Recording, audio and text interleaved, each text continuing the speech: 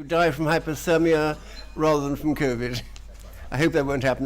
I hope you won't take that too seriously, but we do need to keep ourselves safe if we can. And please can I check that the live stream has started? Thank you. And I would like, again, to welcome everyone to today's meeting. If the fire alarm sounds, please leave the building by the nearest exit and proceed to the assembly area in the car park in front of the hotel. Sorry, I'm getting feedback from over there. That's very bad luck, I agree. Can we fix that, please? Oh, sorry, it's because it was coming off the laptop over here. Right. Thank you. Thank you. Please note that the Council is webcasting this meeting live on the internet and making an official recording. The recording forms part of the public record of the meeting and will be available on the Council's website. Can members please ensure mobile phones are turned off and that background noise is kept to a minimum? To help everyone hear clearly, members are asked to remain seated and to speak clearly. Throughout this meeting, the Vice Chairperson will keep a list of members intending to speak during the debates. The Vice Chairperson will call the next speaker during debates and will announce your microphone number on the desk before you. When you are called to speak, please raise your microphone number to be announced. This will ensure your microphone will be turned on. I should also remind everyone that filming, photography and recording of this meeting is permitted, provided that it does not disrupt the business of the meeting. If there are any members of the public who do not wish to be filmed or photographed, and you have not already informed a member of staff, please raise your hand now so that any such photographer or cameraman may be aware. Contributions to the meeting will be timed in accordance with the time limits for debates. When your time is up, I will ask you to finish the sentence you are on and stop speaking. I intend to complete the morning session by 1 o'clock, approximately, and hope that we will have completed the Minerals and Waste Plan and Children's Services update by then. I will then call for a lunch break lasting until 2 p.m.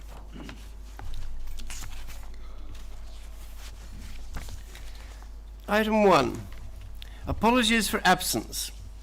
I've received apologies from Councillor Bolter, Foxton, Selden, Shaw and Stone. I believe also we have Councillor Milmore and Councillor Crockett giving their apologies. Are there any other apologies for absence? No, no. Item 2, declarations of interest. To receive declarations of interest in respect of Schedule 1, Schedule 2, or other interests from members in respect of items on the agenda. So, do we have any declarations of interest by members in respect of items on this agenda? Members who have declared an interest and withdrawn from the meeting will be readmitted once the item has been concluded. Now, Councillor Balderson, thank you. She is declaring an interest. Councillor Hitchener? Yes, I have an interest living within a mile of the Belmonts. Thank you. Thank you, Councillor Hitchener.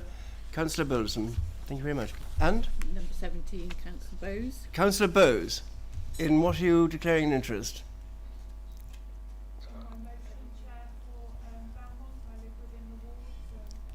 Thank you.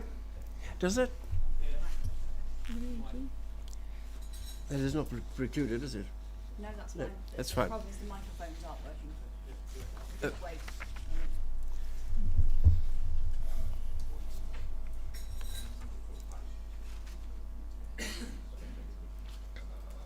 So Councillor Balderson's next. Microphone 20.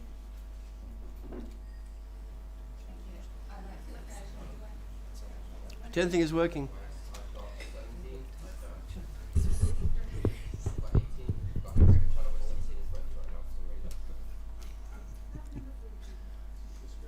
Feel free to use ours. Number 14. We don't need it. 14? It's fourth, yes. Christy Balderson, I'd like to declare Schedule 1 interest for the notice of motion in relation to Belmont. Thank you. Thank you. Items.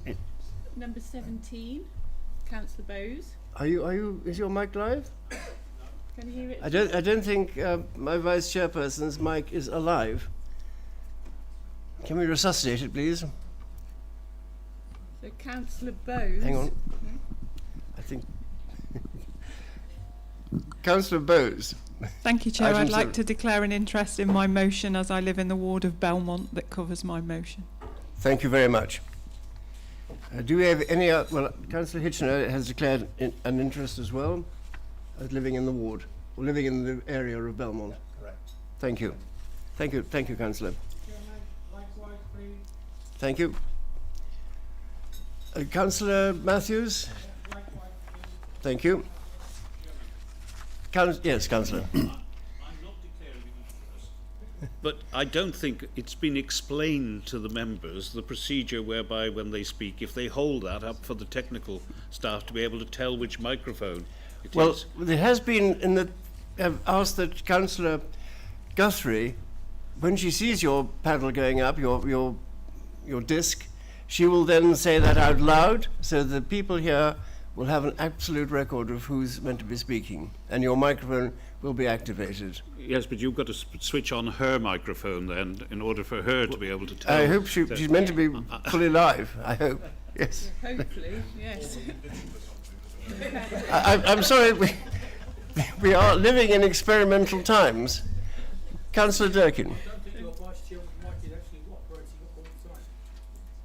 Yes, is it on now? No? Apologies, I wasn't aware of the mic. Mine's on. Oh, we Swap. can swap over. Can we make my vice chairperson's mic work, please? Yeah, it's on. It's on. It's on. Right. Closer. Is that better? Yes. Yeah. Good. Well, thank you very much. Thank you. So we have no other declarations of interest.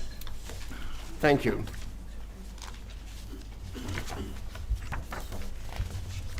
Item 3, the minutes.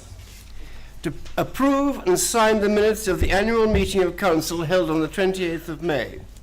Members, are you in agreement with the minutes of the meeting held on the 28th of May? And will you please raise your hands if you are in agreement? Thank you, and this seems to be universal. Thank you very much. Item 4, Chairman and Chief Executive's announcements. Please find attached the Chairman and Chief Executive's announcements from page 21 of the agenda. I have a slight addendum to make to that, in that on Thursday, the 6th of October, I attended the opening of Buckton Bridge. And just a few comments. I was interested to hear that Shaw Healthcare has moved to the John Lewis style of employment, in that all their staff are members of the company and can receive generous bonuses, and the same bonus applies to every member of staff, whatever their level. Morale seems good, as does the service given. And I must commend the work of the cart shed to you. If you are interested, visitors are most welcome, but give a call first to make sure that someone can be there to greet you. And I attended the official opening of the ultrafilter factory. Mr. Kronsbein, who is the proprietor, has invested nearly £4 million and employs nearly 90 people, producing probably the best filters in the world. We need more entrepreneurs like Mr. Kronsbein in Herefordshire. And I was delighted to attend the opening of the replacement bridge over the Team near Lentwardine, built by Balfour Beatty and the bridge makers. It was finished on time and on budget. Great credit to all concerned, and the locals are delighted.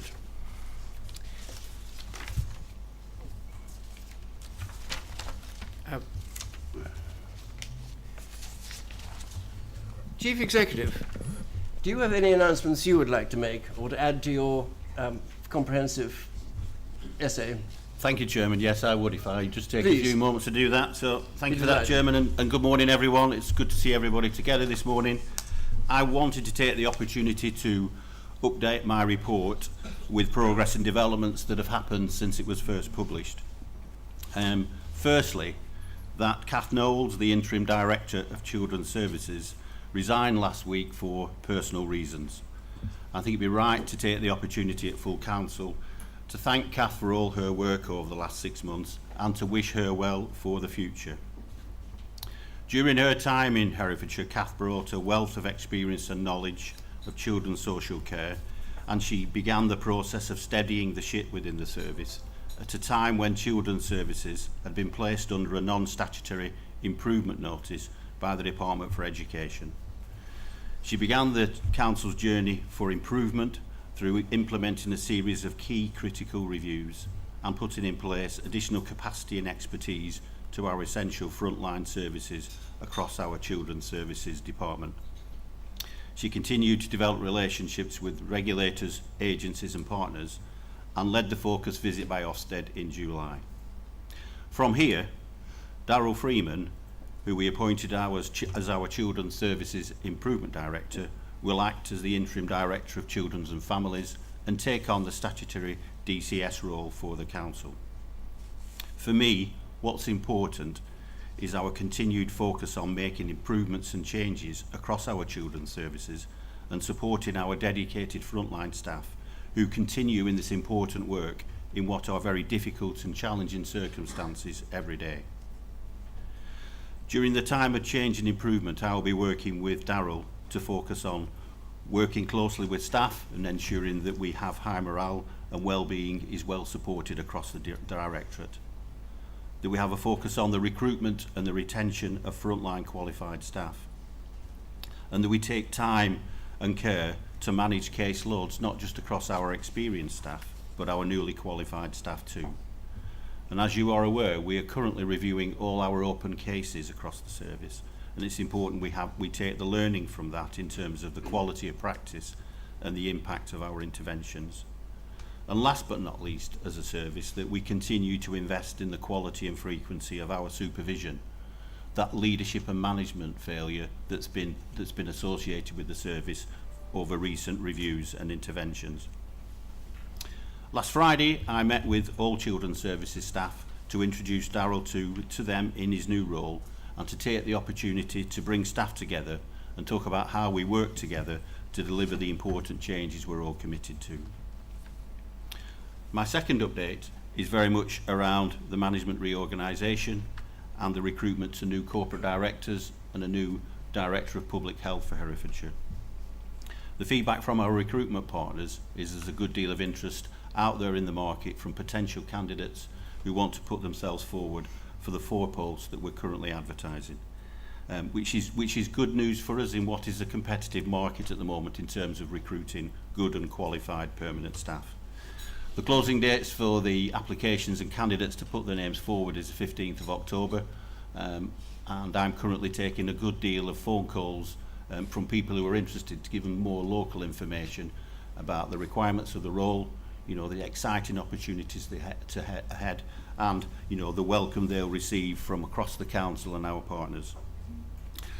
So closing dates next Friday the 15th, and then the employment panel have got a full calendar of days for recruitment and interviews across November, and then by the end of November we hope to be in a place where we can confirm those appointments back to all members of the council.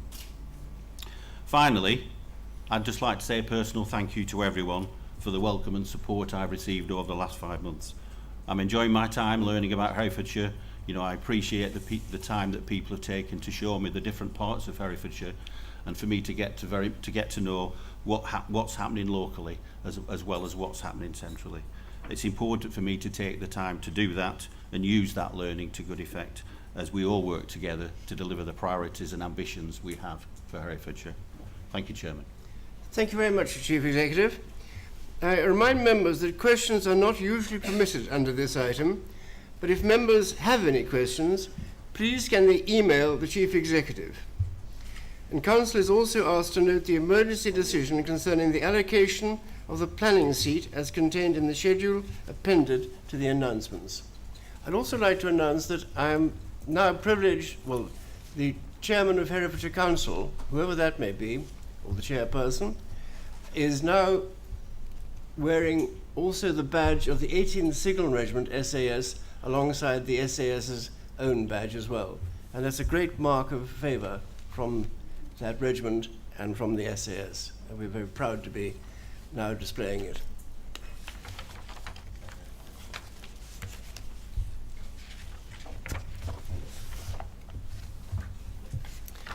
We now come to questions from members of the public, item 5.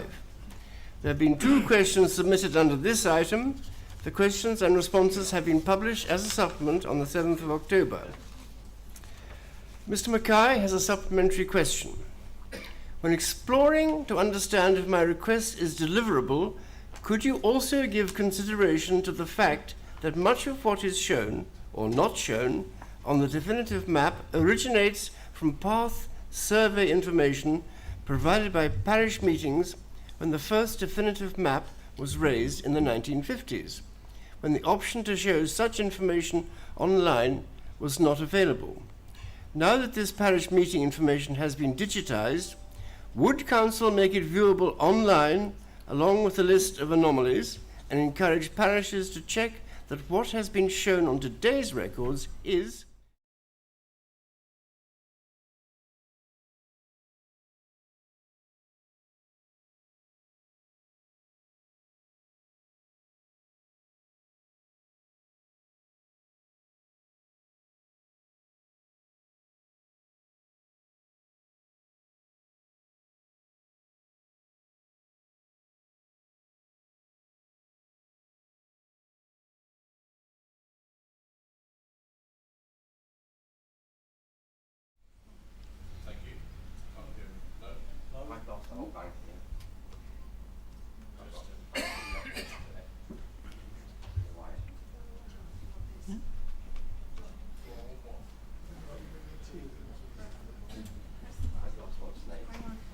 Okay.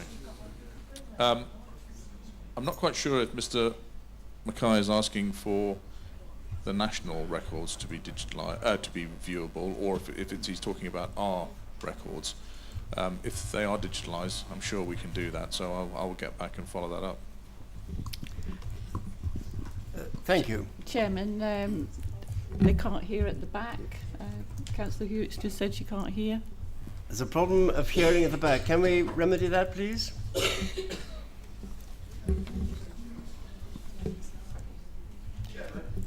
Yes? Passing microphones around isn't COVID secure. I've just come off the back of 8 days isolating. I don't want to catch it again. Can we please sort these microphones out? Adjourn the meeting until we can sort these microphones out, please. I think that's probably a fair request. A short adjournment while the microphone problem is sorted. Thank you. You may relax.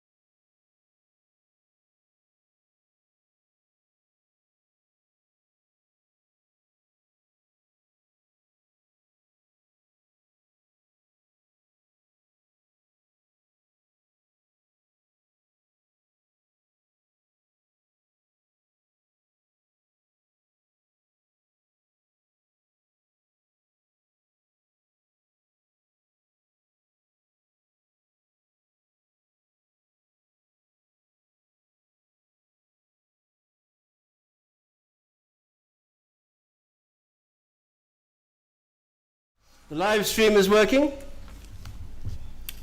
Live. Chairman, before the live stream. 23.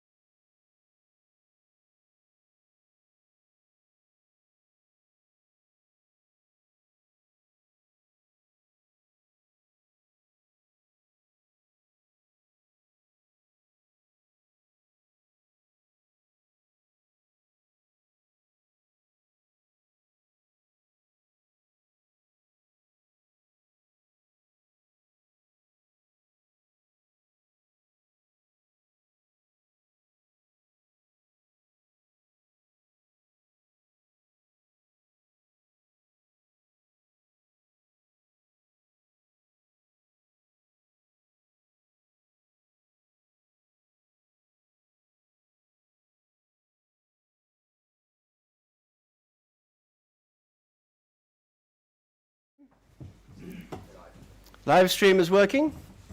Thank you. We go return to item 6.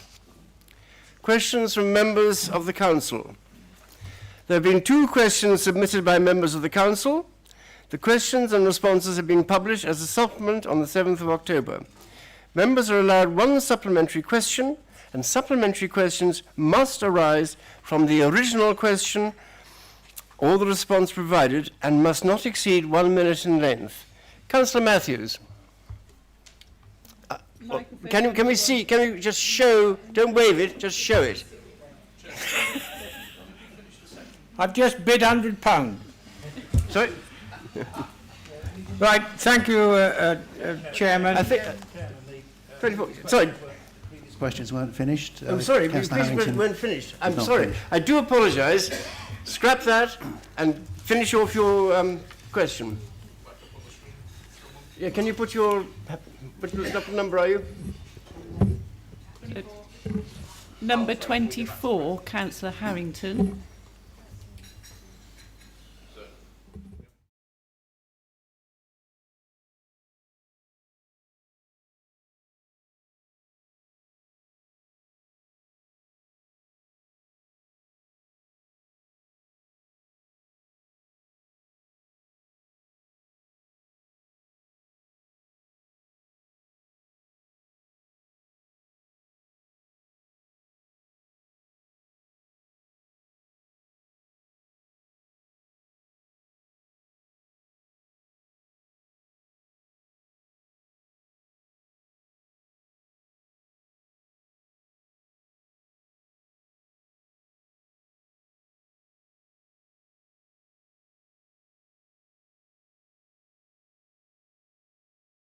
Microphone number 1. Can you hear me? Yes. Thank you. Thank you, Leader, for your answer, which is greatly appreciated. I find it rather difficult to accept in the last 12 months 164 employees have left, and that the median rate for local government is only just similar to what it's been over years. So just to clarify the issue, could you kindly let me circulate to all members how many staff left this authority last year, last financial year, and the previous year before that, so that we know, get some sort of comparison to see, in my humble opinion, an awful lot of 164. So if you could kindly do that, and also when you reply to the cost, you could include that as well in a written response. And to all members, because what I see, could you tell me please, when do you anticipate replacing these staff? Because some of our departments are under severe stress, planning and others with staff going off with stress, planning applications soaring and getting well behind time. So can you tell me what plans are in place to replace the staff that have left us? Thank you, Councillor. Leader. Councillor Matthews, I'm sure we can provide that data to you with comparative for other authorities. So, yes, a written response will go to you for that. We are recruiting as we go on to these various posts. We're making a special effort in connection with the planning department. There's a bit of a bulge where we're going to be spending, I think, some of the COVID recovery money to enable that to be caught up a little bit. Yes, it's an issue recruiting people at the moment, as we know with the national press. We need to attract people into Herefordshire, but we also need to provide them with housing. Part of the problem at the moment is the lack of affordable housing for people to come and live here. So there are a lot of issues. I think COVID's had this effect of enabling us to recruit people from across the country. So if people don't have to be in Herefordshire for work, then there's a great opportunity. But my personal view is there are some roles where you really do have to have people here personally. We just need to encourage people, help them to enjoy this particular area of the country, which is just so fantastic. Specifically on the planning, I don't know whether Councillor Harvey, whose portfolio this is, would like to comment on what work we might be doing to improve housing, because that again has a knock-on effect on housing with planning. Thank you. Thank you, Leader. Councillor Harvey, number 23. Yes, thank you, Leader, and thank you, Councillor Matthews, for this supplementary. Everybody's aware that there are delays in determining planning applications at the moment, which is a consequence in part of a backlog that's built up during COVID. We have plans to deal with that backlog by bringing in some additional resource. We are also looking at undertaking some transformation activity across the whole of E&P, including planning, and we'll be looking at what new ways of working and what additional resource may be required in order to ensure that we can process planning applications within the statutory time frame. And I'm hoping that that will return to normal operation in the fairly near future. In the meantime, I would like to request members' indulgence while we're going through the improvement process and the planning that's needed in order to make that happen. Thank you, Councillor. Councillor Phillips. Councillor Phillips, number 14. Thank you, Leader, for your support in that. Can I ask that yourself and the Chief Executive join me in pushing Natural England to continue to fund elements of this particularly valid project? It would help to support the many volunteers and landowners who have improved the wildlife levels and water quality of this brook, and I think there are lessons that we can learn from it, and also to maintain pressure on many of the partners, including Welsh Water and their investment in Lyons Hall Sewerage Works. Thank you. Leader? Yes, Councillor Phillips, I'm sure we can do that. We need to make contact with the particular project and see what funding they have gotten in the past, and we'll work them with them on that. Thank you very much. Thank you. Item 7, submission of minerals and waste local plan, pages 29 to 98. To approve the submission of the minerals and waste local plan to the Secretary of State for examination in public. Please find the report from page 29 in the agenda, and can you advise on the procedure? Yes. Cabinet Member Finance, Corporate Services and Planning. As the proposer, you will move and introduce the report. 5 minutes. Councillor Harvey, number 23. Yes, thank you. Thank you, Chairman. I'd like to introduce and propose this report. It's been a long time in development and has gone through a number of consultation phases and also gone through Cabinet in arriving before us today. I'd like to highlight the main and minor modifications which are represented in Appendix A to the report. These will be being tabled alongside the main document for consideration at examination if Council passes the plan to go through to that stage today. There are some additions to Appendix A which were not present in the papers which were submitted to Cabinet on the 23rd of September, and I would like to highlight that I am not happy with main modification 9D9 on page 67 of the papers, which refer to heritage assets at Lanethall Quarry. There's wording that's proposed there which is changing things slightly, saying that there is a need to demonstrate not the level of effect, which is what was originally supposed, but less than substantial harm on heritage assets. I'm quite happy for the wording to remain at level of effect, and I'd be interested to hear the views of members in the room on that.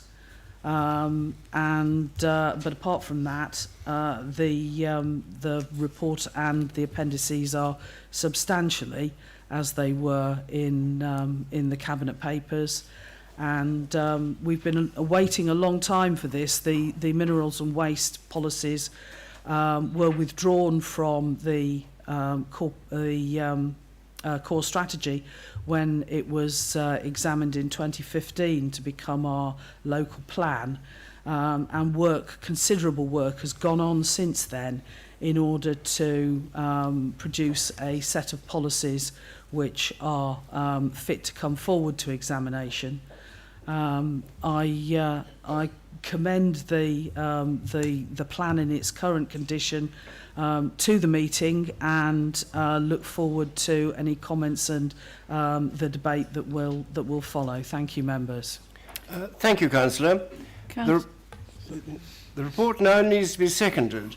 Councillor Chowns will second the report, I believe. And Councillor Chowns, do you wish to speak now or after the debate? After. Thank you. You will have 3 minutes when you've seconded. Thank you. We now move to the debate. Members are entitled to speak once during the debate for 3 minutes. Cabinet members responding to specific questions have a 2-minute time limit. Thank you. Councillor Gandhi, microphone number 21. Thank you, Mr. Chairman. Firstly, I thank officers for what is a very detailed and complicated report, and I'm pleased to see it here now.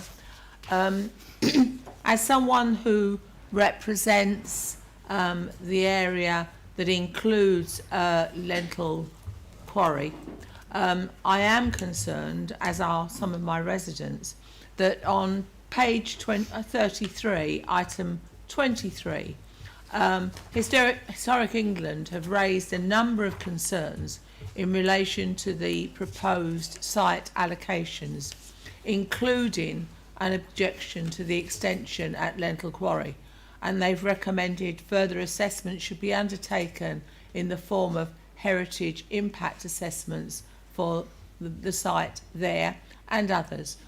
But the National Trust have also objected to the proposed extension to Lentil Quarry, and therefore we are concerned that the draft appears to have disregarded the advice of Historic England and the National Trust about the adverse impact on local heritage assets and the proposed extension. And I'd be interested to know why this advice has been disregarded. With regards to the comments made by Councillor Harvey, I completely agree with her.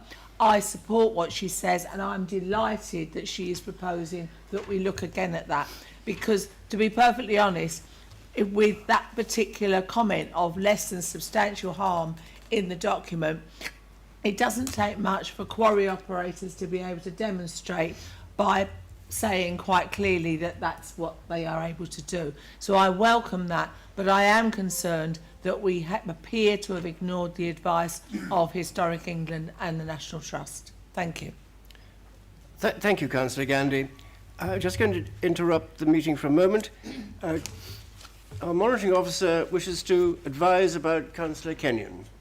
Yeah, thank you. I've been able to speak to the Director of Public Health, and she's been able to confirm that based on the national track and trace system, Councillor Kenyon is out of isolation today and is able to be in this meeting. Thank you. And is he going to return? Yeah. So I trust you will all accept that.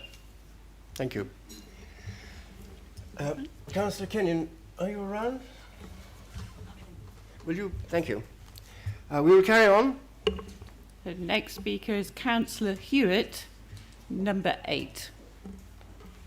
Councillor Hewitt? Thank you. Yeah, I think you can hear me. I can hear myself echoing. Yes. The Minerals and Waste Local Plan is an important document for many reasons. Properly constructed, it declares our intention as an authority to properly honour the gift of resources at our disposal, both the fruits of human endeavour and the natural capital which this county so richly possesses. So I'm happy to observe that this authority is insisting in this document that the legal framework that protects the beautiful river, the nation's one-time favourite, the River Wye, is properly applied.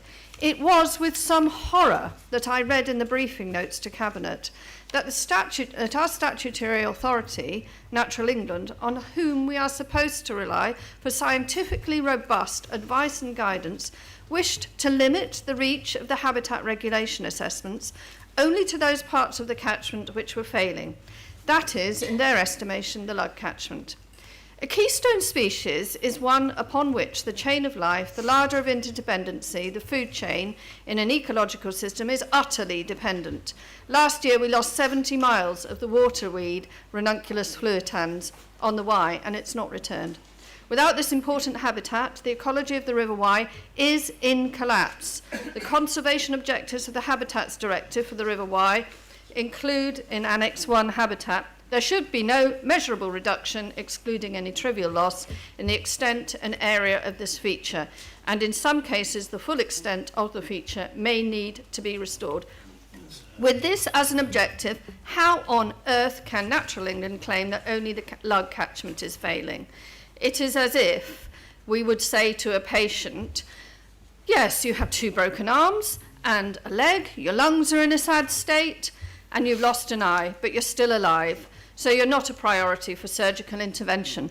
Is this what we would call the precautionary principle? If we cannot rely for even common sense, let alone scientific certainty, in our statutory consultees, then this decline will continue. Thank you, Hereford Council, for sticking to a proper legal understanding of what failure means. But for goodness sake, government, they need to step in and get their statutory authorities in order. Next speaker. Thank you. Councillor Matthews, number 1. Yeah, thank you, Chairman. The True Independents support this recommendation. I note what Councillor Hewitt says. We've got to keep concentrating on the pollution issues. But when I read the report, first of all, I would like to thank Victoria Eaton for all her hard work. She's done a tremendous job. It's a very complicated issue, and also Councillor Harvey for helping to bring it to a conclusion. But we support the recommendation. When we read the report, both Natural England and Historic England are supportive, broadly in support of the recommendations, etc. So it has our full support. It's high time that we got this plan in place, so we approve support the recommendation. Thank you, Chairman. Thank you, Councillor. And now we have Councillor Swinglehurst, number 16. Thank you. First of all, I support the comments of Councillors Harvey and Gandhi regarding the heritage impact of Lentil Quarry and Councillor Hewitt's passionate plea for the River Wye. This has been a long time coming. Well done to all concerned for getting it to this point. In a way, the delay has served the document. It's responding positively to the 2018 DEFRA Resources and Waste Strategy, which sets the tone with a focus on the circular economy, and to the 2019 Declaration of a Climate and Ecological Emergency by Herefordshire Council. I would ask if the officers are confident that the document will align with the Environment Bill, which is due to return to the Commons. I'm pleased to see that the plan is responding to the condition of the River Wye SAC, although I have to say, like Councillor Hewitt, I'm disappointed by Natural England's view on the restrictive geography of at least nutrient neutrality, as well as a lack of definition in the relative term at least.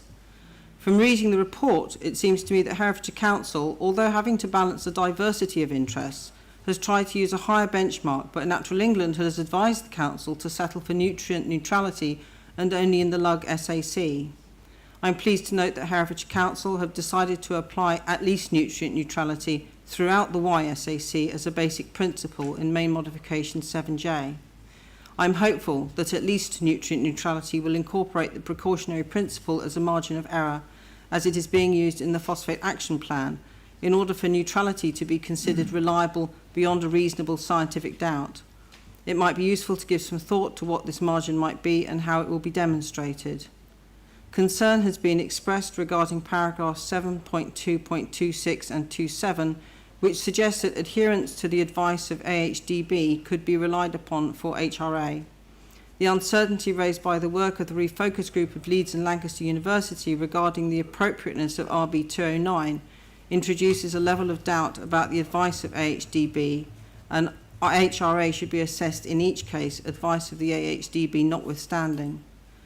I do have some concerns around the implementation of policy W3 in order to achieve the improvement in the water quality of the SAC that is suggested. There are questions around monitoring and evidence of at least nutrient neutrality and the in-combination effects of development, which I hope will be addressed in the SPD when it comes forward. I note at 5.5.13 the acknowledgement that there is potential for reuse around the household recycling sites. This was a key recommendation of the Waste Task and Finish, and it would be good to see some actual progress on this. The policy around hydrocarbon extraction, 6.15 to 7, does not reflect, to my mind, the determination of the Council that was expressed in a full Council in 2016 to protect the AONB in response to a motion put by Councillor Newman and myself. To my recollection, the then Cabinet Member, Councillor Philip Price, wrote a letter to Government pointing out the high value we place on the Wye Valley and our belief that coalbed methane extraction would not be something that should take place there. I understand the reason for the policy being as it is, but I'm surprised it does not reference the AONB. Thank you. Thank you. Thank you very much. Now, who's next? Councillor Polly Andrews. Councillor Andrews, you raise your microphone number 6. Thank you. Thank you. I just make a couple of comments about Homer Road. Flood risk. The flood risk comes from the water running off the racecourse, and I would also comment it's the River Wye SAC. It's Homer Road is some distance from the river. Thank you. Next speaker, Councillor Phillips, number 14. Thank you, Chairman. The biggest set of quarry works near me, of course, is just over the border in Powys. It's just 2 miles from my ward boundary and has an impact on the River Hindwell, which then flows straight into the River Lug. And I appreciate that it may not be part of this particular document, but I draw attention to the fact that one of the biggest quarries in the area is in Powys, and therefore engagement with Powys local authority on their mineral waste plan is absolutely crucial. It's no point in us doing all things right if the impact of that quarry is not also dealt with as well. Thank you, Councillor. The next speaker? Do we have any more speakers? No. Then we will... Yes, I can just get that. We have Councillor Chowns as a seconder of this motion. Would you like to speak now, please? Thank you, Chair. I'm happy to second this motion, and I'd like to echo the thanks that's been given earlier to officers and the consultants for many years, actually, and many hundreds of pages of work on this document, and indeed to all councillors who have engaged in the consultation processes that have preceded today's discussion. Just to respond quickly to some of the points that have been raised in the debate, recognising the points raised by Councillor Gandhi around concerns around heritage issues, and I'd like to state at this point that I second Councillor Harvey's proposal regarding the wording. I just kind of observe that I think it's not quite accurate to say that the concerns have been ignored, because the report does show in paragraphs 22 to 36 that they have been considered very, very carefully in the light of other evidence as well, and a considered decision has been taken in response to that. There are certainly elements of this document that over the last year I've also argued strongly for text that hasn't actually ended up in the document, but I've had to accept the legal advice that we've had and the expert advice that we've had. Councillor Hewitt has highlighted another area where actually we have not ignored, but taken Natural England's advice, but actually reached a different conclusion. And in this case, we have reached a conclusion which is much more firm in our protection of the ecological status of the natural environment in Herefordshire, and that's been recognised by Councillor Swinglehurst and others, and I think that's really important and is a kind of a symbol of a very kind of concrete symbol of the importance that we place on protecting our watercourses. And as Councillor Swinglehurst mentioned, we have a forthcoming supplementary planning document which will, I hope, continue to strengthen the protection that we are collectively able to offer, and I'm really pleased that we have cross-group, across the room kind of support for this agenda. Councillor Swinglehurst mentioned the precautionary principle, and as at the Cabinet meeting where this was considered a few weeks ago, the officer responsible did confirm that the precautionary principle applies, and so at least nutrient neutrality effectively ensures that there is a cushion kind of beyond nutrient neutrality. Agree with Councillor Phillips, cross-border impacts. We don't live in isolation within our borders, and we absolutely see that with regard to protection of the rivers. Completely agree with that. And fracking was one of the issues also raised. Again, there was a lot of discussion about this, and I'm really pleased actually that colleagues, certainly I've seen that in Cabinet, have really engaged in the detail of this document over the last year, really pushing for it to be as strong as possible on issues like fracking, very in-depth detailed discussions on that, and indeed on anaerobic digesters. And I think that we have ended up with a document that was, as strong in terms of protecting the natural environment as we could manage to get it. So I am happy to second this motion. Thank you. Thank you, and spot on time. Well done. Yeah. Now, there are no further speakers, of course. Monitoring Officer, can you please advise if any amendments have been received? There have been no amendments, but I'm aware, Councillor Harvey, you may wish to make an alteration to page 67, that you wish to reinstate the words level of effect rather than less than substantial harm, and I would suggest that is done as an alteration. What that requires then is the consent of the seconder and the meeting, those present, but no debate on the item. Seconder, do you have approval? Thank you very much. So, now we move to the vote, and I will ask you to either abstain, approve, or be against it.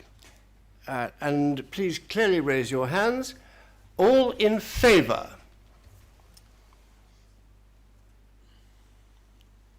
And any against?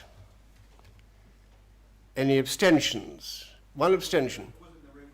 Chairman. Thank you. That's carried. Thank you very much indeed. And now we come to item 8. Update on the improvement programme within the Children and Families Directorate following Ofsted-focused visit in July 2021, pages 99 to 112.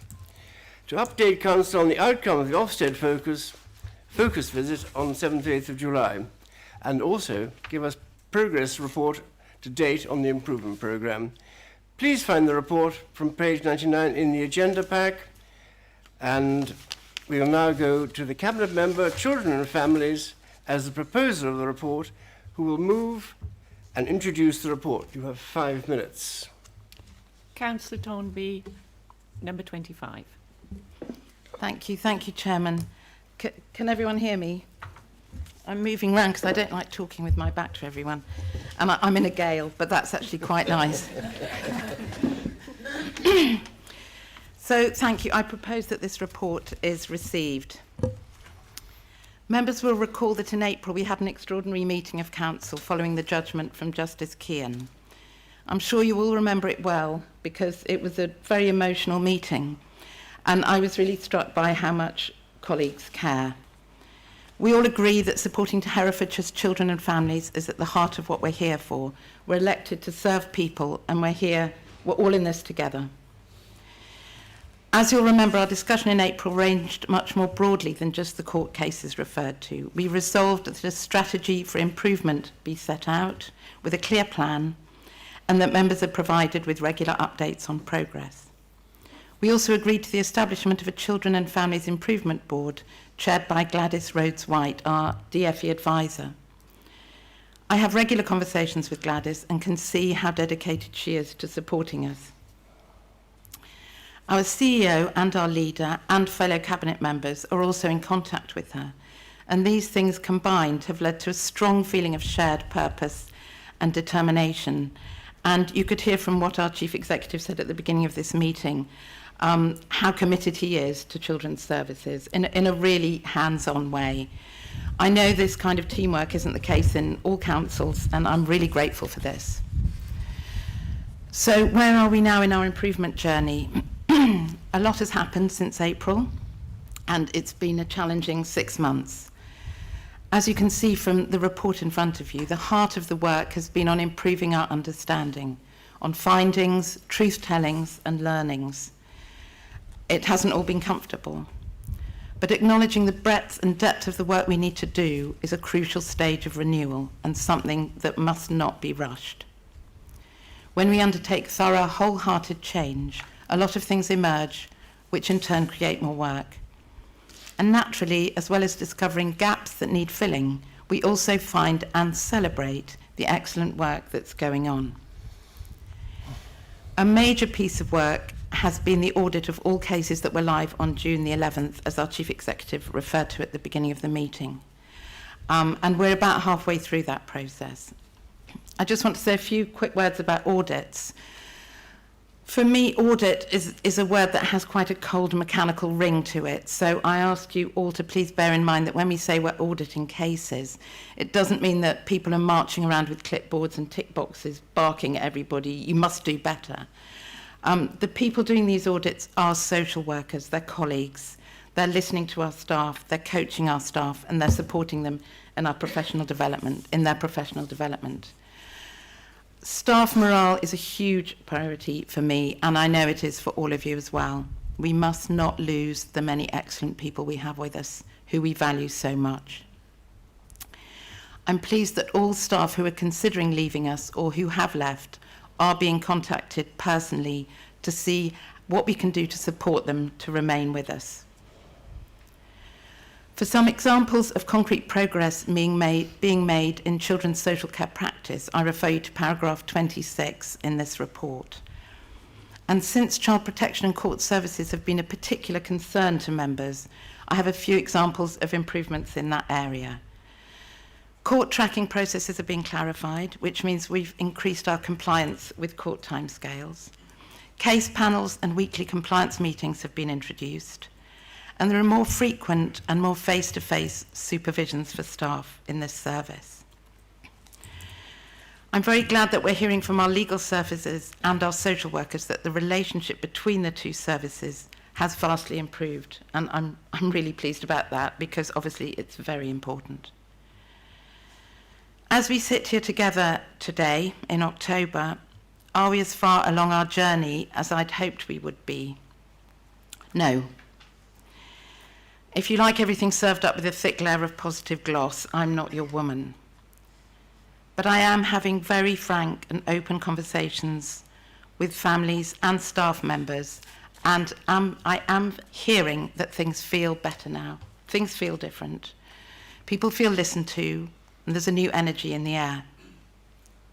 And I would like to assure all of you that the improvement plan is a plan. You can count on me to be impatient with endless visions and missions and aspirations. It's a plan. It's practical, it's step-by-step actions. As you know, it's coming to the Improvement Board this coming Monday to be approved. As part of it, we have a nice plan on a page. And before I finish this introduction, I'd like to read out the measures of success from the plan on a page, from our improvement plan.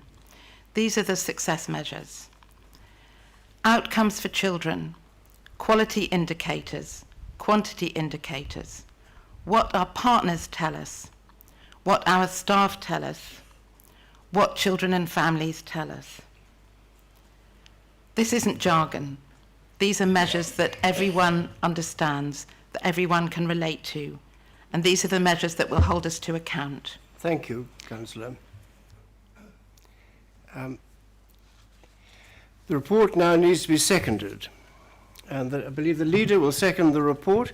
And leader, do you wish to speak now or after the debate? After the debate, please, Chairman. Thank you. And we now move to the debate. Members are entitled to speak once during the debate for 3 minutes. Cabinet members responding to specific questions have a 2-minute time limit. So the Vice Chairperson will be keeping a list of members who wish to speak during the debate, and please can members indicate to the Vice Chairperson if they intend to speak. Councillor Gandhi is the first speaker, number 21. Thank you, Chairman, and thank you, Diana, for this report.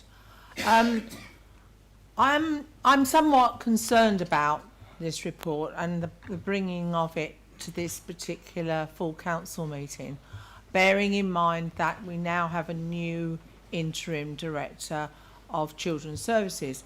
So firstly, I would like it to be confirmed that the present interim director fully supports the diagnostic reviews and recommendations which presumably were submitted by the previous interim director, and that this report is truly a reflection of the service as of now. Did the administration at any time consider that due to changes in interim director it might be appropriate to withdraw this report at this time and to consider this report at an extraordinary meeting when the present interim director had had a chance to have a real input and we could have had an update? The portfolio holder in her opening comments has agreed that there is some good work going on, but I find it really difficult to see where in this report that this is recognised in any way. And I am concerned that this report, which identifies all that is wrong with the service, but little or nothing about what is good, will do very little for morale. My other point is that back in a few months back now, when the existing portfolio holder for Children's Services was removed from her position and given the portfolio holder for Education, Development and Skills, and we appointed a separate portfolio holder for the safeguarding side of the service. I thought that was a good move. I really did. I really believe that the work, as has been outlined in this report, is huge, and over the next few years will take a lot, if not most, of the time of the portfolio holder for safeguarding. And so I was very disappointed to see that the portfolio holder for Education, Development and Skills is no longer appears to be a position in place. And I would ask the leader to reconsider that. Education, Development and Skills for children at this moment in time, particularly as a result of the pandemic, is a massive issue which needs to be addressed. And if we don't get the education right, and if we don't deal with issues relating to the way that schools deal with mental health in school, then we end up with a situation where young people become possibly disruptive, and ultimately they then end up in our care service. So I would ask that that be reconsidered. Thank you. Thank you, Councillor. I think Councillor Toynbee, do you wish to respond to that? Question. There was a question there. What's the question? Do you want to...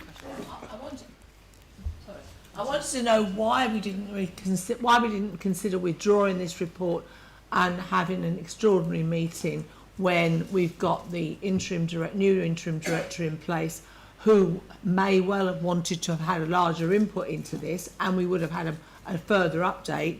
I secondly would like to know why we obviously need to concentrate on what has gone wrong, although to be honest that's something we probably already knew because we've had lots of meetings about this, but there is nothing in here really that's positive to take. That if a social worker was reading this, I don't think they would be terribly enamoured with the report.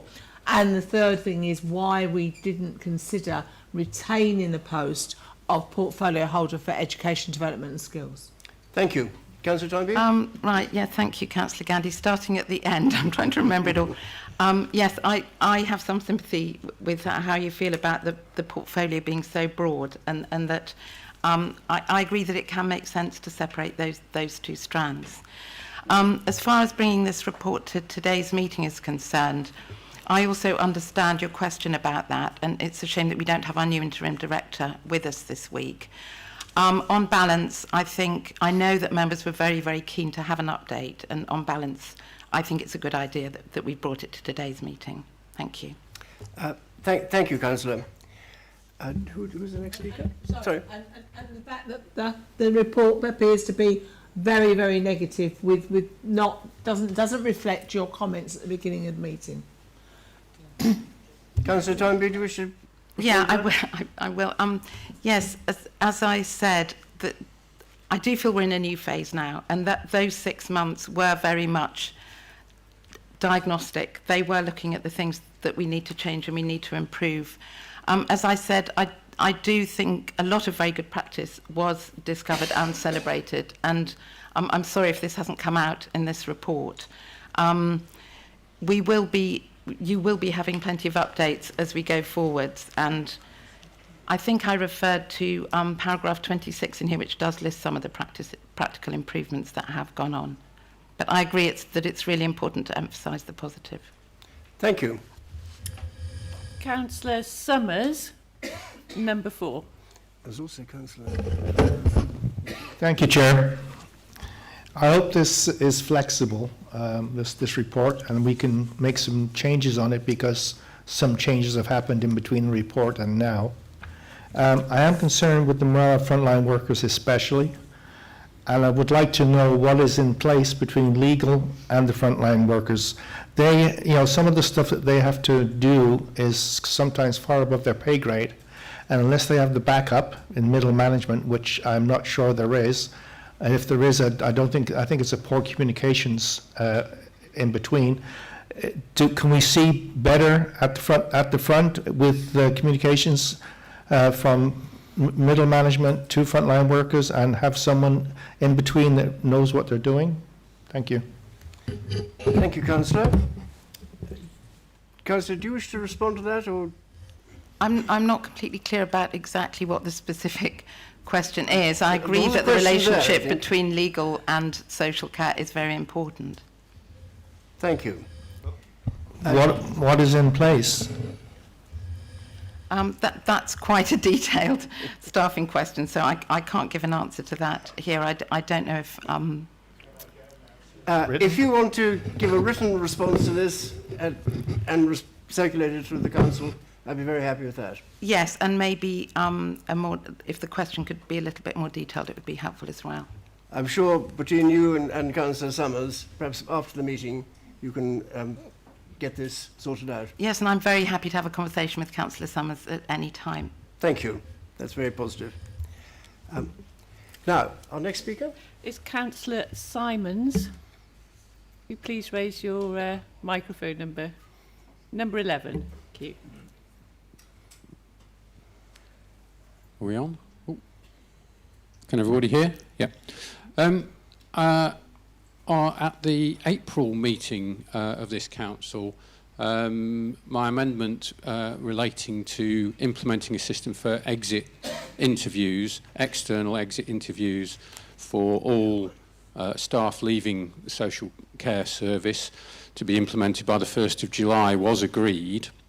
I've not seen any specific reference to that. Councillor Toynbee did refer to perhaps an informal system where people are being telephoned when they hand their notice in, but it seems to me, particularly in light of what we've heard today about the number of staff leaving the organisation, several of whom I understand are within the social services, social care arena, I'm a bit concerned that nothing appears to have happened about implementing that exit interview system. I couldn't see any reference in this report, so I'd like to know what's happening about that, please. Thank you. Thank you, Councillor. Councillor Toynbee. Yes, thank you. Yes, I do remember we agreed that amendment unanimously in April, and I agree that it is extremely important. And I know that that is something that has been prioritised, but I can't tell you exactly if every single member of staff who's left has had the exit interview that we would like them to have. But can we provide a written answer on that? Because I agree it's really important. Yes, a written answer I'm sure will be very welcome and again circulated throughout the council. Thank you. Monitoring officer? Well, just for clarity, there is a paper being prepared to go to children's scrutiny on that matter.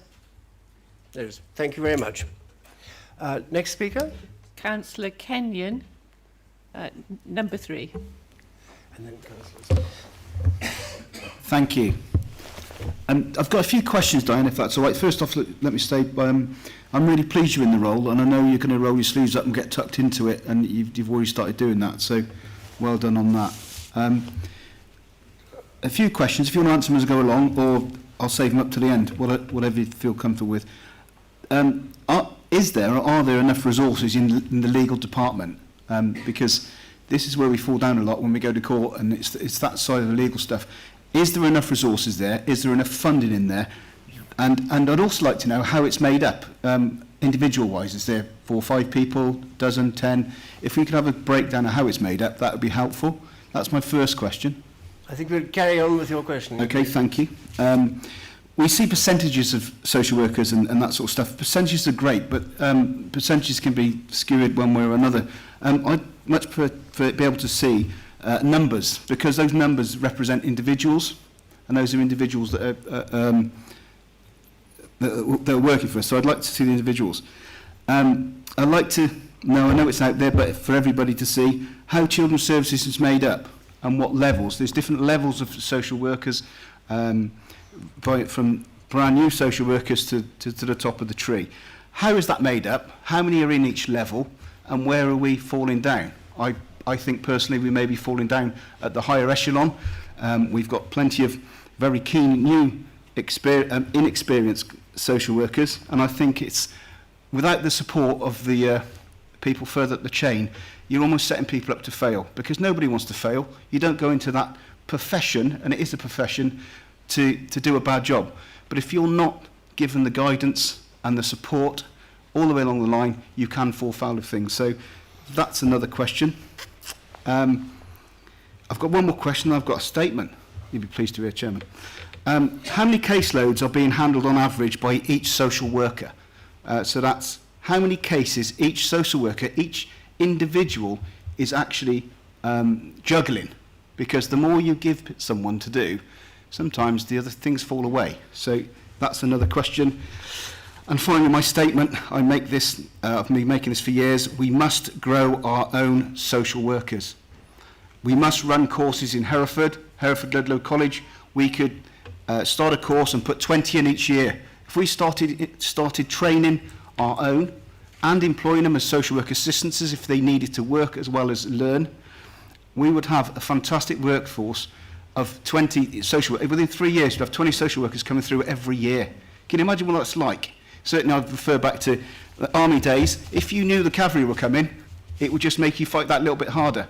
And if we know 20 social workers are going to be trained, grown in Hereford to support the social services within Hereford, it would make everybody else just try that a little bit harder. So those are my questions. That's my statement. Thank you for indulging me, Chairman. Thank you. Thank you, Councillor Kenyon. Councillor Toynbee, you may want to put written replies to this one because it's quite complicated.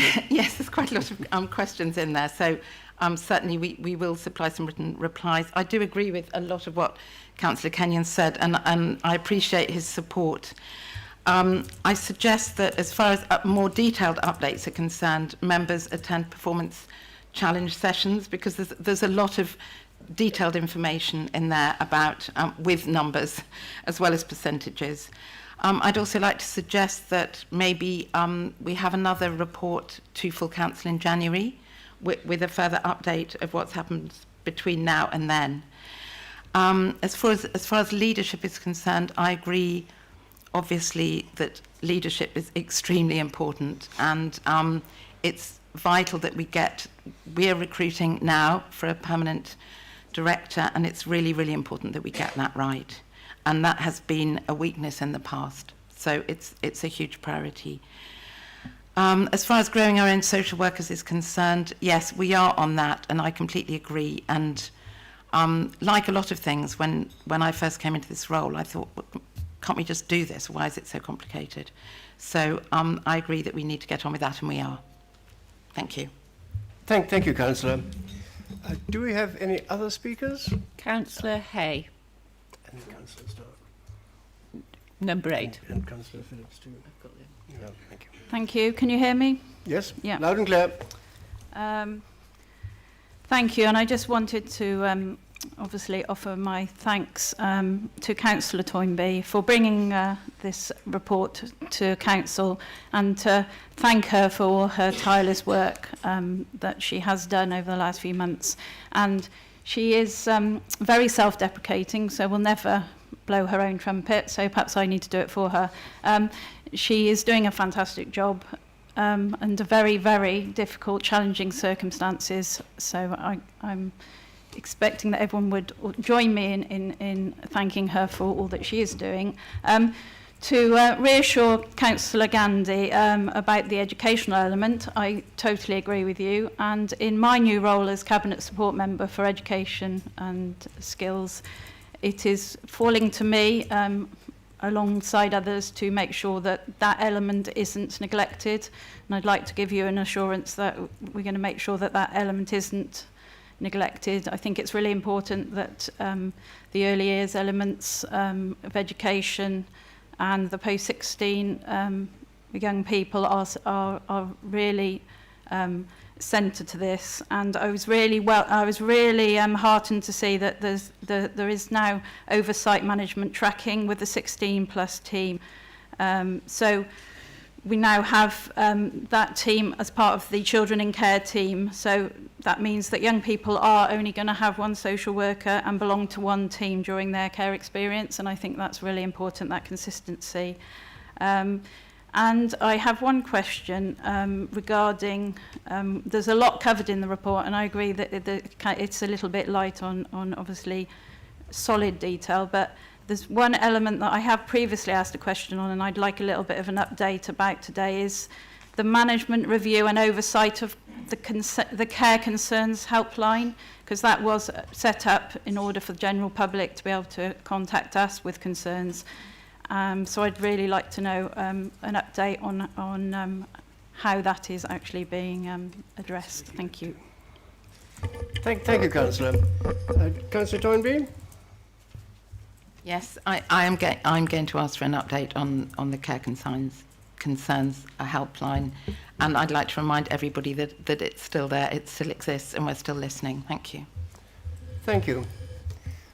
Next speaker is Councillor Swindlehurst, number 16. Thank you. Yeah, I agree to some extent with Councillor Gandhi about the tone of this report. It is quite negative, and I think probably doesn't truly reflect the diversity of what's going on. And there's, we have to be careful about being balanced in our approach here. There's a balance between being honest and about where the problems are, but there's also, you have to be positive where there's good work. That there's a balance to be struck between change, which is a good thing, and also continuity, which is a good thing in terms of corporate memory and knowledge and all these things which can get lost if one is too enthusiastic with the change part. There's a balance between praise and blame. Paragraph 20 describes the morale within the service and the problems with recruitment and retention, which are long-standing problems due to geography and other things. I'd be interested to know, since the High Court judgment, whether recruitment of new staff and retention of existing staff has become more challenging. Paragraph 24 highlights the importance of early help and prevention, which is something that's long been recognised, and I recall additional funds being put into that work, I think around about 2018. I note the anticipated cost of around 5.2 million for this improvement. I can't see if there is additional funding specifically for early help and prevention work, which really is a key component of turning things around. The paragraph 31, which I was going to read, I won't read it, but it just seems to me that it leaves something hanging, which is basically making the point that the skills of managers and some social workers is not at a level required to drive change at the pace at which change has to be achieved. But that seems to me, and there isn't time for training and support. That's what that paragraph broadly says. So it seems to me there's a ... at the end of that. We need to bring change at a pace, but managers and social workers are not able to deliver, and we don't have time to train them, so what? What's the next thing? And it seems to me that introduces uncertainty, which is likely to affect the morale of existing social workers and the recruitment of new social workers. So again, that would be kind of something to be careful of. I was listening to a podcast the other day, which was fascinating. It was about it was various leaders of councils which have gone from inadequate to good, and how they've done it. And there were some interesting comments that came forward as to how do you achieve this outcome, and their reflection on that. And one of the points was that change is possible through stable leadership, a clear practice model, and empowered staff. And I was wondering, do you feel as if we're aligning with that? Thank you, Councillor Zwinglehurst. Thank you. Councillor Toynbee, do you wish to respond to that? Yes, thank you. I'm starting at the end again. I think I think those three things are a really good summary of how we need to work. And yes, I do think that we're aligned with that in our plan. I agree about balance between what's realistic, what's positive, what's continuity, what's change. We are in a new phase now. We had 6 months of upheaval, and now we're in a new phase. We've got our improvement plan. We've done a lot of diagnostic work. We're doing a lot of coaching of staff, supporting of staff, bringing on of staff, bringing in new staff, listening to families. So this does feel like it is the beginning of a new phase. And I think things will feel more positive, but we had to go through the phase of facing up to reality. But this will be positive. There is a lot of energy around, and I hope that members will look at the plan and feel that it's very useful. And it is a live document, so we're always listening for your feedback into it. As far as the questions about staffing matters are concerned and extra funding for early help, I can't give detailed answers now, but maybe we could give written answers. And I completely agree about early help and how important it is, and early intervention. Yeah. Thank you. Thank you, Councillor Toynbee. So a written answer, and to all the councillors, please, as well. Thank you. Next speaker, Councillor Matthews, number 1. Thank you, Chairman. Chairman, I was quite impressed by the Cabinet member's opening address. She seems to have some fresh ideas and fresh approach, and I wish her well. And the True Independents will support her whenever we feel things are going right, and no doubt tell her when things are going wrong. It's the duty of opposition to point out when the administration has got a weakness or a failing, but it's our duty, so please don't accuse opposition members of being political. We're not political, we're practical. And so when you look at the report, Councillor Toynbee, where the recent Ofsted report identified the 3 areas of priority, I've said this repeatedly, and I'm sure you'll agree with me. If you look at those 3 priorities, they're the same ones that have been raised year after year for many, many years, and we don't seem to address them. I honestly believe if we address those 3 issues, which I would have thought qualified people, it would just be another day's work. So I don't understand why that is dragging on like it is. The other issue, Chairman, I'd like to is about the staff retention, etc. And when you look at the issues that have come up, the issues they raise about staff getting difficulty in getting them to come to Herefordshire is the location, accessibility of Herefordshire for travel, affordable rental overnight, but the biggest thing there is reputation. It's so sad to see this wonderful council in that position, so we've all got to work hard together to try and address that and move us on. Could I ask Councillor Toynbee, I put forward an idea and a proposal a few times now, and if she could answer me, I'd be grateful.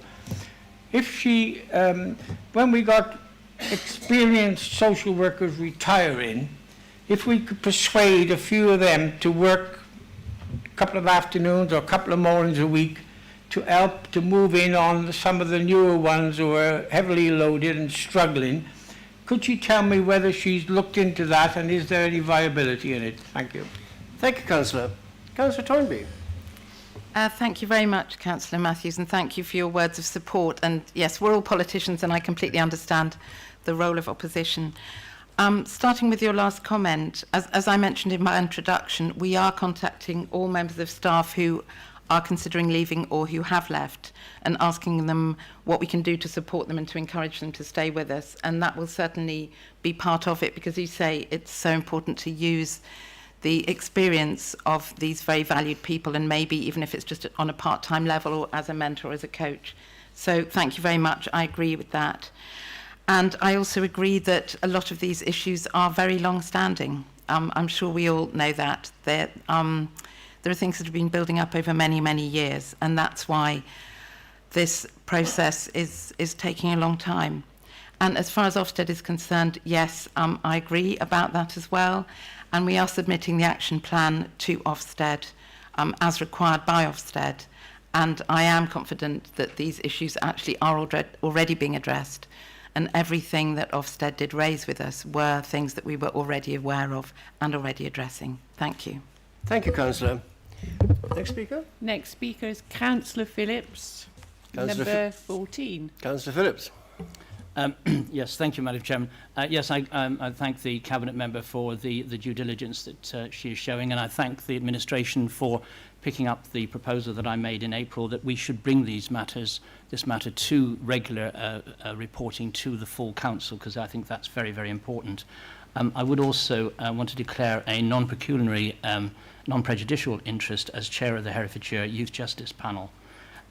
Much of my questions really have been answered with regard to staffing, and I think in particular I look forward to receiving those staffing structural plans, because when we had the Children's Services Performance meeting on the 13th of August, eventually we managed to unpick that there was something like 24 out of 84 vacancies, which represents about 30%. And I was just wondering if the Cabinet Member can give us some indication today as to whether she thinks the situation has improved or declined or is static. Thank you. Councillor.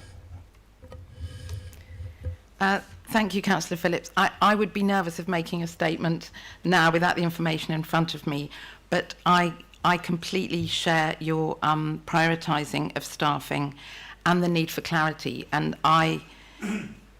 I'm still pushing for all the clarity that I want about structures and about staff movement, and I'm sure we will get it, and it will be shared. Thank you.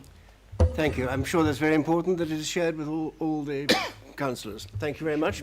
Next speaker is? Councillor Lester. Councillor Lester. Number 20. Thank you, Chairman. Just a point of order before I say my 3 minutes. I'm never quite sure. We introduced this as an item to be noted, so we're not approving anything. We're just noting it. And that, to me, puts a completely different spin on what we're being asked to do here, rather than we support a recommendation or a report, or whether we just note it. Well, there's nothing to vote on if we're just noting it, because we're just being asked to note it. And then also, it's a debate, so we will have our points to raise, but it becomes a question and answer session. And so I don't know if that's what the council item is supposed to be. So I think there needs to be some greater clarity on when we have items like this, whether it is a debate or whether it is a question and answer session for the Cabinet Member. And the Cabinet Member's doing an excellent job of providing questions, but I don't see this as a question and answer. It's a debate in council about what's being put before us. So those are just the 2 points of order that I will raise. May I just consult with the monitoring officer, please? Yes, please. That's a point well made. It's not a question and answer session, it is a debate, and I note that the recommendation is to note, which is a bit passive for you. So I will take that back for next time, because you will have a report in January. So this is it's a debate on the progress of the improvement plan for children's services, and every member has the right to ask one question. Yes. And get an answer at this meeting. Yes. Yes. So it is to be noted and no more than that. Yes, that's the purpose of this report. Yes, It's an update. thank you. Do we have more speakers? Well, no, sorry. No. Sorry, John. Yes, sorry, you're carrying on, aren't you? Well, Yes. I'd like to now make Yes. my Make debating your- contribution, if that's okay. Excellent, Chairman. yes. Carry Yes, on. and so if the report question was to accept or approve the recommendations, I would be saying, well, not really in a position to do that, because this report says stuff, but it doesn't necessarily evidence that what it's saying it's going to do is actually biting and making the improvements it needs to do. And I'll give you an example, is that one of the bullet points about what's going to happen is key leadership positions appointed on an interim basis to stabilise structure and provide clear, robust decision-making. Well, where's the evidence that that is actually taking place as a result of this? It's saying it's going to happen, but is it happening? And I've got no indication here that it is happening. I echo comments that have been made about staff morale and the fact that there's a lot of negativity in here, when we must remember that all council staff had to carry on in COVID through really challenging circumstances, and that includes social services, and I think that needs to be more acknowledged. But one of the questions I have in my mind is, are all councillors being provided with enough information to really know what the challenges are with social services and the challenges that our staff are facing? And the other point I would just make is that, are we truly in a position where we are avoiding the mistakes that have been made in the past? And where's the evidence of that? Thank you. Thank you, Councillor. I think Councillor Downby, do you want to have a quick response to that? I don't know whether to answer or not, because I'm very interested that even an ex-leader is sort of has those questions about, you know, what is this? It's a report to be noted. It's a debate, but it's not a motion. You know, is it a question and answer, or is it over to all of you to debate? So it's interesting that even he feels like that. But just on the last point, I'd suggest that we set out very clearly the timetable of what we do have in the way of reports to members, briefings to group leaders, performance challenge, improvement plan, workshops. There are various channels, and maybe it would be good if we could set that out very clearly. Thank you. Yes, and I do think it's important that all members are involved in the answers and we all understand what's going on. Very, very, very important, I think. Not just a small group. Next speaker. Councillor Davis, number 23. It's working, crikey. I just wanted to firstly thank Councillor Toynbee for her dedication to work with me on culture and how that can really help our young people to express themselves. And there are some exciting projects coming through already. Maybe I'm a bit of a grumpy bum, but I don't think the report's that negative. I think it's a clear explanation of where we are. To put any other spin on it, I think would maybe thought by people who have been affected by the shortcomings of our departments, that may be perceived as us perhaps hiding over the cracks that are there. So I think it's a really honest report. And I did see all of the positive things in there, such as the improvement boards, all of the people that we've now got in place. One of the things I was just really important, and I note the monitoring officer said that there was a paper coming to children's scrutiny around exit interviews. I think that there is a fundamental flaw in our exit interviews process. We don't do interdepartmental exit interviews, and that's really important, because what that will do is show you if there is a problem within a specific team within that children's services. I see it in the NHS all the time. It's the first indicator that something's going wrong within a specific team. So could I ask for that to be put into that specific paper? With regards to Councillor Kenyon and a number of others regarding social workers, I think the message has been given to us on many occasions. we don't struggle to recruit social workers. What we struggle to recruit are experienced social workers that can provide that mentoring for our newly qualified. And I think that that, for me, is the most important project. And I hope, and I can hopefully ask Councillor Toynbee, are you working with our MPs to put national pressure on government regarding social workers, especially retaining qualified, experienced social workers who we appear to be losing down the agency route because they have better terms and conditions and better pay than if they stay in the public services? So I wondered if you could confirm that, please. And one final point, one of the areas that that we get the most data from is the performance challenges. They are always in the day, and I am going to keep on bashing the same thing. For people who work or who have caring responsibilities, we cannot attend meetings in the day. So you either need to start recording them and putting them on the intranet for everybody to be able to see, or you need to start being different with the times and days of which we're having those performance meetings, because otherwise you are excluding a significant workforce, significant members from that process. Thank you. Thank you, Councillor. Councillor Toynbee, can you give some reassurance there, please? Yes, thank you to Councillor Davis. It's always really useful to have her perspective on staffing, on staff matters, HR and social workers. As far as putting pressure on MPs is concerned, yes, I'm always happy to engage with I'm always very happy to engage with our local MPs, and I'd look forward to having a conversation with Councillor Davis more specifically about what we should be pushing them on, what we should be lobbying on in terms of national policy and supporting our social workers. And as far as performance challenges are concerned, yes, I'm sorry, performance challenge sessions do need a wholesale rethink, and we are doing that, and we will definitely take into account Councillor Davis's comments about timing. I agree with her. Thank you. Next speaker, Councillor Stark. Councillor Stark. Number 11. Thank you, Chair. I'd like to wish Councillor Toynbee all the success in taking the transformation of this very difficult service forward. I do understand this is a debate, but I do have a couple of observations on the update, which I would hope would be addressed the next time we get an update in front of us.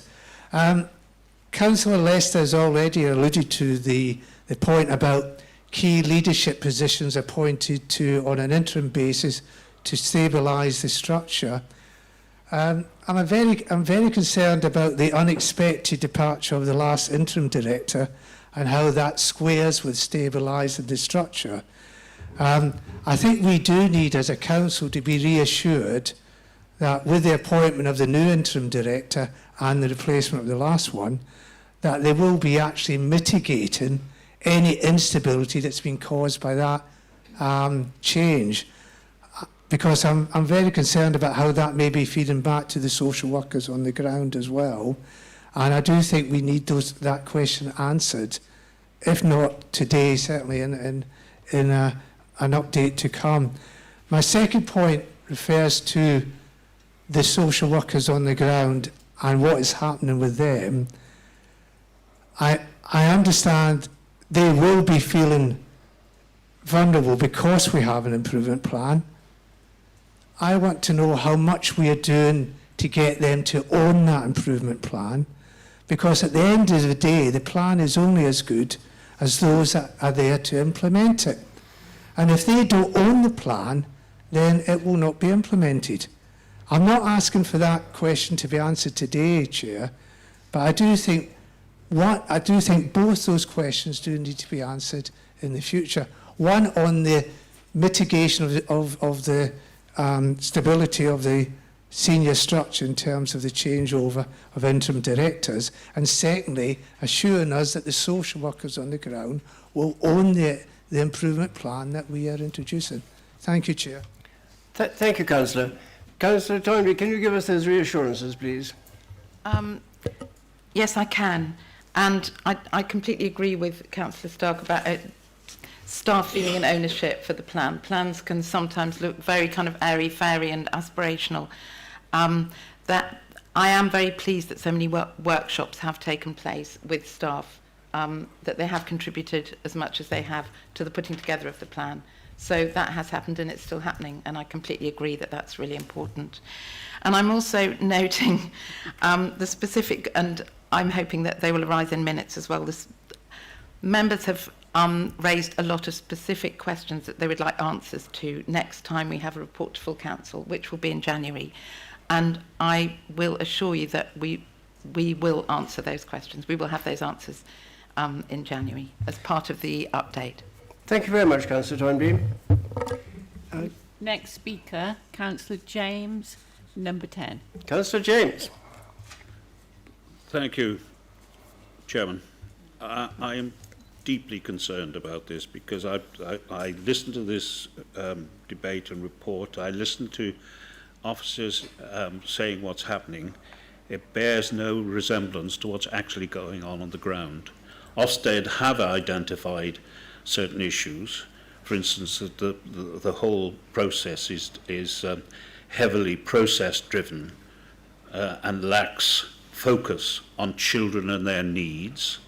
The two other things, I think, we're functioning with young, relatively inexperienced social workers. Councillor Kenyon actually mentioned about training 20 new recruits a year. I can tell him that under the current rate of resignations and people leaving, that would only last a few weeks. The damage has been done so badly. And the morale is plummeted amongst staff, and that's why we're having to plead with people who've offered their resignation to stay on.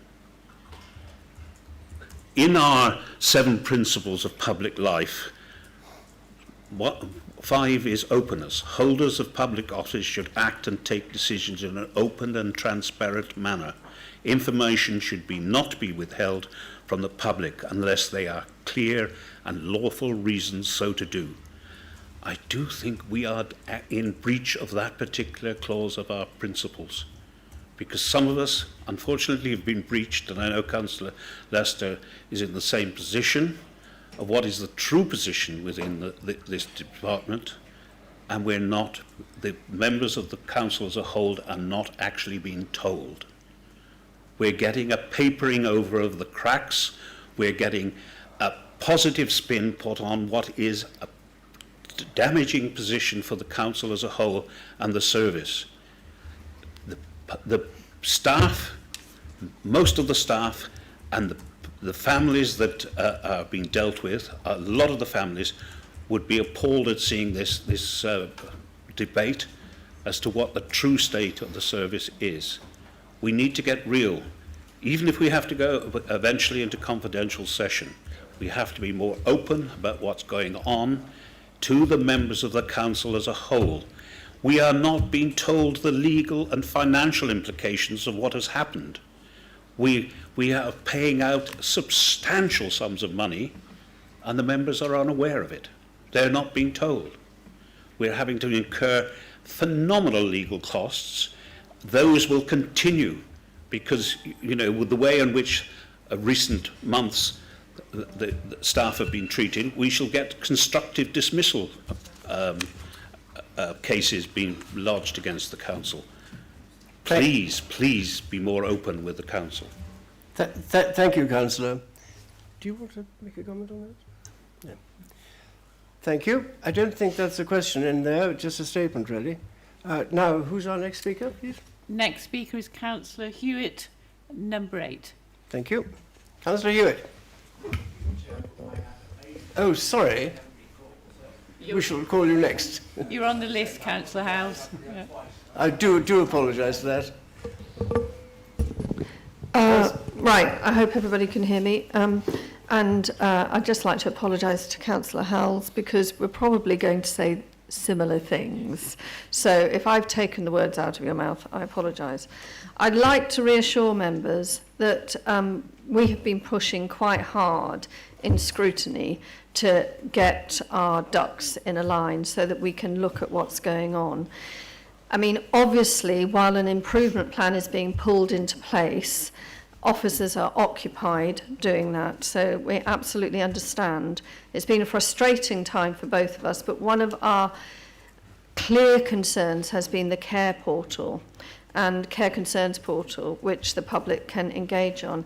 And we have spoken with both assistant directors, Charmaine and Andrew Osai, and they are pulling together something which will come to scrutiny, so that as far as Councillor Howells and I are concerned, that whole thing about getting an honest appraisal of what the public are receiving and how the staff are feeling is at the core of how we want to handle scrutiny.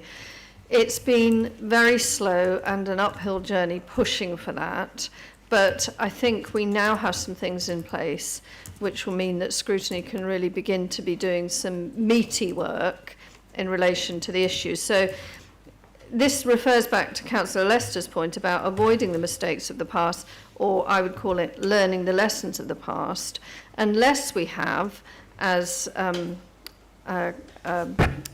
Councillor Shaw said,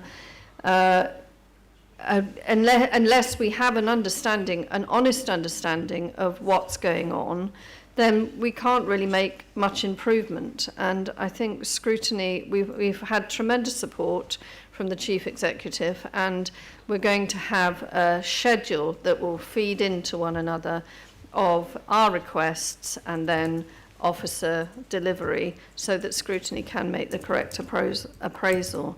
So can I hand over to Councillor Howells if he wanted to add anything into that? Thank you. Councillor Howells. No, number 11, is it? Number 7, sorry. Yeah, thank you, Councillor Hewitt. Yes, similar, but I think I can add a little bit more to that. Obviously, we are updated as scrutiny regularly on the progress of the improvement plan. As Councillor Hewitt says, Chief Executive has been very supportive, and we actually have weekly briefings from the Chief Executive on progress, so we know exactly the issues that arise. So what we're taking with scrutiny is moving to very much a bottom-up approach, which is it's been called a bit innovative, and there are obviously significant challenges with that, but actually getting more feedback from the people on the ground who experience the services, rather than bottom down just the plans we have put in place which don't necessarily address what the people on the ground are actually experiencing. And that's taken a bit of time to get into place, a bit of a culture change, I think it's probably fair to say. So what we've done, recognising clearly there are going to be quite a lot of improvement issues, plan issues that come up, we've effectively doubled the number of scrutiny meetings. So interspersed between our regular bi-monthly meetings, we are scheduling improvement specifically focused meetings. As Councillor Lewis says, it's been frustrating. We'd hoped to do some of those before now, but obviously the plan does take time to progress. Our next meeting on the 23rd of November, we've got one next week, which is regular programme. We'll be looking at improvement issues in particular. And I was going to respond earlier to Councillor Hay to say, and as Councillor Hewitt has said, we've already recognised, for example, the carers helpline is a key issue to address. We've introduced also a series of workshops, so committee members will get together before the meetings to look at the issues in detail, maybe get a presentation from the people involved, and get reports produced for meetings. So yes, we're already talking to Charmaine about this particular issue with a view to getting a report which we can then debate at scrutiny on the 23rd of November. And I've also noted, of course, the issues that of exit interviews that two councillors have raised as a matter that could well go onto that agenda as well. The idea is these improvement board specific meetings will be resilient and very responsive quickly to issues that arise, as opposed to the regular programme, which obviously looks further ahead. Hope it helps councillors understand somewhat about the way in which scrutiny is adapting to the needs of the improvement plan. Thank you, Chair. Thank you, Councillor. Councillor Johnson, I believe, Number 16, and Councillor Johnson, you're the last one on the list. Thank you. Thank you, Chairman. I don't have a microphone. I hope you can hear me. Oh, you have a microphone by your side now. I thought it was a gentle hint that I ought to keep my mouth shut. Not at all. I wish to pick up a point made earlier by Councillor Swinglehurst. I'll start by saying a thank you to Councillor Toynbee for all the work she's undoubtedly doing, and wish her the best of luck in what can only be described as a poisoned chalice.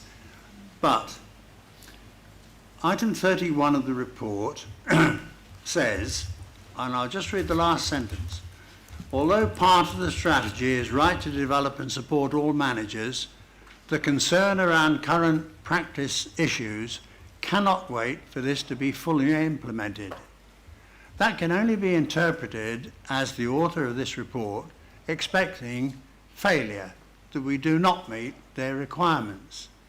I am concerned about the extent or type of issues to which this council would be exposed in the event that the author of item 31 is correct. They're saying we're doing this, we're working on the things, but the concern around current practice issues cannot wait for this to be fully implemented if they are to satisfy the DfE at Ofsted. It means I can only see this as they believe we will not make it. What are the implications? I'm not sure whether it's Councillor Toynbee or perhaps the monitoring officer to whom that should be addressed. Thank you, Chairman. Thank you, Councillor. Monitoring officer, do you want to have a comment on that? Yes, I'm able to. I mean, obviously, if we can't meet the improvement and the department aren't happy with our progress and can see that we can deal with the improvements that are needed, then I think it's set out in the risk section. It is further statutory intervention. Thank you. Thank you, Thank Chairman. you, Councillor. Councillor Roan, do you indicate? No? No, you're just indicating on behalf of your... Thank you very much. The system is working then. Leader, you wish to second this? Yes, if I may, Chair. Please, carry on. Just two or three points, if I may. I think it's interesting hearing about the concerns about too much negativity in this report.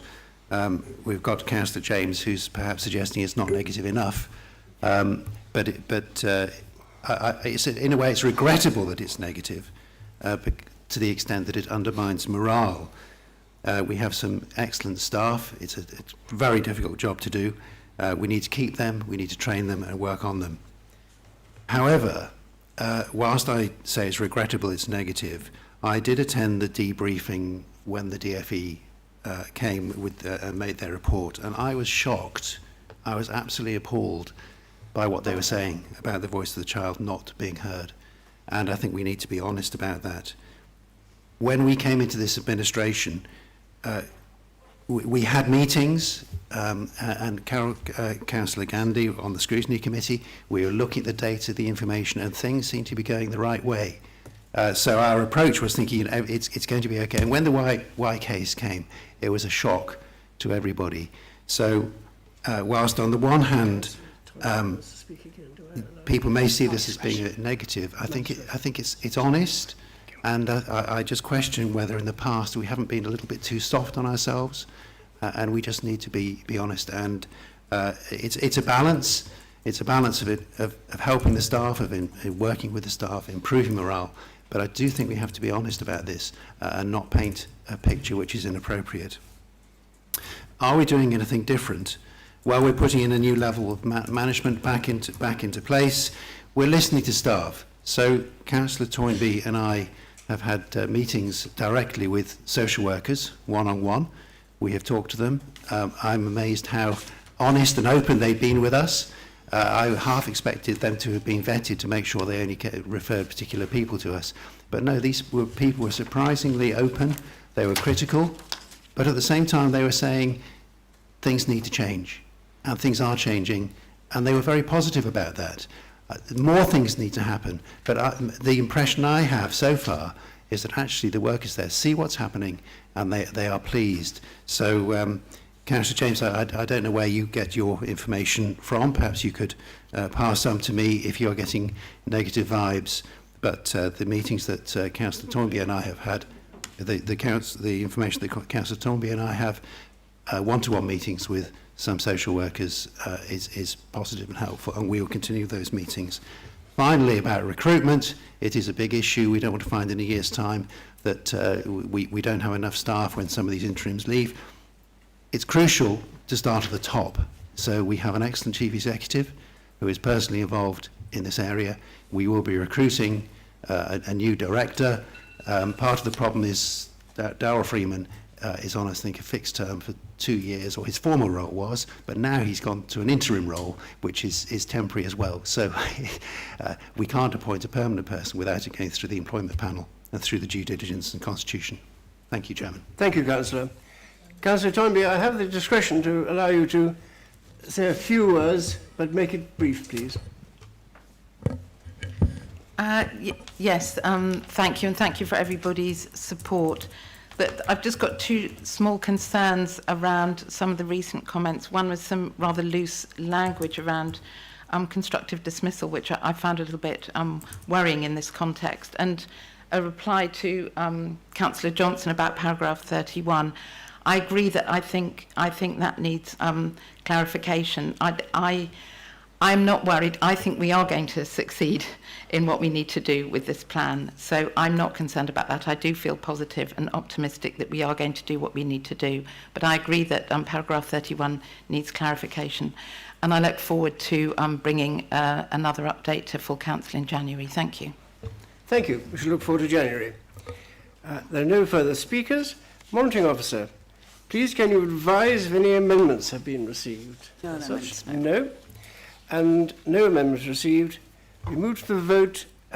Members are asked to clearly raise their hand to indicate if they are for, against, or abstain from approving this or noting this. I think noting it is the right. Noting it, that's all. Noting it is all. Happy to accept. You're happy to accept it as a report. That's all it is, okay? Can you please show for? No.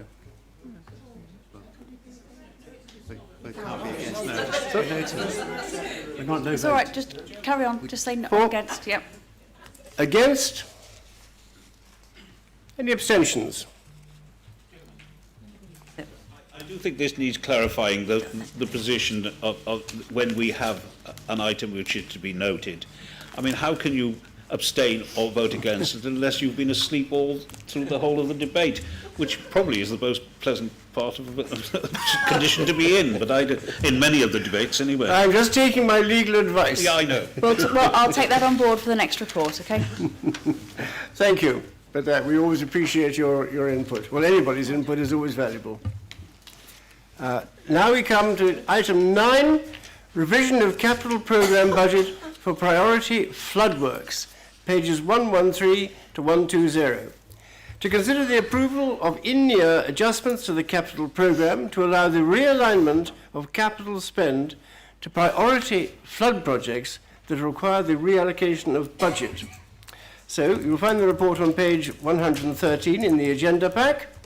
And Cabinet Member Transport and Infrastructure, as the proposer of the report, you will move and introduce the report, please. You have 5 minutes. 24. Thank you, Chairman. I won't be taking 5 minutes. This is a relatively simple, I hope, report. What it lays out here is that we went, as we all know, to full council back in August 2020 to borrow money to pay for the damage done by Storm Dennis, particularly to get on with works at Foundhope at Lechmere Leigh and Stone Cottage, but also to prepare the other works through a tendering process. We've got our final sort of result bill for Lechmere Leigh and Stone Cottage. We allocated more money for that than we used. There was 2 bits of work there. Lechmere Leigh landslip was originally estimated by our contractors to be around 1.5 million. That came in under at 510,000. Excellent work done by Golden Valley Construction, who I would like to put on record as praiseworthy. Stone Cottage was estimated to be about 1 million. That came in slightly over at 1.15 million. So we'd like to use the just under £1 million and put that into the programme for the other works. If you remember, there was about another 67 sites, which I think has been reduced down to about 65 because we took 2 out to do them as urgent interventions. And we now have a tendering process that's nearly completed, has been completed, I believe, for the work for the other 67 sites. We are progressing the design solution for Whitney, which is being done separately. But this allows us essentially to reallocate the budget within the flood damage work that we agreed would be borrowed against. This went to scrutiny, who provided some very good suggestions about more detail on how the costs were broken down. That will be provided. It couldn't be provided because of governance process timelines for this meeting, but it will be provided. I think it was also a good recommendation about trying to build up our own in-house capacity so that we had technical staff within the council rather than necessarily our contractors who were able to give assessments when we were making estimations on what works would cost, and we also had some surety within the council. That is happening. We are looking at the way the contract works with Balfour Beatty, and that is a very large element of it. We have lost many technical and contract management skills from the council over the last few years, and we are looking to reverse that. So, happy to answer any questions, but as I said, it's a fairly simple process. Thank you very much. Thank you, Councillor. The report needs to be seconded, and I believe Councillor Harvey, you will second the report? Thank you. Do you wish to speak now or after the debate? Afterwards. Thank you, Councillor Harvey. And we now move to the debate. Members are entitled to speak once during the debate for 3 minutes. Cabinet members responding to specific questions have a 2-minute time limit. Thank you. Vice Chairperson. Next speaker is Councillor Gandhi, number 21. Number 21, Councillor Gandhi, all yours. Thank you, Leader, and thank you for this particular report, Councillor Harrington. I'm absolutely delighted that the figure of 962,000 is in there for the various damaged sites as a result of Storm Dennis. And I know how hard he has worked to get this done. One of those sites is related to the Buckton Lane Bridge, which is formally, I believe, opening to traffic today. All we need now is the road to go with it. And I really would hope that it doesn't lie at number 67 and is a little bit higher up the list. He knows, because I contact him regularly on this, so he knows exactly the situation there. And I thank him for the work that he's done so far with regards to this. But I would like to see it nearer the top 10 than the bottom 67. Thank you. I think we can all say all our local projects, we'd like to see them top of the list as well. Oh, but you're not all me, and you don't all ring Councillor Harrington quite as often as I do. Thank you, Councillor Gandhi. Next speaker is Councillor Matthews, number 1. Councillor Matthews. Yeah, thank you, Chairman. I'll be very brief, as I normally am. There's only a few issues that I wish to raise. First of all, I'd like to thank Councillor Harrington. He's been to my parish council when I've had prolonged issues over and local concern, and he's been out to Councillor Jones's ward to deal with Whitney Toll Bridge, which has gone on and on and on, but at least he's had the right approach by going out to the parish councils and giving a reason for the delays. But that should be given the top priority, and he's fully aware of our feelings on that issue. The programme stays, there's no change in the programme budget, so there's no problems there. One thing I'd like to ask Councillor Harrington, Chairman, is Councillor Harrington stated he was going to ensure, this is a few months ago, going to ensure landowners adjoining our highways maintain their watercourses, that they were responsible to prevent, I'm afraid, an awful lot of the flooding, and particularly flooding issues in various parishes. Can you tell me how he's progressed that particular issue? And I think he was going to buy some particular machinery to deal with it. Could you update us on that, please? Thank you, Councillor. Councillor Harrington, all yours. Thank you, Councillor Matthews. Yes, we have issued a riparian right document which shows what the rights are the responsibility of landowners. We've also issued a riparian rights protocol to our parish councils and to put it in the public domain. We appreciate that we live in a very changing world now in relation to funding. There was a time when a local authority would do work that it wasn't necessarily responsible for. We can't afford to do that anymore, so we are working with our landowners, whether they be farmers or property owners, to make sure they're aware of their responsibilities. And the document essentially is a process step document. you know, we would like to be informal to begin with, and parish councils to raise any issues with local landowners. That can be done informally. You know, someone knows whoever the person is and has a chat. If not, we will send our locality steward out to have an informal chat, but a recorded chat, in terms of they will make a record of the fact that they've been out there to discuss it. And the third will be a return visit, which will be a little bit more sort of directed and perhaps a little bit more forceful, and then we reserve the ability and the rights to prosecute if we need to, or to do the work and to back charge the property owners. There was another question. I can't remember what it was now. What was the follow-up, Councillor Matthews? Yeah, have you got the appropriate machinery? Yes. Okay. So the well, as we said, because it's the responsibility of the landowners, you know, the landowners would need to do this. But there are occasions where they can't for whatever reason. Sometimes the landowner is actually not the person using the land. For example, if it's a farm, or if it, you know, perhaps an old lady in a house that is not able to clear the ditches in a way that once was perhaps done. So we have a rotary ditcher which we have bought. It's been purchased, and we are able to use that either ourselves where necessary, or at a cost to the landowner if they would prefer us to do that work. Thank you, Councillor.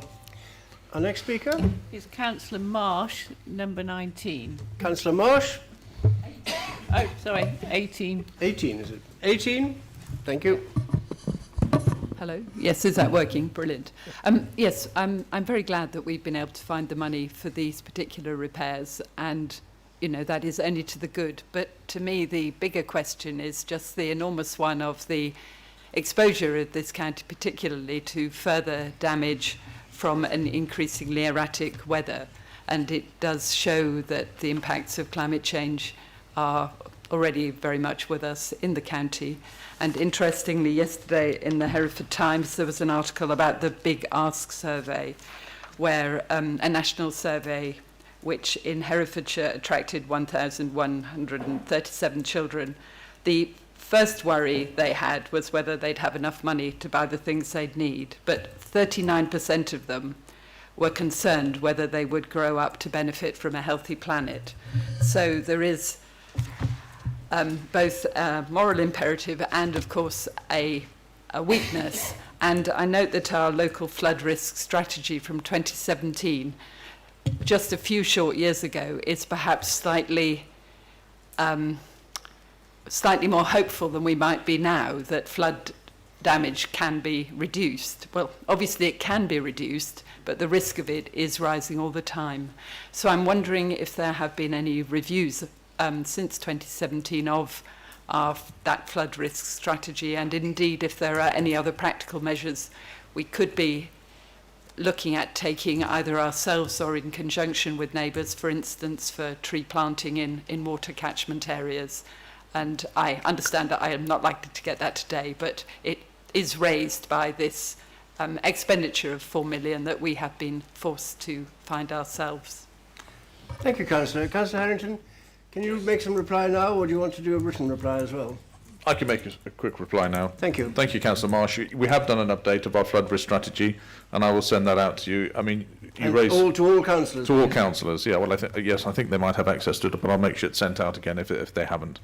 Perhaps it's been just the ward members who had particular flooding areas where they were more prevalent. In relation to other measures, I mean, we do live in a changed world. We have more frequency of flooding events. That is the major sort of difference, not necessarily the severity, but the frequency of which they're coming.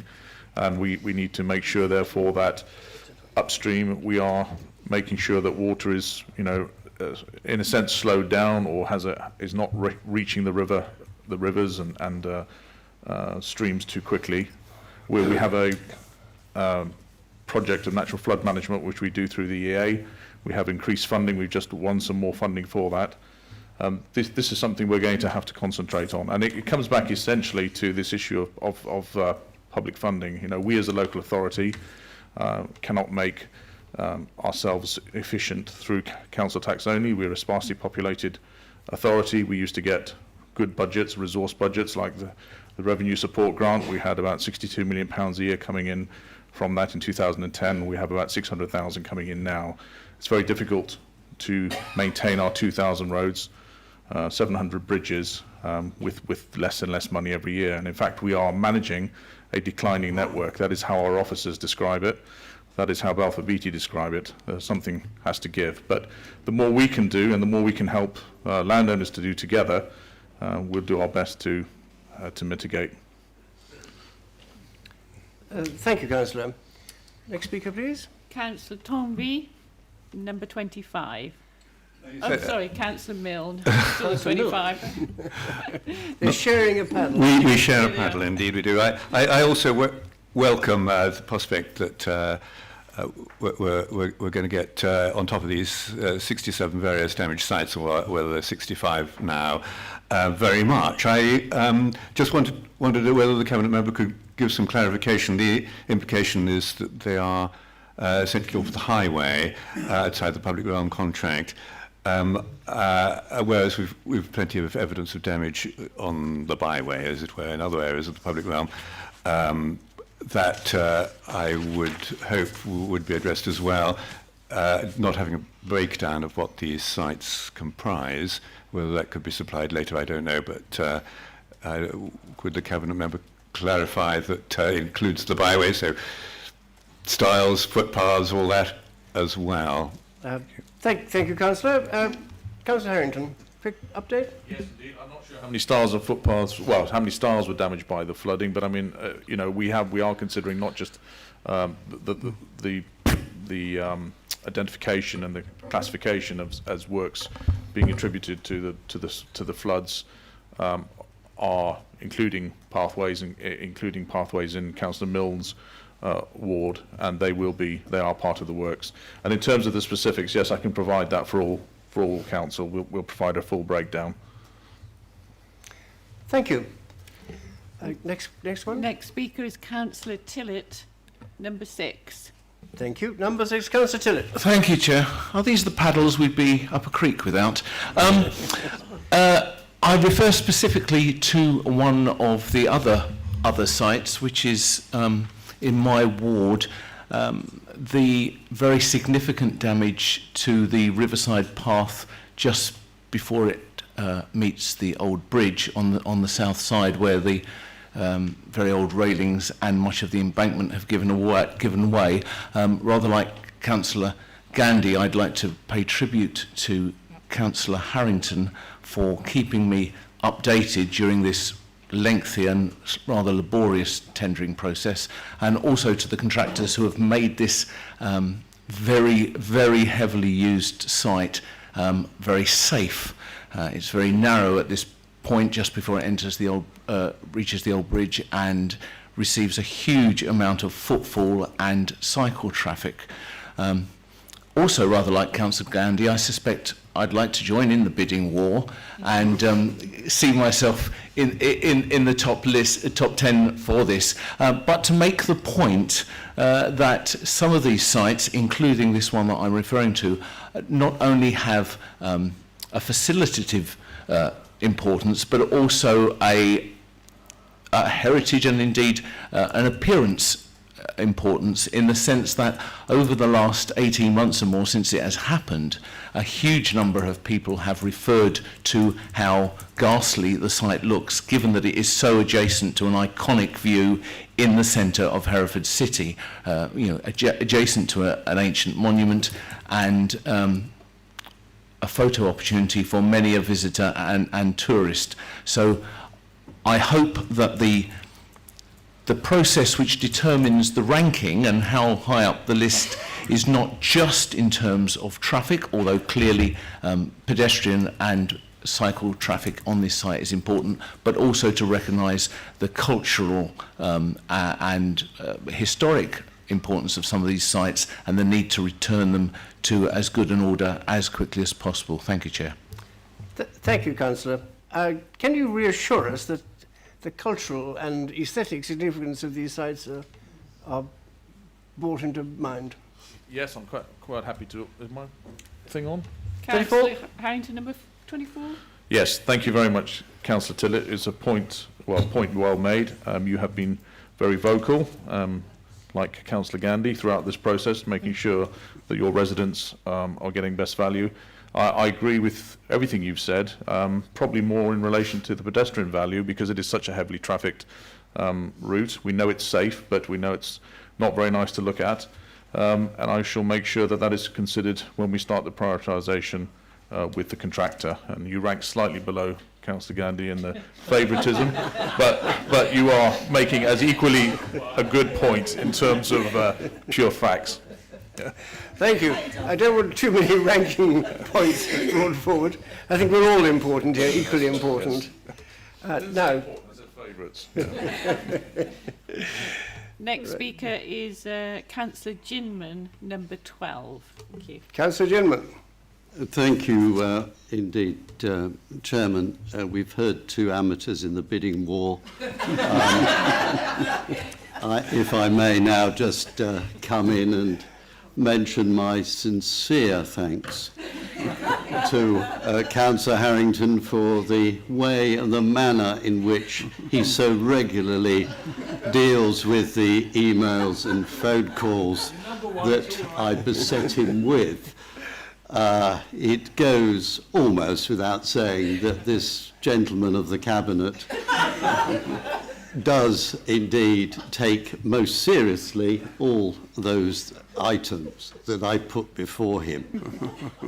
May I, on a perhaps more serious note, just simply say I note his mention of the Garden Valley Construction and the way in which that company performed.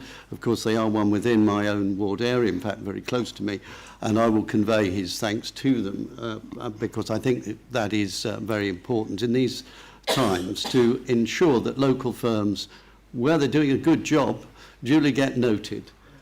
I also think it's probably in this spirit today of where everybody wants exit surveys of everything, that it's probably very sensible to actually talk to some of these companies who've done the jobs and actually ask them what they thought of the process. I have to say that, shall we say, a quiet word on occasion to me from one or two of the companies been involved has been most helpful in suggesting I've had to sometimes alter the standard of their English and certain language words that might not be conveyed in such circumstances as today, but it does pass on some of their feeling about some of the processes that have occurred. I would also perhaps suggest that one of the biggest problems we now have is that Storm Dennis was February 2020. We are now in October 21, and the damage that's occurred since then by the nature of the climate change problems we're seeing have actually made all of these issues worse. But note one particular one with which Councillor Harrington is dealing recently for me, and I'm most grateful for doing that, but the way in which that road has degraded since the time of Storm Dennis has moved it from something that was relatively straightforward into a major reconstruction project. And I do think we need to have a look at how central government and local government handles these situations, because we can't wait 18 months to repair some of these damaged areas, because we actually double the cost in the process. Thank you. Thank you, Councillor. Councillor Harrington, do you wish to make a quick response? Yes, I'll just respond quickly. Yeah. 24, please. Okay. Thank you very much, Councillor Ginman. You're in the rankings, so I won't say where. The points you make are very valid. He has a particular road in his ward which has caused issues. It's one of the ones we were considering taking out of Storm Dennis on a justification of danger to life, because it is essentially to some isolated households. I think at the moment it'll be quicker to do it through the contract that we've now tendered. He raises very good points about the way we respond to work that needs doing. We never have enough money. We also then have to go and borrow money. We also then have we've gone through a process of value for money exercises and checking the way that our contract with Balfour Beatty works at the moment, which meant that part of the governance of that decision that we took back in August said that this had to go to open tender. And one of the things we've realised is the way the contract is currently, we don't really have the technical and managerial staff contract management staff within the council. So we are changing that. So we're in the process of change to make sure that in the future, very shortly, we are able to respond more quickly. But all those points are valid and understood. Thank you. And obviously, top marks for grovelling. Thank you. Next one, please. Next speaker is Councillor Phillips, number 14. Councillor Phillips. Yes, thank you. At the moment, I haven't got anything in my ward urgent, but I'm just going to put my foot through the door because I've got a couple of issues, one at Streamford in Erdsland and also a footpath in Staunton that's very much in danger. And what that is about, basically, is also ensuring that whilst this is about very much what is live, is that we look at our prevention as well. There's some good practices of the past. The gig bridge at Staunton would be an excellent example. But where we can, we need to encourage the Environment Agency, to encourage landowners to clear debris trees, because they are now causing the water to flow. It's not just erratic weather. We deal with some very erratic rivers in Herefordshire and always have done. And it ain't helped when they are starting to form islands in the middle of the river, and therefore then causing the water to start eroding and into the highway, as it is at Streamford in Erdsland. And I have already put that on sort of alert. And also we should encourage, where possible, the planting of willow walls, the planting of willow next to the bank to create those areas of stable water so that you can help to stop the erosion of the earth as well. So I think we need to be quite proactive as well to ensure that we can do what we can to try and prevent those, because like anything else, early intervention is so important. Thank you, Councillor. Councillor Stark, were you indicating? Is he next on the list? No. No. It's, So you're preempted. Councillor Summers is next, and it's number 4. Councillor Summers. 4. Thank you, Chair. I have to thank Councillor Harrington and some of the officers for having my back quite a bit this year. A lot of issues in the area. Still not sorted, but at least I've been stroked with it. Some of the works I feel might be due to poor workmanship, and I'm glad to hear that we have technical people coming on, because some of that stuff should go back to whoever did it in the first place, and there's one in particular I can point out, but I won't do it here. I would like to know how much traffic lights are costing the council, because I know in one area it's at least 7,000 in my patch. I don't know what other ones are having, and if we're broke, it makes it even worse. Now, my big concern right now is sandbags. I have an area that floods regular. The flooding is possibly due to lack of input by council, I'm afraid, but that doesn't help the residents. Now, I did send an email to Belford BT last week asking about sandbags for this area, and they said we don't give sandbags to residents. So I think we have to look at the sandbag issue. I'll be talking to Councillor Harrington later about this, but I'm not sure if anybody else is having that problem with sandbags. We're coming into winter and flooding, and it should be a priority that we take care of our residents a little bit better than telling them, we'll dump it here and you can fill your sack. Anyway, thank you. Thank you, Councillor. Councillor Harrington? Thank you, Councillor Summers, and thank you once again. You're a very diligent ward councillor. You come to me a lot with issues, and you try to resolve them for the betterment of your residents. In relation to the lights, there are lights that we're paying for, and have been paying for some time. Unfortunately, we just have to pay for them. If the road's not safe, it has been put under lights, and we have to wait for the governance, as I said, and explained the reasons why. For us to be able to go out and have this tendering process, which is now complete. So it's unfortunate, you're right, but we can't do something different. We have to do it that way. It's just one of the unfortunate consequences. In relation to sandbags, I think we took a decision in the past. I wasn't in the role to stop issuing them.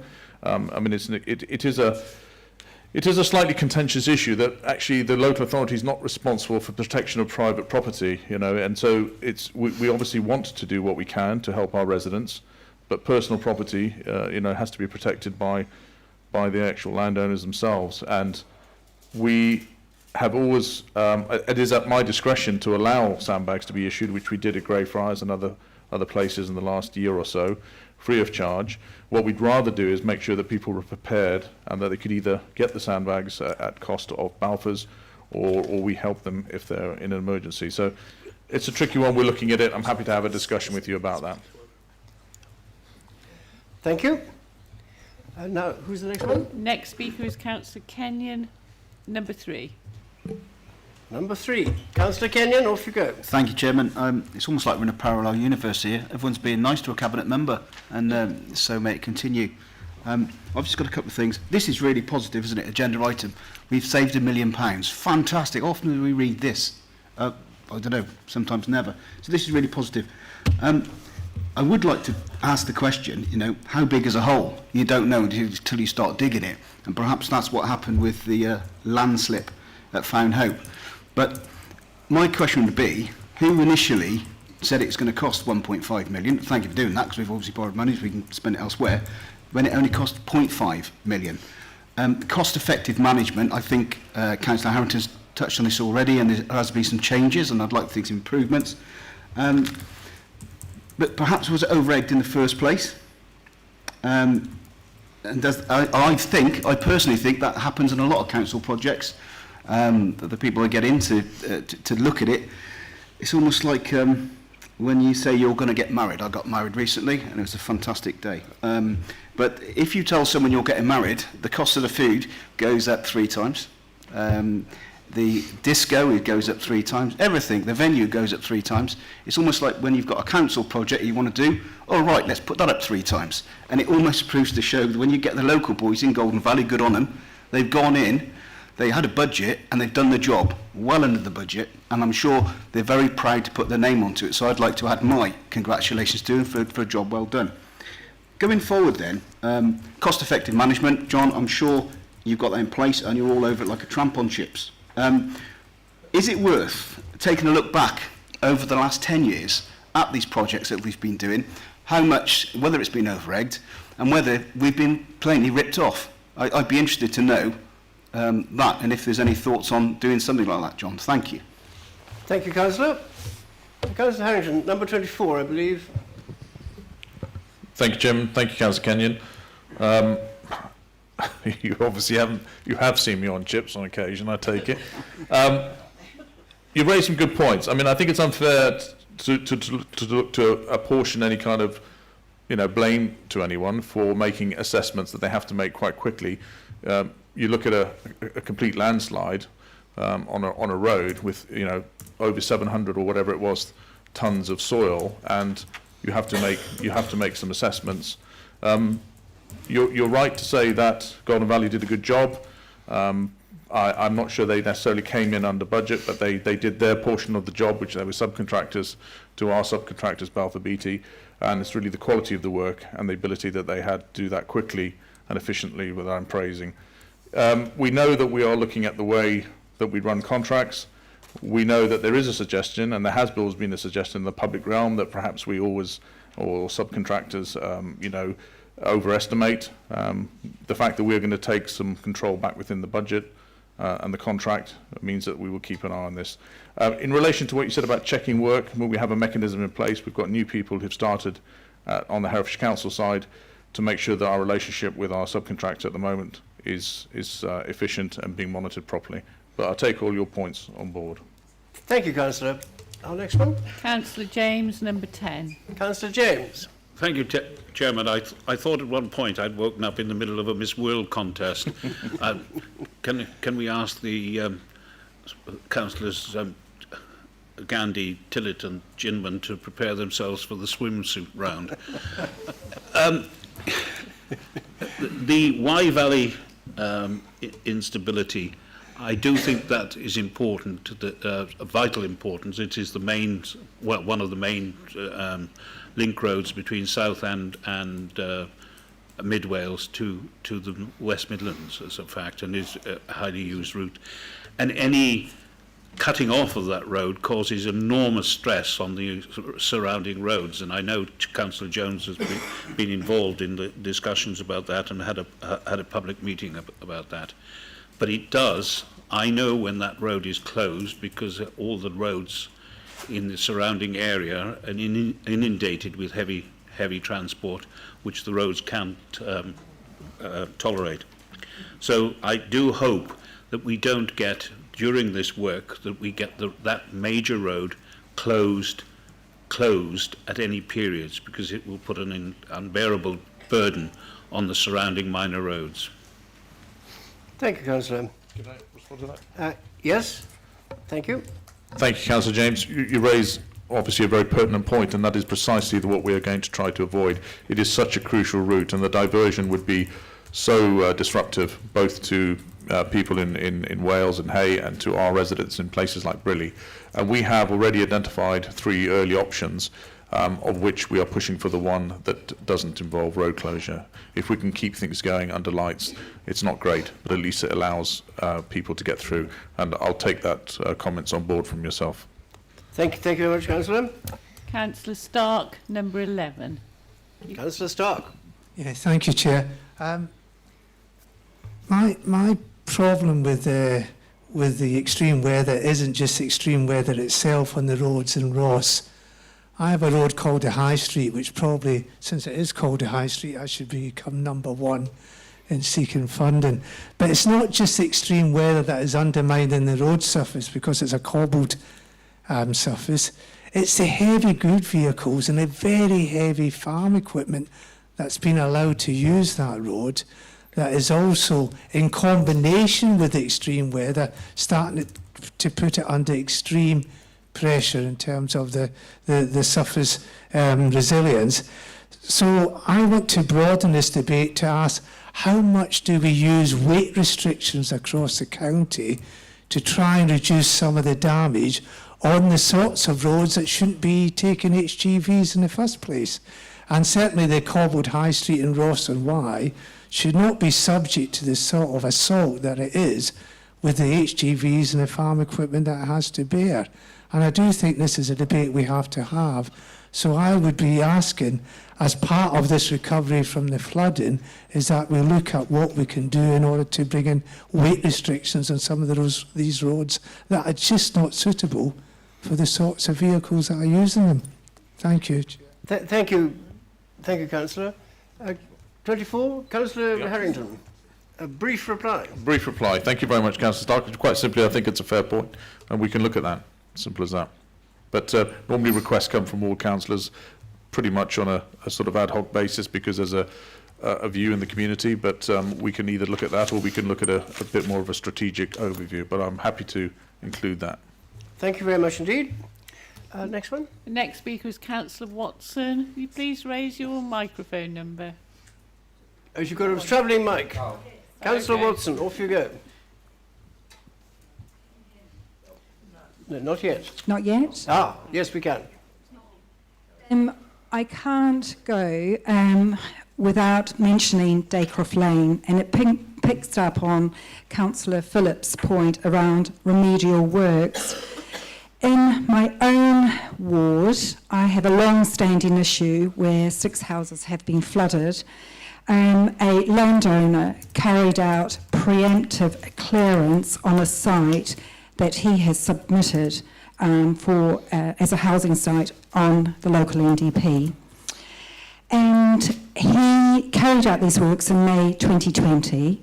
BPLP went along and gave him retrospective consent for remedial works on the watercourse and asking that the landowner plants willow. I have received an email this week from BPLP to say that, I quote, "It would be of assistance if you as the ward councillor or the flood group would try to encourage the landowner to take action in carrying out the approved remedial works." So they have absolved themselves from any statutory obligation to follow through on giving remedial consent and not supporting the local flood group in actually, so they're handing it back to us to actually work with the landowner, which I find highly unsatisfactory. As I said, poor Councillor Harrington does listen to me go on about Daycroft Lane, but this is just getting beyond a joke. Councillor Harrington, do you wish to respond to that? Yes, I do. I shall discuss that with Councillor Watson. I wasn't aware of that latest, bit of Outside this information. meeting. Yeah, we'll have a discussion about that. Thank you. That seems a good way forward. Thank you. Next one. Next speaker, Councillor Howells, number 7. Number 7, Councillor Howells. Yes, thank you, Chair. It's a general question of flooding I'd like to put to Councillor Harrington, please. I'm not making a bid to priority, by the way, to challenge your priority listing, although the River Leaden in Ledbury does flood very badly and is already threatening some infrastructure people put in place to manage flood. But I have the privilege of being the lone council representative on the Lower Severn Internal Drainage Board. And we're a very small part of their area, and it's a very small part of Herefordshire Council. We're on the other side of the rainfall, so fortunately we're not affected by the phosphate problems. But I invited the chairman and the principal officer of the Internal Drainage Board to come to Ledbury to look for themselves. And they were quite interested and surprised in seeing what they saw. And they gave us quite a bit good advice. For example, I hadn't realised that if farmers plant maize by waterways, that makes flooding worse. So they said there's a lot of advice they've got to help manage flooding, and they'd never been consulted, as far as they knew, by Herefordshire Council for advice in their area. Now I know that we have a much bigger internal drainage board for Y and quite a number of council members on it, but I just wondered what advice we take from the internal drainage boards in managing flood, and also their view. They'd never been approached by planners for their view on how any development might be affected by flooding. So there's two questions I think appropriate to raise here about the issues of flooding, which I appreciate some thoughts on, please. Thank you. Thank you, Councillor. Number 24, Councillor Harrington, please. Thank you, Councillor Howells, for that. I wasn't aware of that drainage board, and I didn't, I'm sure we do liaise with all our drainage boards, but I will ask a specific question about the internal Severn drainage board.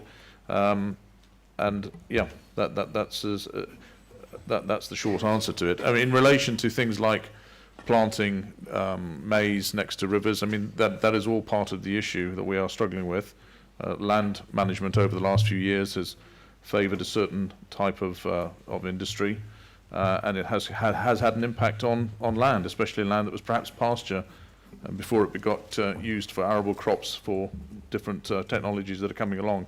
And that is all part of the discussion. And I think that the national changes coming in with the agricultural bill that's going to replace the European agricultural acts, and especially the environmental land management schemes, will put more focus and incentive into landowners to do things differently. But I shall follow that up for him. Thank you, Councillor. Next speaker is Councillor Lester. Point of order? I've got point of order. Yes? What is your point of order? As much as we've listened to everybody's issues around this, the recommendations are talking specifically about whether we approve it, and that they confirm that we're happy to go ahead with that. What we are unfortunately turned into is a question and answer session again for Councillor Harrington. I'd ask for the question to be put, please. Yes, thank you. How many speakers have we had so far? We've had... About 5,000. Seems like it, yes. We've had 13 speakers so far. I will allow one more speaker and then we'll put it to the vote. So it's Councillor Lester, number 20. I was just right, it was. I was just going to make the same point as Councillor Davis. We have to stick to the agenda and we have to debate what we're talking about. All of the points that have been raised are really, really important, but they're not appropriate to be raised when we're debating this issue. This is about capital allocation and how it must be decided upon. And I've listened with interest to all of the points been raised, and I have sympathy with members, but if we are to have an effective meeting, we must debate what's being debated and put to us so that we can end this meeting much quicker than it would be if we just keep on talking about all our problems. Thank you. Yes, it is possible we ought to have a separate meeting about our problems. Councillor Harvey, I'd like you to sum up now, please. Put your... Number 23, Councillor Harvey. Well, you surprised me there, Chairman. I thought with the motion being put, the seconder didn't get a chance to speak according to the Constitution. That's what it says, yeah. Sorry. My apologies, yes. Are you exercising your chairman's discretion in the way that you have done all the way through the meeting so far? If you don't wish to speak, we shall go straight to the vote. Thank you very much. I'm very happy to speak. Straight to the vote. Those in favour? Those against? Any abstentions? That is carried overwhelmingly. Thank you. Now, I wish to propose an adjournment for lunch, and may I just reduce it to half an hour, please? That with your approval? Thank you. So, back in... Live stream. Sorry? Live stream. Live stream, yes.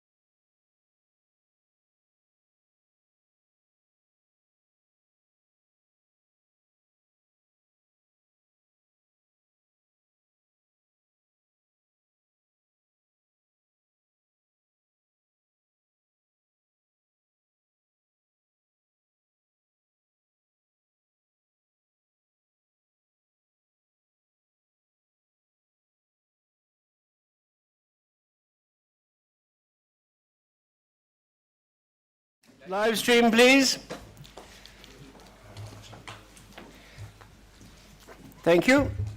Item 10, 2020-2021 Treasury Management Outturn, pages 121 to 132.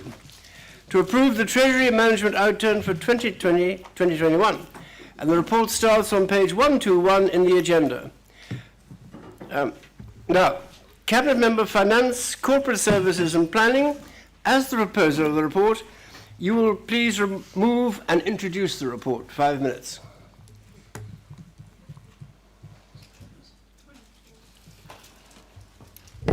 Councillor Harvey, number 23. TV's on. Right? TV's on. 24, 23. Well, our screens seem to have died. 23. Can Yeah, you resuscitate our screen, please? Carry on, Will. Okay, on we go, please. Okay, thank you, Chairman. This report is to approve the Treasury Management outturn for 2020-21. Treasury Management is a dry but very important part of the Council's financial operation. It's where the Council manages its cash flow position through investments and borrowing, with the security of our public funds being the paramount objective. The team undertaking this work minimises the cost of borrowing to this authority and move and invest money on a daily basis to ensure we maximise the benefit we derive from the reserve and working cash balances that we hold on behalf of the Council and the public we serve. I'd like to take this opportunity to thank our Treasury Management team for the detailed and responsive work they do throughout the year. Councillors who attended the recent Treasury Management briefing will have gained some insight into the detail and complexity of this important work. The 2020-21 outturn shows actual capital investment was much lower than expected, and no new borrowing, short or long term, was required during the year. No additional external borrowing was required to support the Council's capital programme, and as a consequence, overall external borrowing actually decreased by £3.5 million during the period. The consequence of these combined positions is a net Treasury budget outturn surplus and underspend of £1 million for 2020-21. Under the SIPFA Code of Practice on Treasury Management, full Council receives reports on Treasury Management policies, practices and activities, including as a minimum an annual strategy and plan in advance of the year, which we get at the time we have our budget. A mid-year review and an annual report after the year's close. Cabinet reviewed this annual outturn at its meeting on the 3rd of June 21 and recommended it for onward approval. I now propose and recommend it to you here today. Thank you, Councillor. The report now needs to be seconded, and I believe the leader will second the report. Yes, I'll second and speak Thank at the you. end of the Do you wish to debate. speak now or after the debate? At the end of the debate, please. End of the debate. Thank you. We'll now move to the debate, and please stick to the meat of the report. Don't wander off. Members are entitled to speak once during the debate for 3 minutes each. Cabinet members responding to specific questions have a 2-minute time limit. Thank you. Do we have any... Councillor Stark, number Councillors- 11. Number 11, Councillor Stark. Yes, thank you, Chair. Thank you. Chair, I'm just interested in the forecasts that have been used to support this Treasury Management report, in particular the inflation estimates that have been used. We're talking in the report about 2%, and we know that inflation is roughly 4% and maybe even higher. And we're having some very severe economic shocks to the UK at the moment in terms of energy prices rising and other matters. And I just wondered how flexible we were in our response to these changes in the economic conditions in terms of revising this Treasury Management report if we had to. Thank you, Chair. Thank you, Councillor. Councillor Harvey, do you want to have a quick response to that? Councillor Harvey, 23. Yes, thank you, Councillor Stark. Well, this report won't get revised because it's a financial year outturn, so it's for last year. But obviously, we're going through the budgeting process at the moment for the next financial year, and the Treasury, as I said in the introduction, the plan for the year ahead will come forward as part of the budget papers which get debated in February. So if there is a need for us, in the light of the perturbations in the external environment, for us to take a different approach or to modify the approach that we are taking, then that will be done under advisement, and it will come as part of the budget pack to full council in February. Oh, and of course to scrutiny on the way there, and through Cabinet. So there'll be plenty of opportunities for councillors and the various committees to make an input and help us to improve the robustness of what we go forward with. Thank you, Councillor. Do we have any other speakers? Nobody else has indicated they'd like to speak. Your last chance, in which case we will go to the seconder, the leader. Yeah, thank you, Chair. I won't delay you. I think this is an enormous credit to our Finance Department. There are other councils which have significant issues in this area, and I'm just grateful that this is not one where we face issues. So my thanks to the Section 151 officer. I have a lot of confidence in these figures, and thank you for your work of your team. Thank you. Thank you.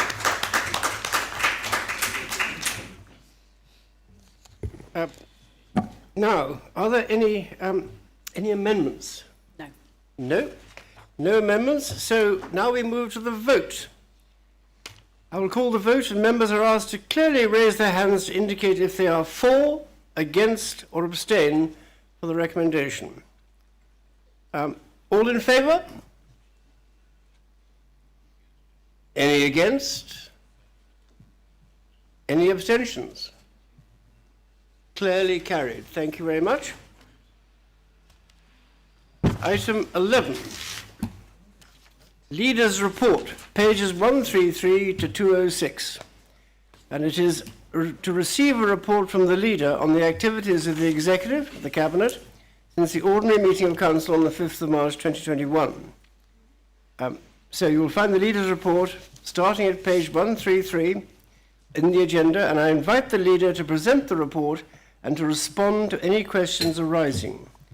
Please note the supplement published on the 5th of October with updated Cabinet portfolios. Leader, you have 5 minutes. Thank you, Chair. Councillors, thank you. We live in challenging times, so there are lots of positive things happening, but there are clouds around, I think. If I can mention just a few of the items which are challenging for us, the phosphates in our rivers, staffing, we've started talking about that a little bit, children's services, getting that to good, delivering projects on time and to budget. We've had mention of one this morning which was on budget, which is great news. Government funding in the future, what's going to happen with the government wanting us to raise even more money locally to pay for adult care costs. Town Hall and the Shire Hall issues, lots of issues, but I've tried to be positive as possible in my report. The other thing I just mentioned is Appendix C. This is the annual reports from outside bodies. I put my hand up to apologise that the various outside bodies where I am responsible for providing a report, I failed to do so. But for those who have provided the report, I'm really grateful. Councillor Howell was talking about the Lower Severn Internal Drainage Board. There's a report from him in this pack here. There's information about the Nutrient Management Board, which is really important, and there are some rather strange ones which I just thought Bringsty Common Manorial Court sounded rather quaint for Herefordshire. But I do just draw your attention to those reports. They do provide a bit more information, and you have my assurance that next year I will do a lot better job of completing the reports, but I'm not the only one who hasn't done those. You finished, Leader? Yes, thank you. Thank you very much indeed. Members are reminded that they may ask one question each upon this report, but there will be no debate on matters contained in it. I remind members that this is an opportunity to ask a question of the leader. And please, can members be brief when posing their question and avoid repeating points already covered? The Vice Chairperson will be keeping a list of members who wish to speak and to raise a question. And please, can members indicate to the Vice Chairperson if they intend to speak? And you have 3 minutes per person. Thank you. Now, who has a question to pose? So next speaker is Councillor Durkin. And Councillor- your microphone number is number 21. Councillor Durkin. Thank you, Chairman. Thank you, Leader, for the report. I refer to paragraph number 4, where you say it reports about the judgments handed down by Justice Keehan. And you say this judgment was not the first in which His Honour Justice Keegan had raised concerns regarding Herefordshire Children's Services. My question is, are there any other more recent concerns expressed by His Honour Justice Keegan or any other High Court judge, which this sentence seems to intimate there are? Thank you. Thank you, Councillor Durkin. This is a reference really to the historic cases. This is the third case that Mr. Justice Keenan has studied. There was, I think, two in 2018, was it, which were at the same time. So I'm referring to historic cases rather than anything that's current. Could I point of order? Could I ask that my question be answered? Are there any further issues I've asked here? My question was, are there any further issues that? There are a number of cases still involving children in our care, which are going through the system. I don't think any with Mr. Justice Keehan, but there are some, I think, going through the county court process. I don't know whether the monitoring officer... My specific was from any remarks from Justice Keehan, No. His Honourable Justice Keehan. No, as far as I'm aware, none. Of course, if a case goes further than we expect, it could end up on his desk, but I'm not aware of any at the moment. Thank you. Next question. Councillor Matthews, number 1. Councillor Matthews. Thank you, Chairman. Paragraph 17, item B, Leader. It says there is support for businesses to start up and grow and to help and advise for those that are seeking new jobs, retrain, etc. Can you explain what support is in place? And can you all say, are businesses actively seeking this support? I can certainly tell you what support there is. We had a report at the Cabinet briefing yesterday. There's a Revive and Thrive grant scheme with up to £2,500 for start-up businesses to trial retail, and up to £10,000 for existing businesses to encourage them onto the high street. That was launched in September. There are arrangements with what's called Visit Herefordshire. Contracts have been awarded to 3 suppliers, and delivery has commenced to provide a marketing and PR campaign to promote Herefordshire as a staycation destination, and that will be delivered this autumn with Christmas and spring 2022. There's a business-focused event was held on the 8th of September, attended by over 150 visitor economy businesses from across the country. The third item I've got written down here is Love Going Out Locally, soft market testing for a prepaid card scheme undertaken to inform specification and delivery. Another item, Shop Local, marketing and a PR campaign encouraging people to support local businesses. I think the free bus services at the weekend is a great encouragement for people to move into the towns, to spend money in our high streets. I could go on. As to what interest there is in all these things, I think that's your second question. I would have to defer probably to the Section 151 officer who have that sort of detail. If he doesn't have very much information, certainly a written response can be provided. Section 151 officer. Thank you, Joe. If I could, I'd provide a written response because there's an awful lot of detail, and I'm sure if I do it from memory, I'll forget something. I think a written report will be what's required. Thank you very much. And to all councillors, please. Thank you. I've just said that. Yes, thank you. All members will receive the answer to in a written form. Thank you. Next one, please. Councillor Davis, number 23. Councillor Davis. Thank you, Leader, for your report, and I appreciate that there's a timing issue with when we get things in, but it would be wrong not to raise the Hereford Pride event that happened last weekend at the courtyard. Over 3,000 people attended on just one day that was been put together by Hereford Pride CIC. In a matter of weeks, they'd set up the company and they managed to create an incredible atmosphere at the courtyard. I know a number of councillors were there as well. I think it was a ray of hope for the future of a world where people can be whatever they want, be whoever they want, and also be free from any kind of discrimination or any kind of bad language used against people, including misogyny. I think a few of us could learn a few lessons from that. Would the leader like to congratulate with me Hereford Pride CIC for their incredible achievement, and also to commit to working with them in the years in the years to be? Thank you. Leader. I think it's an amazing achievement to get that many people out, and to have an inclusive society where people are free to come here and enjoy that sort of freedom. I commend that to you. Thank you very much for that question. Thank you. Next question. Next speaker is Councillor Roan, number 15. Councillor Roan. Yep, thank you, Chair. 17E of your report, Leader, Stronger Towns Fund. In your report, you comment that the Maylord's investment would have been much more difficult had the council not owned this property outright. Would you agree, Leader, that one of the reasons behind the purchase of the lease, in fact probably the actual drive and confidence behind this leasehold purchase, was because of your knowledge and the timing was perfect for the Stronger Towns Fund money? Because you already knew it was winging its way here when the decision to purchase the lease was made.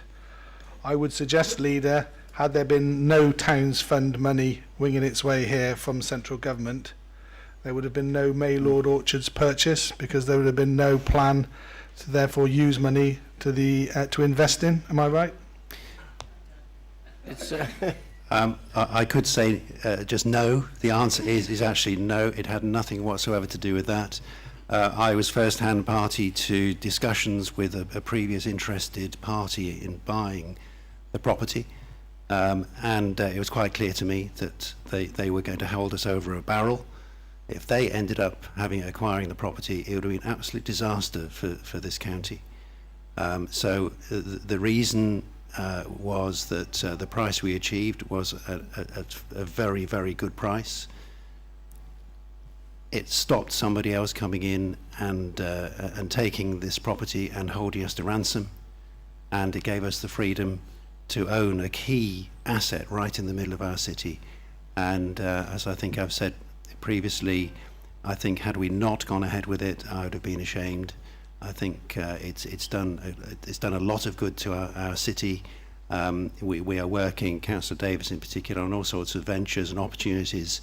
We will be using that to really liven up the city, and as I say, we are in control of it, and I'm very pleased. So nothing about the Stronger Towns Fund. If the Stronger Towns Fund, for some disastrous reason, were unable to use this development, then we will find other ways, I'm quite sure.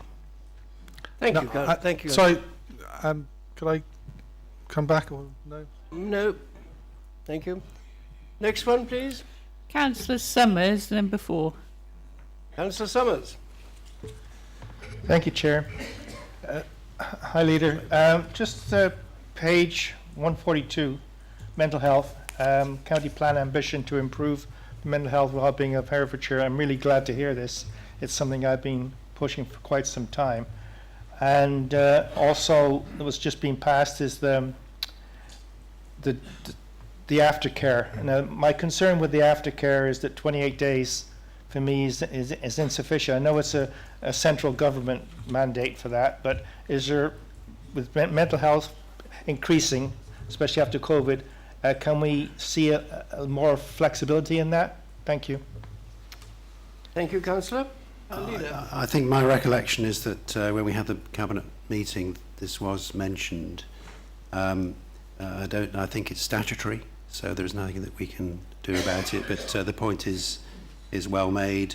That what happens to people who are for 27 days or something like that. I don't know whether any other cabinet member would like to comment on the possibility of making any changes to that. I think we'll. I think I'll just leave it at that, if I may, Councillor Summers. Thank you. I note your concern, and I don't know when this comes up for renewal or whether we should be lobbying central government for changes, but I'll take that into account. Thank you. Yeah, this one just came through, so it's very recent. So I think it's just been passed by Cabinet. Anyway, it would be nice to see some flexibility if we can get it, and especially right now with Stonebow being we won't see our Stonebow really for another year and a half. Thank you. Sorry. Thank you very much. Next questioner. Councillor Bowes, number 17. Thank you, Councillor Bowes. Okay. Thank you. Sorry, having to wrestle the microphone. Leader, on Stronger Towns Fund, section E, going on from my colleague, I understand that we can't discuss the price that we purchase Maylords for due to confidentiality, but it's my understanding that the council actually obtained this below market value. So would you join me in congratulating the council for getting this asset at a cost lower than the valuation? I'm looking a little bit to the monitoring officer. I'm not quite sure. I'm not quite sure whether I'm allowed to answer that. It's probably a hypothetical question in many ways. Monitoring officer. Things only worth as much as somebody's willing to pay. Yeah. No such thing as Can we just be quiet, please, a moment? I think I'll have to give a written answer, I'm afraid. Written answer. Thank you very much. Where'd you do it? Next question, please. Councillor Lanson, number 22. Thank you. Councillor Jansen. Yes, thank you. I'm very pleased to see number 17I, that we are offering support and refuge for the Afghan refugees, and in accommodating them, where are they being accommodated or put up? Thank you. Leader. I believe the properties have been offered by housing associations. There are a few in Hereford and there are a few in Ledbury, and also the diocese have offered a property. Thank you. Thank you. I'm sorry, Councillor Rowan, one speech only, one question only. I realised that just that subsequent councillors came back. Well, I'm sorry, I did try and stop him too. But Happy with your decision, Chair. thank you very much. That's good of you. Next questioner, please. Councillor Wilding. Councillor Wilding. Number 12. Thank you. Off you go. Thank you, Leader. I'm just going to ask you about the section on the climate reserve, in which it states that this is an ambitious plan to respond to the climate and ecological emergency. So does he think that enough resources are being put towards this? And will he ensure that this fund will be increased and that this council will continue to work towards carbon zero by 2030? And in particular, will the council do all they can to inform the population of Herefordshire as to the importance of behaviour change to achieve this ambitious goal? Thank you. Leader. Yeah, Councillor Wilding, it's probably never going to be enough. There's £220,000 which has been allocated to establish a grant scheme to empower local community groups. So I just encourage local community groups to come forward and use up all that money, and then we can hopefully be looking at further funds being made available. If those funds are not used, then obviously the suggestion is that maybe there aren't enough people out there willing to use that. So I would encourage people to come forward. The income, I think, is derived from the dividend we get from West Mercia Energy. However profitable that organisation is will dictate a little bit upon how much this funding is put forward. If the business becomes less profitable, I would hope that we might find some way within the budget to increase the level of support for this fund. Thank you. Next questioner. Next speaker is Councillor Swinglehurst, number 16. Councillor Swinglehurst, all yours. Thank you, Mr. Chairman.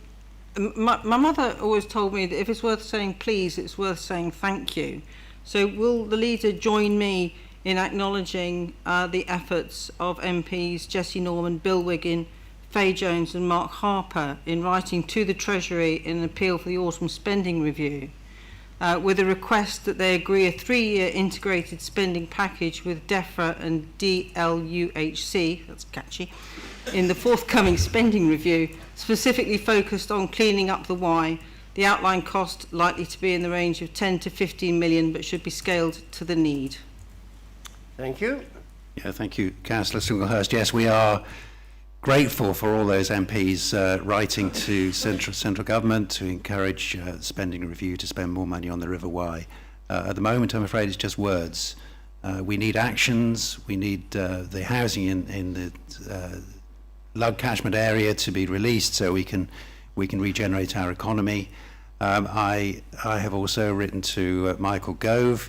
I'm hoping that with his background, where he does tend to be very supportive of each of his ministries and his previous involvement with the environment, I'm hoping that we might get some activity from him. One of the letters I had from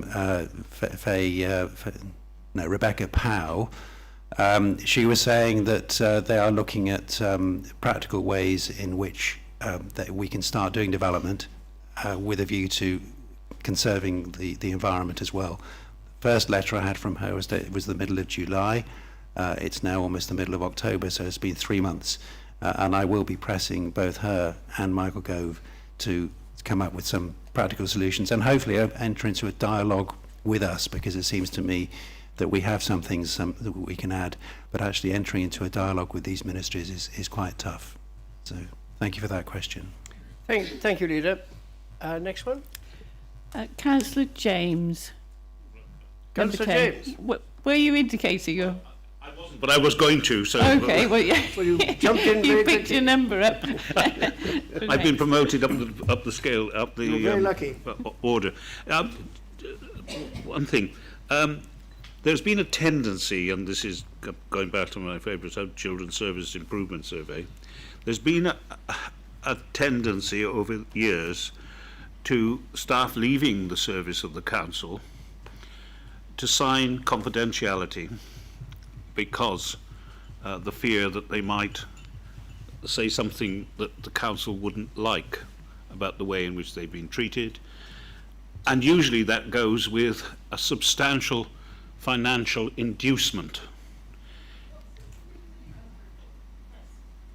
Is this relevant to the Leader's report? Yes, it's relevant to children's services. Right. A substantial number of staff have left the service of this council in the recent 6 months or 12 months, over a large period of time, over the period of time. And I want to ask the question, have they, or any of them, had to sign confidentiality agreements? And, or will any staff that are leaving now sign confidentiality agreements?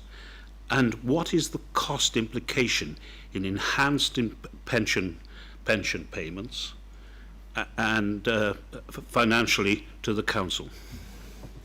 I don't expect an answer at this particular point off the hand, but I would like that the members were informed of those facts. What is your point of order? An officer to discuss about legalities of compromise agreements, which is what you're talking about, and that we're not supposed to talk about them, especially based on spurious facts. Could you outline your point of order and how it relates to a breach of standing orders or the law? I'm asking, because it's a breach of law if we talk about compromise agreements, and I wondered if the monitoring officer could detail. Yes, it is. It's part of the... If you identify the person it is. It's not. I think... Perhaps I can... Just be quiet, please. I'd like the monitoring officer to give her a legal opinion on this, please. So often compromise agreements have in their clauses that you cannot refer to the fact of a compromise agreement or the terms of. So obviously any answer to any question in relation to a question about compromise agreements has to be in accordance with that, with those terms, if they are appropriate. But a written answer will be given. A written answer? To all members. Thank you. Written answer to all members explaining the whole matter. Thank you. For clarifying the position. Thank you. Could I possibly make a comment on, I suppose I'm not supposed to enter into a debate either, but Councillor James was saying that agreements had been signed in order to keep people quiet. Well, I don't know whether that's the case, whether that's true or not. I don't know whether it's just speculation on his behalf. Well, I'm sure Councillor James, well, I don't know. We'll leave the answer to the monitoring officer circulated to all members. Thank you. Next one, please. Councillor Marsh, number 18. Thank you. Councillor Marsh. Yeah, I was glad to see in the wonderfully long section 17 about the Hereford Enterprise Zone, and I'm impressed with that. I'm also aware that the market towns will soon be having their investment plans, and also that business summits to mirror the very successful one in Hereford will shortly be held in market towns. And it's a practical question. I know that our business rates department have very up-to-date lists, partly because they have been doing so well at getting business grants out to people. Is it possible for us to use that list in order to inform businesses of events such as business summits in our towns? Because at the moment, for instance, in Leominster, it's quite hard to get the word round. So that is an enormous resource if it can be used for publicity. Thank you, Councillor. Leader. I think I'll ask the director responsible for that area to make sure that those people are communicated with. So if I could pass that on through the Chief Executive, please. Thank you. Chief Executive, do you want to make any comment now? Or will you No, we'll deal with that. deal with that? Thank you very much. That seems the best way. Next speaker is Councillor Hewitt, number 8. Councillor Hewitt. Thank you very much, Leader, and I think it's an impressive list of actual achievements in a time when achievement is pretty difficult to reach. I want to make a plea following Councillor Wilding's comments about funds for a climate emergency. One of the things that Councillor Harvey has impressed on us many, many times in her finance statements is that everything goes through the lens of the climate emergency, and the accounting that we're doing for that at the moment doesn't make it clear to the public that initiatives like Bus Back Better or flood risk zones or infrastructure projects, they don't actually detail how even talk community, how we're building resilience in communities, are part of our climate programme. It's in relation to the changing world that we live in that the programme for this administration has actually been developed. And I think it would be a valuable exercise to look at initiatives which are taken and actually what money has gone into that reflects our climate emergency. What is your question? So, does it have to be a question? Yes, it does. The question is, can we have a separate piece of accounting that takes into account the fact that many of the decisions that we make are in response to the climate emergency. So if that was possible to pull that out, from our programme, it would be a valuable exercise for the public perception, I think. Thank you, Councillor Hewitt. I think if I may, I'll ask Councillor Chowns to comment on that. Within her portfolio is both the economy and the environment, and those two linked together may be helpful. Thank you. Councillor Chowns, you have 2 minutes. Thanks, Councillor Hewitt, for the question. Actually, the calculation was done in March this year. I've just found the email, but it's archived, so I can't get the detail, because the BBC did ask us for that figure. But it will have increased, and it is increasing all the time. So we'll make sure that we calculate it and share that information with councillors. As has been highlighted, we've got a specific climate reserve, and that's increasing every year, but all of our projects are now going through the requirement to demonstrate, to take into account environmental and climate impacts, including all capital projects as of this year's budget process as well. And we are actively looking very directly for additional opportunities to direct more funding to tackling the climate emergency. So it's a really good point, and we'll make sure that we share those calculations that were previously done and do it going forward. Thanks. Thank you.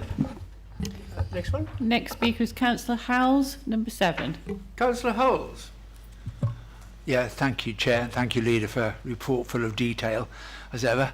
I've got two particular questions. Back to Maylord. I'm really interested in this investment, and I have to admit, I don't yet grasp the justification behind it. I'm not saying it's wrong or right, I'd just like to know more. I haven't seen a business plan, for example, sorry if I've missed that. But I get the impression in all the information we get that it isn't purely about a financial return, a profit, it's also to do with a lot of community value. And I just wondered if the business case is a mix of profitability or not, or community value, just to get a better grasp of the real justification behind it and the value. Because I can see there's great value community-wise, but does that mean we won't make a normal commercial return on it, for example? I'd just like a bit more insight into that. And the second question, which I think is even more important, is item J, 17J, on affordable housing. I really applaud the initiative the council's taking to be proactive in providing affordable housing, because the developers certainly are going to do that. And I get very frustrated when we see developers proudly proclaiming they're going to produce 40% affordable, and they're not. And they're still 3 times the price of the typical house that a typical Herefordian resident can afford on an income of 23, 25 grand. They need houses costing less than 100 grand, which I assume is sort of houses we're planning to build. I see we've done 229 in the year. The first question of that is, are they genuinely affordable? I know our affordable report has quite a different number of categories of what are affordable, one of them being social affordable and socially rented, and I'm assuming that's the category we're talking about.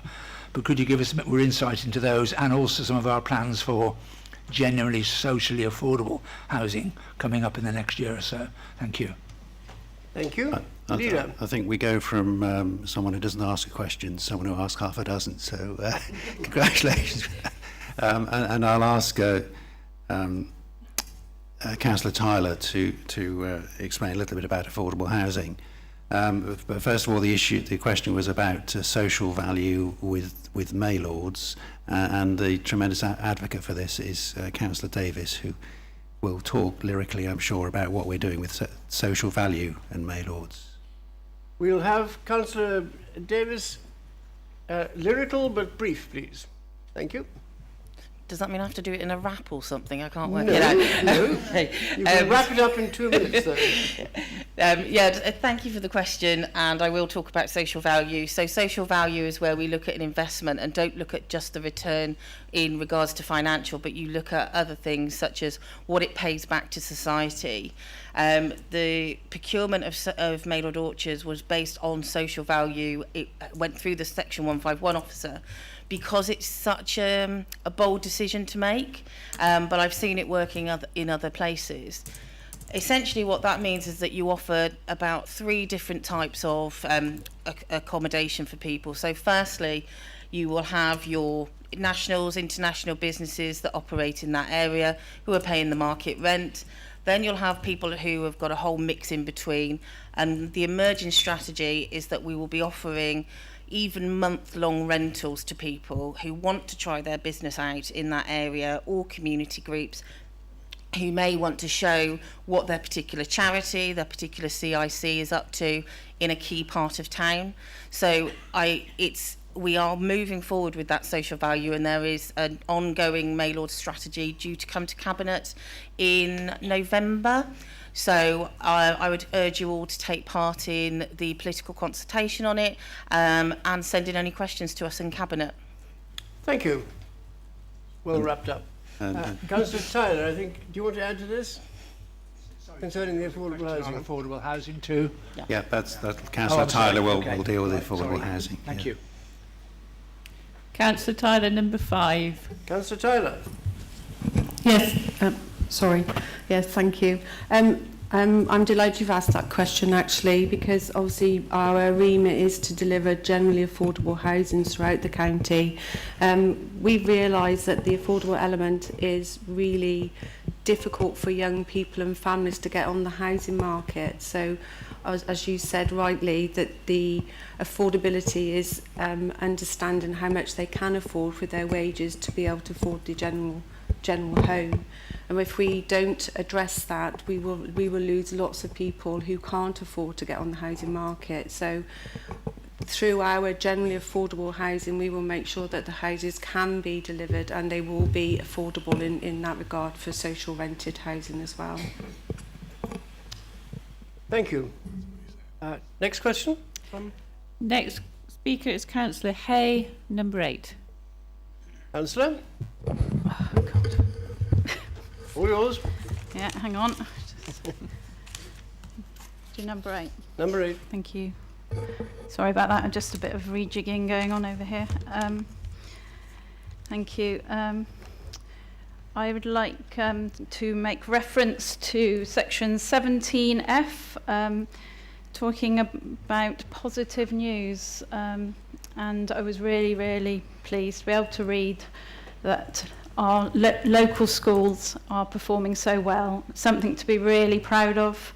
So Herefordshire having moved up to 7th place in England for Key Stage 2 performance, and 98.6% of our pupils in primary schools rated good or outstanding. So that really is fantastic news. And added to that, the way in which pupils are being supported in schools, with free school meal provision, which again at half term, October half term, there will be food vouchers available for children who need free and school your question, provision. Councillor Hale? So I was going to ask the leader if he agreed with me that we are really making great strides with our school provision, and I'd like to ask the leader if he'd join me in congratulating Marcus Rashford for today. He was awarded an honorary doctorate at Manchester University for all the work he does to support schools. And it is obviously a fantastic example of how people can be listened to and can feed into what local authorities do and make a huge difference to young people. Thank you. Leader? Thank you. Yes, I'm happy to commend his work. One interesting reflection is that we do very well at primary school level, but as children get a bit older, the performance seems to fall off, and I think that's something that we as administration want to address. It's the social mobility. We're very, very low scoring in that as a county. We need to make sure that our 16, 17, 18-year-olds are able to become more socially mobile in terms of ambition and moving out of the county. I'm not sure I want them to move out of the county, actually. I want to stay in the county and get good jobs here. But I think primary school we seem to do fantastically well, but there's a little bit of a falling off further up. So, there's something for us to work on, I think. Thank you. Next question, and I stress a question, please. Chairman, there are no further... You have one. Councillor Lester. Councillor Lester, number 20. Thank you, Chairman. My question, it is a question, is in the context of earlier comments that were made about the morale versus the initial upheaval in children's services. And forgive me, but it seems to be that the impression that was given that the upheaval has now subsided and that a corner has been taken, and somehow that the upheaval has subsided. Therefore, I want to ask the Leader of the Council if he's committed to ensuring that all members are made fully aware of all of the challenges that the staff and the service have faced and are still facing. Thank you. Leader. Councillor Lester, thank you. A very important question about morale. Forgive me if I don't quite answer your question. I'll let you have a supplemental if you wish. There are further cases going through the courts, and I'm afraid we could have some more bad publicity when those come through. So I can't. So with that's a difficult issue to address, but we have to face that. As I mentioned earlier on this morning, Councillor Tornby and I are meeting one-on-one with social workers. Those who I met, I didn't feel that their morale was bad. They were actually quite looking forward to things changing in the future, and they do think that there is light at the end of that tunnel, and that things are being done differently this time. So I'm not sure if that quite answers your question. No. Would you like to ask your question again? Well, if I may, are all members going to be made aware? It's not a question about liaising with members of staff. Are all members of the council going to be made aware of the challenges that they still face and have faced? I think we've tried very hard to communicate that through reports to Scrutiny Committee, through the report this morning. There was criticism this morning of the report being too negative. So on the one hand, we get criticised for it being negative. On the other hand, for not being straight and honest with people. So I think there is a balance which needs to be struck. Yes, we will communicate, and I know the Chief Executive is very keen on communicating with group leaders and with all members, and we will be as open as is possible. Thank you, Leader. Councillor Toynbee, number 25, I think. Yes, thank you, Leader. Is it all right if I just chip in on that one in response to Councillor Yester? Yes, it has been quite a big theme today of members requesting information and updates about children's services, and I'm really glad that everybody takes such a keen interest. We've noted all the comments and all the questions on that, and I had a word with the Chief Exec over lunch, and a schedule is going to be sent round to remind people of where they can find information, when the briefings are, when the performance challenges are, when scrutiny meetings are, where the information can be found online, etc. So there is a lot of information out there. There are a lot of briefings and meetings, performance challenge, etc. going on. But we will send, is that right? We will send round a schedule just to remind everybody of exactly what there is. And I repeat that I'm always very happy to have a conversation with anybody at any time. Thank you. Thank you. That sounds very helpful. Does that help you? Yes, thank you. Thank you. Any more questions? In which case, I will close that particular item 11, and thank everyone for their questions and the Leader for his responses. And we now go to item 12.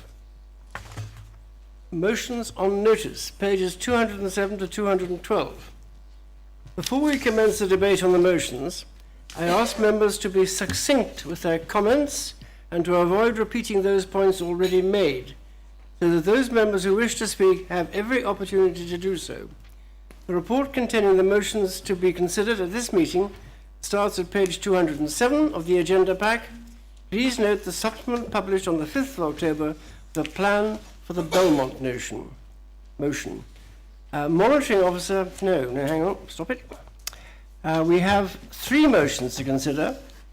For each motion, I will identify a proposer and a seconder to move the motion. A debate will be undertaken by members on the motion and any amendments received. I will then call a vote on any amendments and the final recommendation. Motion 1. Cabinet posts, children's services and adult social care. Proposed by Councillor Kenyon and seconded, I believe, by Councillor Terry James. Thank you. So, Councillor Kenyon, and your number is number 3. I think I'm good to go if you can all hear me clearly. Please introduce your motion. You have 5 minutes. Thank you, Chairman. I'd like to start off by saying I don't like the word in this motion. It's the ethos behind it. And it's come from thinking about things. I'm quite used to sitting on my own, and I've been opposition councillor for a long time. And this is no reflection on this administration at all. At all. Because since we've taken over social services, adult social care, children's services, I don't think we've ever quite got it right. And time again, it's been down to the leadership all round. Now, this proposal is not about changing anything today or changing anything within this administration. It's about getting us to look at it and perhaps get it into the Constitution. So, let me just read this out to you.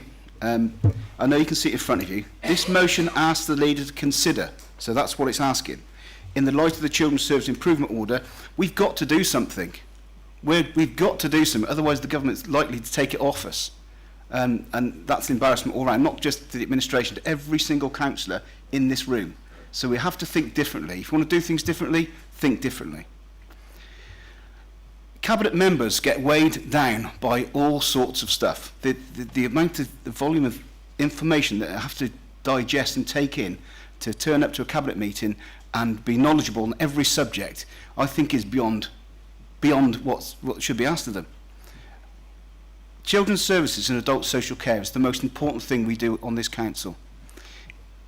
If we don't fix the roads perhaps correctly, you know, someone might end up in a pothole if it's there long enough and it's deep enough. They might have to dig themselves out.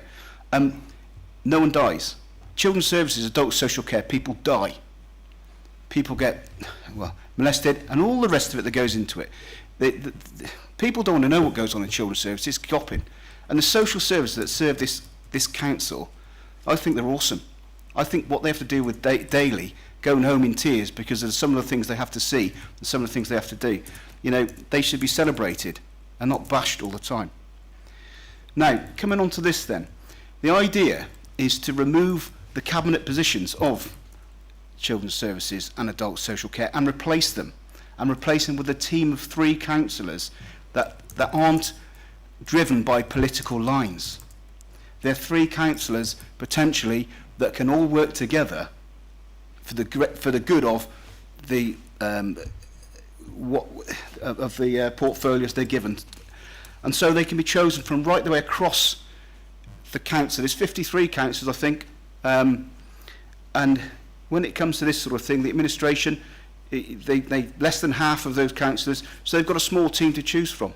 Imagine, leader, having the whole council to choose from, and having people that perhaps aren't in your team that would say, do you know what, I want to do that job because I think it's the most important thing we do and I can make a difference. If you had someone banging on the door saying that, I'm sure you'd snap them up and the ability to do that. But I think the political situations with parties and groups and all the rest of it, it stops people coming forward because they feel like they're not being loyal to their colours. So by doing something like this, it gives the continuity. So the next election, so we've put this in place. The next election, it may different administration, and we still have the fine Councillor Toynbee, Councillor Hay, and whoever else is in children's services.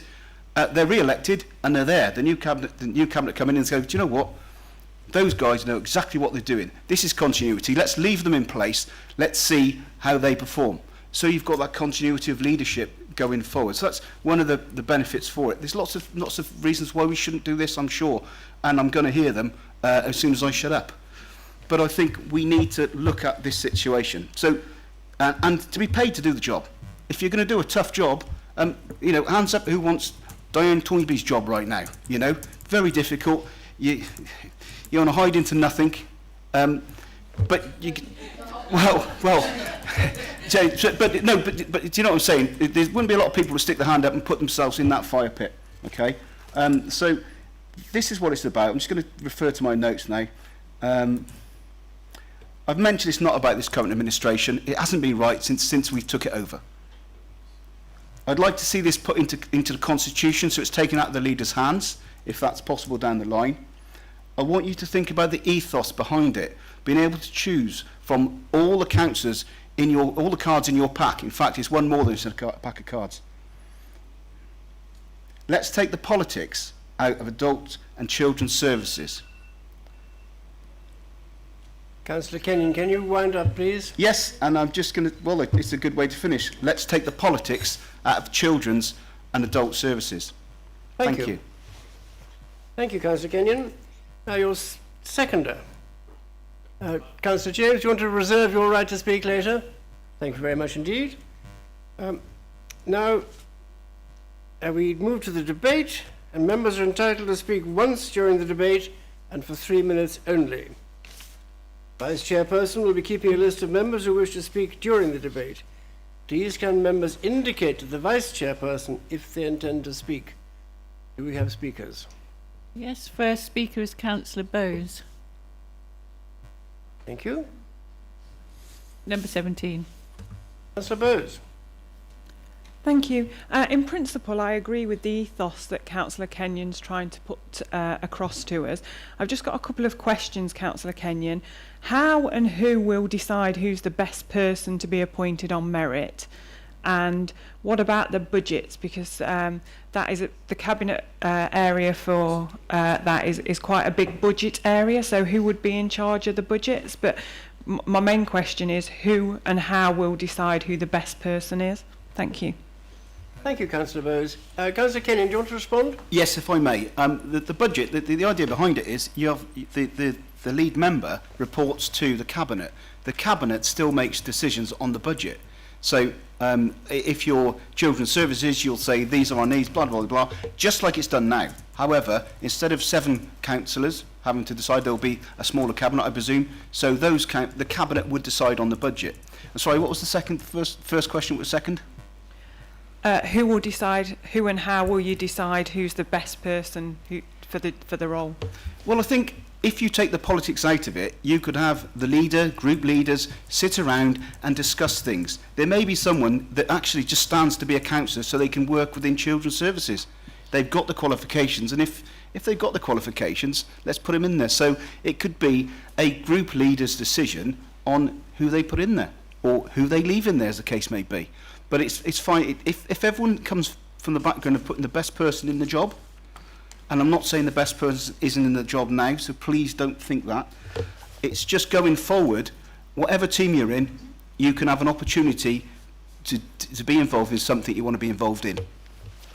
Thank you, Councillor. Next questioner? Councillor Rowan, number 15. Councillor Rowan, all yours. Yep, thank you, Chair. As you can see from the what's in front of us, originally I was going to second this, and the reason I was going to do it was because when Councillor Kenyon and I had our twice weekly phone call and chat about everything that's good in the world. Sorry, Liz, was that? You're shaking your head. When I had our twice weekly phone call and, as I said, talking about everything that's good in the world, he asked me if I would second it. And on the surface, this is an extremely practical and straightforward way of having quality float to the top and skills being used. But I would ask the monitoring officer, is there a more simplistic way of having this within the gift of the leader of the council?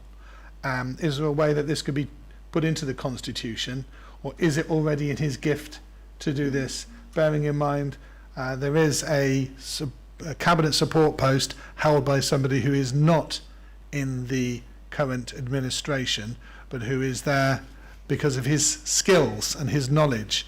So, and that is where I didn't really want to be gung-ho and say, yeah, we've got to do this. If there is a better way of doing it, a calmer, more straightforward approach, that then the confidence can be given him by senior officers and say, this is within your giving. You can choose somebody who has got fantastic background and knowledge, because there are some elected members who have got a wealth of skills in certain areas, and there are others like myself who know absolutely nothing about these posts at all. So I would say monitoring officer.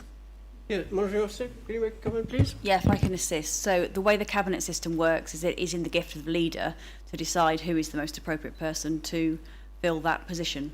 So as currently proposed in the motion, there would be no need to change to the Constitution at this time. As to a different way of doing it, you could move to a committee system, that would be different. But in the current structure, this is the best way, I think, to achieve what Councillor Kenyon is seeking to achieve. So, thank you. No, can I further question? No, not again. All right, don't extend it. Sorry to me. about that. I'm trying to be strict with everybody. Next question. Councillor Watson. Councillor Watson. Thank you, Chairs. I don't support this motion. As elected members, we have to be careful not to step over the line. I know this more than anyone. As Cabinet support for children and families, early years, early help, I have a background in setting up Sure Start schemes, healthy living centres, and sitting on Department of Health think tanks, as well as sitting at an executive level on primary care trusts and on strategic health authorities. Up to the 1st of October, Councillor Toynbee had me and Councillor Hay as her support. We had specific portfolios, unlike previous or other cabinet support roles, which are quite generic. On the 1st of October, I have stepped back after asking the leader to step back from my role because the depth and breadth of change in children and families should not be underestimated. It is not change just in one directorate. It's involving many different actors at many different levels and across many different directorates. If for many of us who have been involved in organisational and behaviour change, councillors need to remember we advocate and lead on policy and oversee the practice of officers. I have faith and confidence in the current governance infrastructure that is in place at the moment. There's Gladys White, there's great officers like Natalia Silva overseeing, there's Daryl, Paul Walker, and I think that this motion is based on false assumptions and the lack of research. At no point has Councillor Kenyon or James come to approach and talk to me to ask me about what my views are on the current arrangements. Again, don't support this motion. Thank you. Thank you. Next one. Next speaker is Councillor Matthews, number 1. Councillor Matthews. Thank you, Chairman. Colleagues, we've got to face up to the fact, and Councillor Toynbee knows that this is nothing against her. She appears to be doing a pretty sound job at the moment. But we've got to face up to the fact that all the procedures we've had in place over the last 5 or 7 years just haven't delivered. They haven't dealt with the weaknesses, and which is keep coming back, as I've repeated before. So we, as the true independents, support this idea in principle for it to be looked into and investigated, and if a make-up of this, what's been proposed, helps to solve our problems, why not? I mean, say, if we have a coalition, I don't think there's any politics in this issue within the council anyway, myself. You know, we obviously have differences, but I don't think there's no strong political issue. I think we're working together pretty well. But I think that at least it should be taken away and looked at. And it may be some way of moving us forward to address these issues, which sadly don't appear to be too successful at the moment. And so we support it in principle, and myself and my colleagues will be supporting it for that reason. Thank you. Thank you, Councillor. Next one. Councillor Chowns, number 24. Councillor Chowns. Thanks. I'm afraid I don't support this motion for 3 reasons. First of all, I don't see the point of it because, as has been pointed out and as we all know, it is currently already possible to appoint cabinet support members who are from the opposition. Secondly, I feel that we have all been participating, perhaps some of us more actively than others, and I pay tribute to those who have been really actively involved in the Rethinking Governance work, but we have been through, and we still are going through, a Rethinking Governance process in which we have been considering all of these things. Should we have a committee system or a cabinet system or a hybrid or whatever? So there have been umpteen opportunities for these sorts of proposals to be brought forward. And thirdly, I don't see how this proposal will address the identified problems. It's proposed as something that's arisen in light of the problems identified by, that we talked about on the 18th of May. There's no clarity at all about how this will address the problems. And in fact, this room is full of people, proposers of this motion, saying, oh, but Councillor Toynbee is doing a fantastic job, which I agree with. So it's not clear at all that this proposal is addressing any of the actual identified issues in delivering effective children's services. And in fact, it seems to me like essentially a waste of time when we should be looking at the real issues and addressing our attention to the real issues, which we've already been discussing in the Children's Improvement Plan report. Thank you. Thank you, Councillor. Next question. Councillor Summers, number 4. Councillor Summers. Thank you, Chair. As many know, I'm not partial to cabinet, so the idea is kind of interesting for me. I would like to see cabinet support come from cross-party, to be frank. I think a lot of people out there are damn good at what they do, and they should be they should be used more. But at the same time, I believe we're looking at rethinking governance, and perhaps it's something that we can look at in rethinking governance to that effect. We're having committees that which should and partially fit that in there somewhere. So anyway, that's my opinion. Thank you. Thank you very much. Councillor Marsh, number 18. Councillor Marsh? This seems to me a highly regressive proposal. We are in the middle of recruiting corporate directors, and the reason we're having corporate directors is because everything that the council does interacts with everything else. This suggests 3 silos, where the children's group are entirely separate from the adults group, who are entirely separate from the cabinet.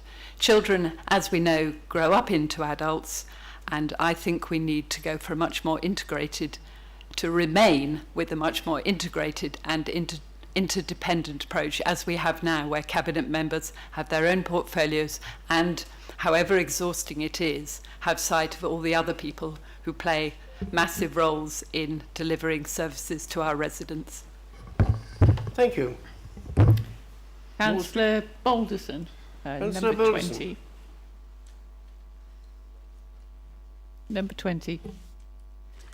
Thank you, Chair. I guess as Chair of the Rethinking Governance Group, I thought I'd best make a few comments. I think overall the Council is a massive organisation and delivers a breadth of services, not just in children's services. So I think there's a broader governance question which we have been trying to address as part of our Rethinking Governance Group in terms of the amount of responsibilities that Cabinet members have. But we do work within a leader in Cabinet system, which the monitoring officer has identified, and we must work within that statute. And it is down to the leader. We elected the leader to lead and choose the best people for the Cabinet positions. And we also have a scrutiny process where those other members that may have particular strength in an area can challenge and ensure that the Cabinet are delivering on the objectives of the delivery plan. So one of the things that Rethinking Governance Group have been looking at is that whole overall process. We are very close to the end. We are updating our revisions to the Constitution. We are hoping to deliver all member seminars in the very near future.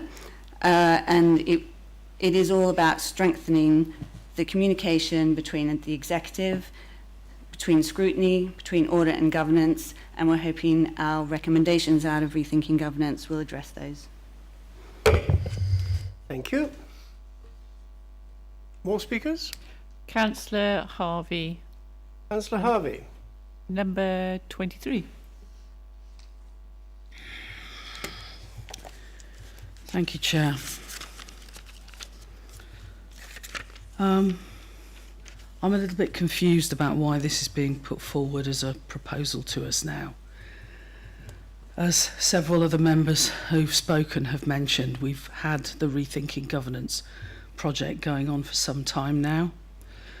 And a year ago, and I think it was a year ago at the meeting at this time of year, almost exactly a year ago, this council was given the opportunity to choose to move forward with a committee-based system that Rethinking Governance would then work upon further.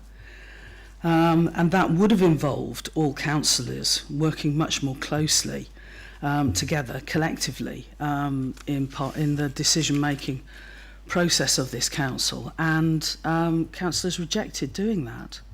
I'm really disappointed that that was the decision of this council, because I certainly stood for election on a ticket that aimed to try and move us from a cabinet-based system to a committee-based system. But I accept that that was the decision collectively of the members in this room. As has already been said, it's in the gift of the leader to ask any councillor to join the cabinet, and Councillor Matthews in 2019 actually walked away from the group that he led when faced with the prospect of responsibilities of office. And Councillor James was offered back in 2019 the opportunity for his entire group to join the coalition, and preferred to sit back and await for what he assumed would be our failure and collapse.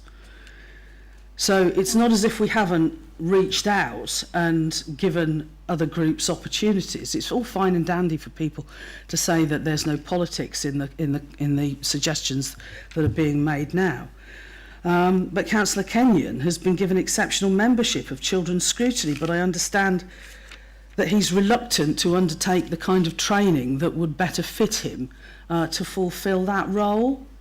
And yet we have Councillor Kenyon proposing this and suggesting that there are councillors in this room, not part of the administration, not part of Cabinet currently, who are better fitted than the people currently involved to lead on the policy aspects of Children's Directorate and adults. If there are councillors out there who feel that they have skills that are able to be better used than they are being used now, then please step forward and talk to the leader. There are, we're very open to suggestions for doing things differently, but this is, you can't suggest that you don't want to have a committee-based system and then be considering voting in favour of this kind of a muddle. Can we draw it to a close, please?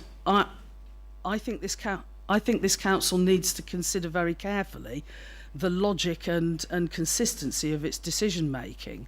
And Councillor, please, you've come to your time. Thank you. And I don't support this. Right. Next one. Chairman, point of order, please. What is your point of order? My point of order is to correct the totally false and inaccurate statement made by the previous speaker. That's a personal. A personal explanation must relate to some material part of an earlier speech by yourself you feel may have been misunderstood or misquoted. Can you explain, please, how you feel you've been misunderstood or misquoted? You have 2 minutes. Well, the previous speaker said that I walked away because of lack of responsibility, etc., etc. She knows that is totally false. I walked away for other reasons which she's fully aware of. And as I reminded her at the previous meeting, she's only there because of the hard work of myself and a few others. It wasn't through the hard work of her and her group. Thank you. Thank you, Councillor. What is your point of order? Thank you, Chairman. What is your point of order? Well, it's stated that I'm reluctant to undergo training and that sort of stuff. I don't know where she's getting that from. But I just think, can we not be nice to each other in the room? Liz, I think you need to learn to play nicely. Thank you, Chairman. Thank you. Do we have any other Yes, speakers? next speaker is Councillor Hewitt, number 8. Councillor Hewitt. Well, start.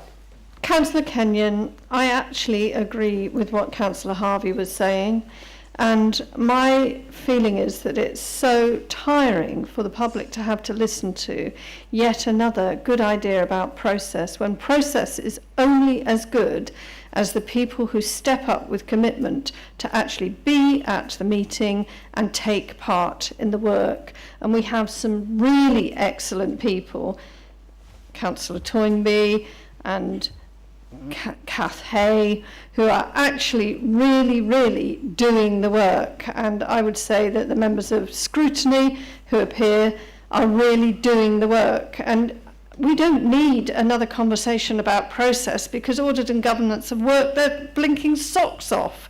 So can we please play nicely and not waste public time? Thank you. Next speaker. Next speaker is Councillor Simons, number 11. Councillor Simons. Thank you. Yeah, just a quick point. I mean, I do understand the sentiment behind the motion and the fact that we're all extremely concerned about how effective we're being, but I'm not a huge fan of creating additional bureaucracy where perhaps it might not be required. And obviously, I've been referenced as somebody, as an opposition person who's been invited to help out in another arena. My question is really to the room. Are there any members here with knowledge, expertise or enthusiasm for children and adult social services who are not involved in the conversations that are going on at the moment and who feel excluded in some way and would be kind of benefit from what this motion is offering? If we could have a show of hands or something. Thank you. Thank you. I don't think we can quite do that. Any more speakers? Yes, last speaker, Councillor Hay, number 8. Councillor Hay. Thank you. I seem to be being referenced quite a lot in this room, so no pressure. No, really, having listened to the arguments, I can appreciate the sentiment behind the fact that there are 53 of us and how we work that in terms of sharing that load. But that then leads me on to thinking about various sessions I've been to recently, one of which being the corporate parent session. And all of us in this room sitting here are corporate parents. And some of us fulfill that role, and some of us are less able, for whatever reason, to fulfill that role. By being involved with wanting to think about how we might improve things for all of the young people in the county, not only looked after children, but every single one of the children in this county. So from my point of view, and I think again we seem to always lose sight of this in all these conversations we're having, this counter argument, this is about the children, the voice of the children, and that should always be in our minds. And I think a lot of the time they do feel let down because they think that we sit in rooms like this and argue endlessly about things and what's best for them, and they then say, well, perhaps try asking us, because we have quite a lot to say about what's best for us. And that came up in the corporate parenting session. A young person did voice her true feelings about how she feels about us, and it wasn't nice, to be honest. So let's start putting children first, and that might mean putting on every report that the council produce, having a voice of the child element to that report, because they are really very important in all this, and let's not forget that. Thank you. Leader, I believe you want to come in? Yes, I was particularly appreciative of Councillor Simon's contribution. And if there are any members who feel that they would wish to stand forward and contribute additionally, then I'd be very pleased to talk with them to see what might be possible. Like many, we sort of appreciate the sentiment behind Councillor Kenyon's suggestion. We do want to do the very best for children. It's a matter of finding the best way. I'm just not convinced about the idea of depoliticising this. We are elected as politicians to be politicians and to give political direction. I do remind cabinet members from time to time they're not to get into the detail too much, because they're there to give political direction. It's for the chief executive to then deliver what we as politicians say. So yes, I agree taking politics out of this area, but at the same time I'm a bit unsure about that, because we've been elected. That's why we're here. And it's possible, if you take Councillor Kenyon's argument far, you actually say, well, why have a politician in this role at all? If you want to depolitise, let's find someone in the community who would be the best to take on that role. And then you're taking it totally out of the political arena, and I just don't think that's appropriate. So I, as many have said, appreciate the sentiment, but I'm not sure this is the way to do it. Thank you. Thank you. Next, sorry, Chairman. Next speaker is Councillor Howells, number 7. I think that's the last speaker. Councillor Howells. Yeah, thank you, Chair. Yours. And as already been said, thank you to Councillor Kenyon for challenging us with some lateral thinking. And it's always good to think of the better ways of doing things. But I've got a question. I can't see there's going to be much different, because as the leader said, it's in, and as the monitoring officer said, it doesn't appear any different here. It's in the leader's gift to either offer it to members of the ruling coalition or others as he thinks fit. So I'm assuming that's what's meant here too, just to revisit and say, are there people who aren't in the coalition who you might invite? But anyway, you've already given the invitation for people to come and do that, so don't quite know how we'd implement it. But there's no suggestion of a time scale to say when this should be implemented, even if it's something that you as a leader felt you wanted to do, because it seems to be in your gift. So I'd like an answer on that from Councillor Kenyon. When would you feel this change should be made? And I'm a bit concerned that even if we should consider a change and agree it, we've just entered with a change of faces in pretty well every job, getting involved with really deep complexities of the improvement plan. And would it really benefit us to change those people now? You know, we're all still struggling to come to terms with exactly what's involved in the detail of it. I'm not sure it would help us to do it more speedily or more efficiently. And the last point I wanted to make, on a point of information, in total fairness, one of the things that the Vice Chair and myself implemented right at the beginning was we recognised greater training required for scrutiny. So we're putting together a more in-depth training programme, and every member of the committee was asked to say what they thought their skills were and what training they needed. And I think Councillor Kenyon will agree that his reply was he didn't need any training. I think it's only fair to say that was a response to the question, having made 2 points. One that he didn't want training, and one that he didn't know where that came from, but that's where it came from. In the interest of activity, I think it's important to say that. Thank you. Thank you, Councillor. Councillor Kenyon, do you wish to respond to that? Yeah, absolutely, Chairman. Yeah, I feel I'm fairly well trained in scrutiny. I've been doing it for a few years now. When I said when it comes to scrutiny, we seem to have meetings for the sake of having meetings, and I did make that clear to the Chairman. I very much want to come to meetings to achieve something, not sit in a room. I have been away, getting married and the like, so I've missed a couple of meetings, I admit. But however, it's not saying I'm not going to sit in and listen. It would actually be nice to be able to have a vote on it, but this council decided in their wisdom that wouldn't be allowed to. Sorry, the other question. What was your other question there, Philip? The time scale that you felt this should be. Well, not immediate. I mean, as I said right at the top of this, it's not about the current administration. It's not about the runners and the riders right now. It's about trying to put something in place for future administrations, and that's what it's simply about. I'm not trying to knock anyone in any way, shape or form. I know everybody within here is working as hard as they can to ensure that we keep children and adults safe in this council. So it's as and when, but it's a thought, because you may well have, at the minute, you may well have someone in the blue team that's fantastic at this, but won't come out with the administration now because it's 18 months before an election. You know, that's the sad reality of politics.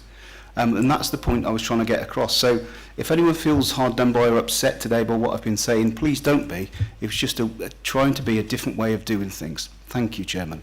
Thank you, Councillor. I think we now come to Councillor James to second this motion. You have 3 minutes. All right, thank you, Chairman. Thank you. Can I say I agree to second this motion? I have some reservations about it, but I think we've got to look at a different way of doing it. It's failed up to now. And whilst I don't think this is the perfect solution or the appropriate solution necessary, I do think it needs looking at. The problem we have is the administration, the one thing that they stood on was the reintroduction of the cabinet, of the committee system. Having been elected and found themselves in the position to be the cabinet, it was in all their literature. All right, please. All the literature of the current administration was that they were going to do away with the cabinet system. And you know, I can produce that if necessary. You actually fought on it. It was the principal plank of your campaign. Be quiet, please. You have some manners. There's a matter of accountability. Some years ago, Birmingham City Council had a similar problem to we have now, only not as great. We've had recently. The chief executive resigned, the leader resigned, and the cabinet member resigned, and they went on. We seem to be acting as if nothing has happened. Oh, it's we're on the path. We've put in new procedures, new protocols, etc., and all's going to be well. Let's be realistic. People listening in would find this very, very strange, who know what has happened. The fact that, we're saying that the cabinet member is doing an excellent job. I do hope she does do an excellent job. But it's too soon to tell. Too soon to tell. And the myth The myth that somehow people are appointed to the cabinet, the best people for the job. I've never known a cabinet ever that had the best people doing the job. They're all for various reasons. Some of them are merit, but some of them are political expediency in order to keep the control of the council. So don't put out these expressions that are totally untrue. The reason I was prepared to second this was that I feel that something different has to be done. And if we don't do it differently, we're only a short way from losing responsibility for children's social care. And we're very, very near to it. Thank you, Councillor. Monitoring Officer, have we had any amendments proposed? No, we go to the We can Councillor go to the Kenyon vote then. No, Councillor Kenyon. Oh, Councillor Kenyon. Thank you for coming back to me. As I said before, it's not to do with now. It's the future and seeing whether we can change it to a better way of doing things. 18 months' time, 2 years' time, whenever it is, a lot of us will be gone. And there will be, well, you like to think the continuity of the councillors, the officers, we need continuity going forward. So that's the long and the short of it. And it's no reflection on this administration. Thank you, Chairman. Thank you. And we will now move to the vote. So, members, you are asked to clearly raise your hands to indicate if you are for, against, or abstain on this recommendation. All in favour, please show.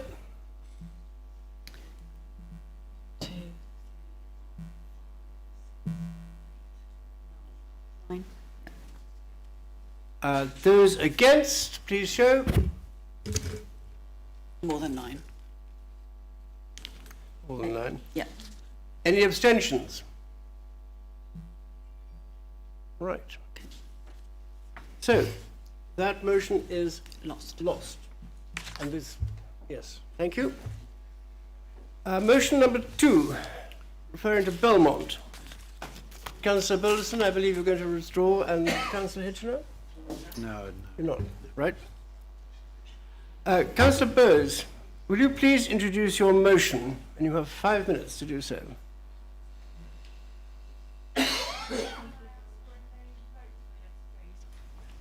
You have 8 supporters? I do. Would you stand up or put your hands up? 1, 2, 3, 4, 5, 6, 7, 8. Yep. That's okay. You got your 8 votes. You will have a name vote. Thank you. Thank you. Firstly, I'd like to thank Councillor Milne for his work on producing the sketch drawing that you saw in front of you today, which is provided to give you a view of the areas we are talking about. It is not a scale drawing, but an indicative illustration. I would also like to thank him for the considerable background history to this motion. This motion is about protecting the land around Belmont and adjoining hamlets, protecting the Abbey Church of St Michael and All Angels, Belmont Pools and the Country Park over to the National Trust properties on both sides of the river, and the Green Bank field to the south of Warnham House, which is a field in trust. The field is used as open space by ramblers, dog walkers, runners, children, nature lovers and fishermen on their way to the River Wye. The owners maintain the field and its 4 magnificent veteran trees. The historic setting and association with the artist Brian Hatton makes this a particularly significant field. Belmont House is Grade 2-star listed, so that puts it in the top 6% of all listed buildings. This is an acknowledgement of the importance of the building, which was designed by 2 of the most significant architects of their day. Unfortunately, during recent months, children from the local area have found out about Belmont House and have been smashing windows and gaining entry to the property. This is not only worrying from a historic perspective, but also the building is in a dangerous state of repair. Ceilings and floors could collapse and cause serious injury. Many residents voiced their concerns, and after I contacted the police, the landowner arranged for the house to be boarded up. This is a beautiful building which should be restored so that it can be enjoyed by residents and tourists to the area. The land around the house also has significant historical importance, and my colleague Councillor Milne will go into more detail. I am proud to represent Belmont Rural. I live in the ward, and every morning I wake up to the noise of birds, sheep and abbey chimes. During the lockdown, a number of visitors to Belmont and surrounding areas increased dramatically. Many people were not aware of the beautiful walks and the scenery they had around them. They were surprised and delighted to walk through fields, often with their children and grandparents. Belmont Rural Parish Council work incredibly hard to protect our existing open spaces in the area, including Abbeyview West, East and Jubilee Field. The walks around Belmont are delightful and loved by all ages. Belmont Rural Parish Council has received requests from walking clubs to try and improve the height of stiles for older residents. The Abbey Church of St Michael and All Angels is also a 2-star listed building. The Abbey Church is one of the principal works of Edward Welby Pugin and to a lesser extent his brother. A community of 30 monks live at the Abbey, following the 6th century rule of St Benedict and under the guidance of the abbot. Every year pre-COVID, the Abbey welcomed individuals and groups to the Abbey for a day and residential retreats. Guests have time for private prayer and rest and enjoy the peace and beauty of the countryside. The National Trust land on the Eton Bishop side of the river used to come right up to the boundary of Belmont Park and Golf Course. Wouldn't it be wonderful if the riverside walk from the city through Belmont to Eton Bishop could be reopened? Belmont Pools and Country Park is a beautiful space for a walk, picnic or walk around the paths. The Country Park Supporters Group have a fantastic 7-year history of maintaining the Haywood Country Park. In conjunction with Herefordshire Council and BBLP, they are hoping to provide a storybook trail as an added attraction soon. People of all ages enjoy the land, and the newly elected councillor for Newton Farm has posted on many occasions about how wonderful the area is, and I agree. The declaration of a conservation area does not mean that Herefordshire Council would gain control over these areas, but the declaration would set a framework to influence and enlighten stewardship of these beautiful areas. The motion is about protecting the environment for our residents, our future residents, and our future generations. I would call upon you to support this motion, and I look forward to hearing the debate. Thank you. Thank you, Councillor. Report now needs to be seconded, and I believe Councillor Milne is prepared to second this. Yes, of course you can. Thank you. Yes. And we will now move to the debate. Just wait a moment. Members are entitled to speak once during the debate and for 3 minutes each. The Vice Chairperson will be keeping a list of members who wish to speak during the debate, and please can members indicate to the Vice Chairperson if they intend to speak. I believe Councillor Yes, Chairman, Councillor Matthews is the first to speak, number 1. Councillor Matthews. Yeah, thank you, Chairman. I wholeheartedly support this motion. Brenton Parish Council for many years have sought to get the ANOB extended up through that area onto Bredwardine. Both sides of the river are something of outstanding beauty and which should be protected. So as I say, the parish council, the local parish council and I have been fighting this issue for a good many years. So I have no hesitation in supporting it, which is also supported by the local Brenton Parish Council. Chairman, I think the proposal will recognise there's more historic buildings to the north of the river than what there is to the south, but they all need protecting, including the old ancient Bishop's Palace, which has a tremendous history. And so, as I said, to have this conservation area is warmly welcomed, and as the full support of myself and my colleagues. And Councillor Bowes mentioned the church on the south side of the river. I think, members, that we should be looking at protecting far more most of our attractive historic churches around the county, particularly in rural areas which have been neglected, and it's high time that some support was found and some policies put in place to deal with that issue. So I wholeheartedly support this motion, and I don't think there's anything else. As I said, It's something that the parish council and I on the north side of the river have been pursuing, and she mentions the Queen's Meadow, the Queen's Field, etc., which Lady Darnley opened. So there's a lot of activity taking place on the north side. So to combine the two, the both sides, and protect it, I warmly welcome and support. Thank you. Thank you. Thank you, Councillor. Councillor Roan, number 15. Councillor Roan. Yeah, a question here to, I have looked up the, well, semi-looked up the answer. Is this the normal route for creating a conservation area? Is it how every conservation area in Herefordshire has been achieved? Does it always come to council, or is there a process? Normally when we're at planning, we all look at Councillor Milne for an answer at this point. I'm not going to look at Councillor Milne at this point, because that would be I think unfair. this is more a But, legal, yeah, legal so point. the question would be, is this the normal route, or is this just one of many routes that can be taken? If this is the normal route, and I listening to Councillor Bowes and being an avid fan of the works of Hatton, completely understand all the descriptions she was giving, but I could say the same about probably anywhere in the 800 odd square miles of Herefordshire. It's all beautiful. I had some friends who I picked up from the airport a while back, and they live in southern Spain, and they asked me on the way between Worcester and Hereford, why do we grow the grass? What are we growing it for? It must be there. We should have planted it.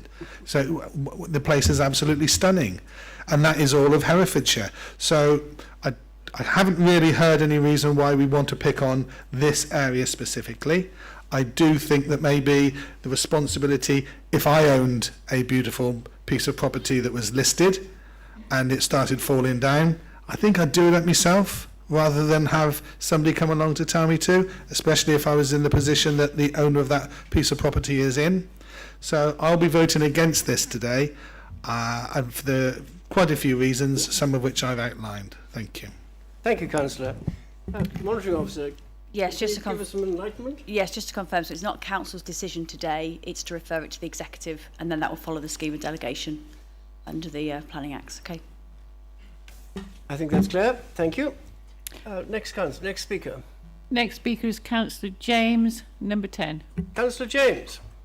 Thank you, Chairman. I'm happy to support this, but I also have to add two things.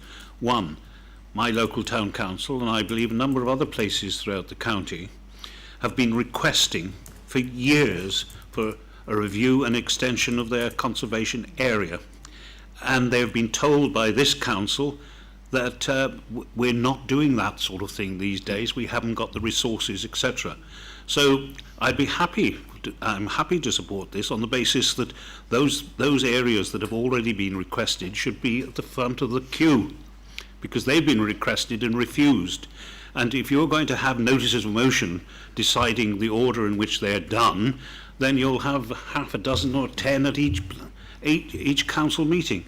But I also caution that the powers and the conservation order give you are very, very limited.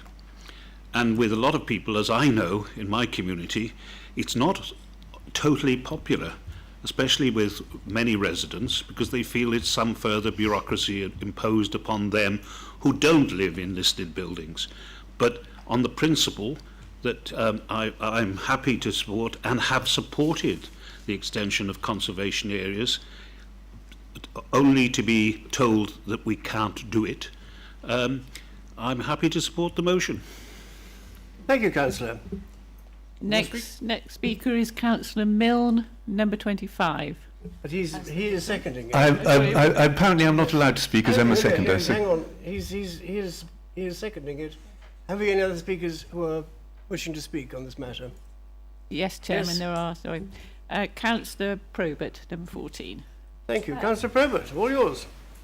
Okay, just quickly, I believe, and I have missed quite a lot of emails because I'm quite new to this, I've only actually recently been included in the emails, so I don't actually know what's going on in the area.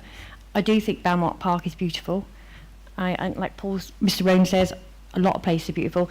I am going to abstain from this until I've looked into it more to see what's going on. As you all know, I'm still going to fight for this bypass, and I want to make sure it doesn't interfere with that. Thank you. Next speaker is Councillor Lester, number 20. Councillor Lester. Your stage. Thank you, Chairman. I think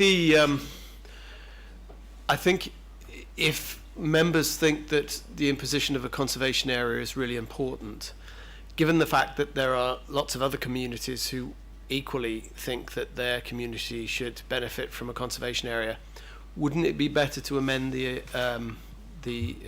proposal to say that the executive be charged with looking at a review of all conservation areas, so that the council can get a better understanding of whether or not they think there's any places that are being left out of benefiting from being a conservation area. And I think that if there are lots of other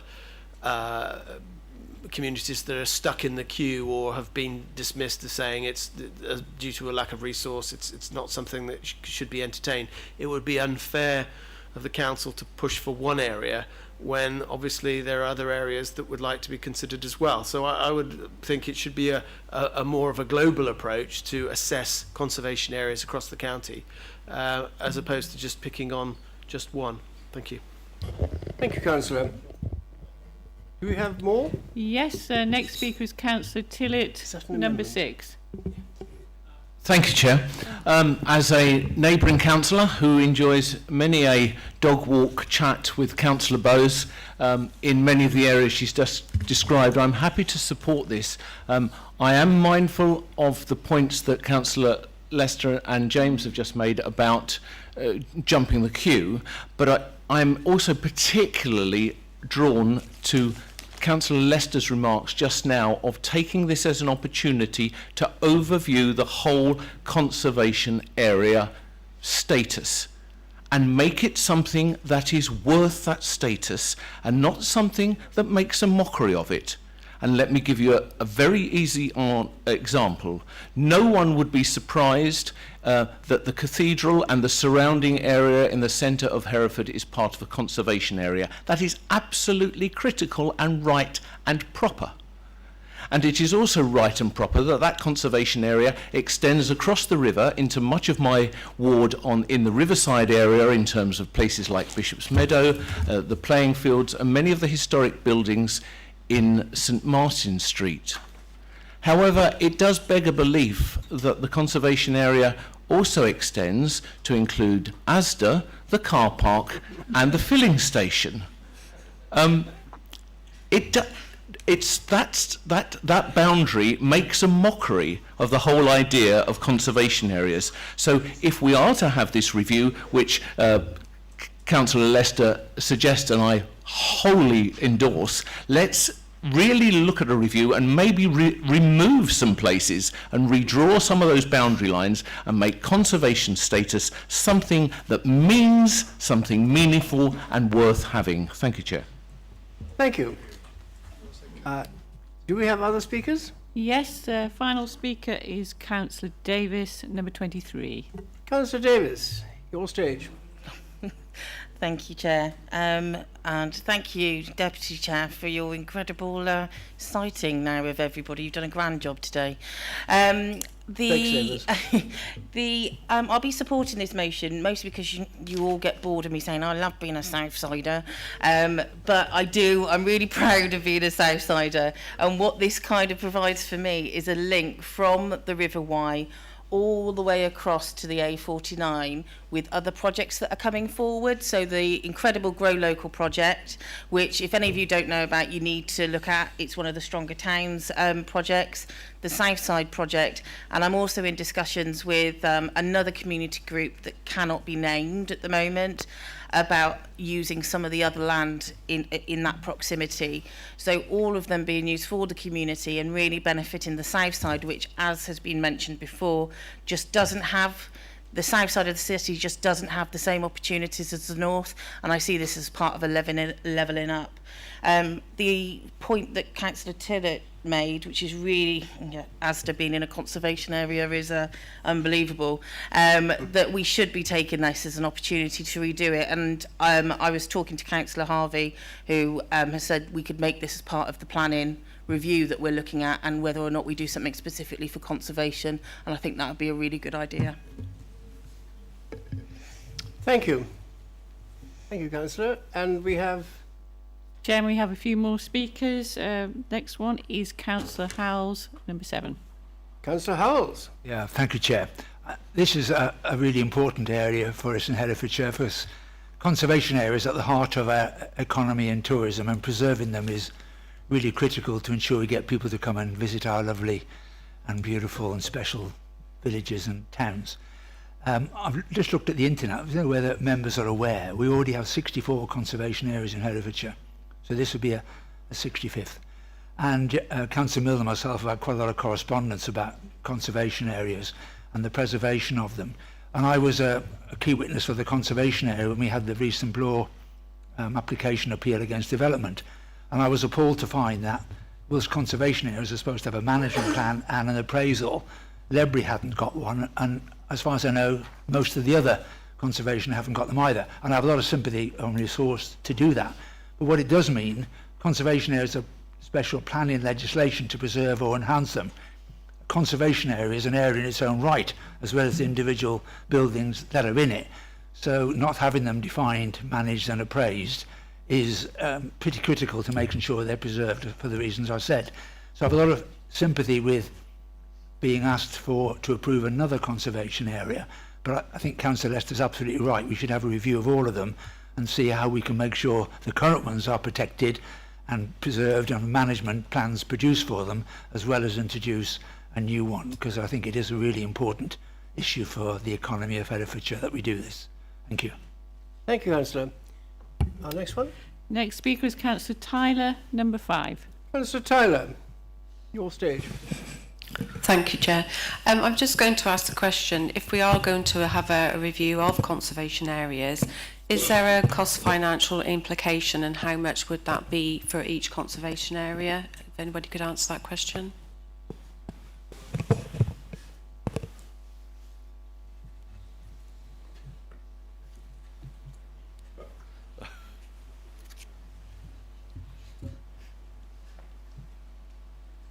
Sorry.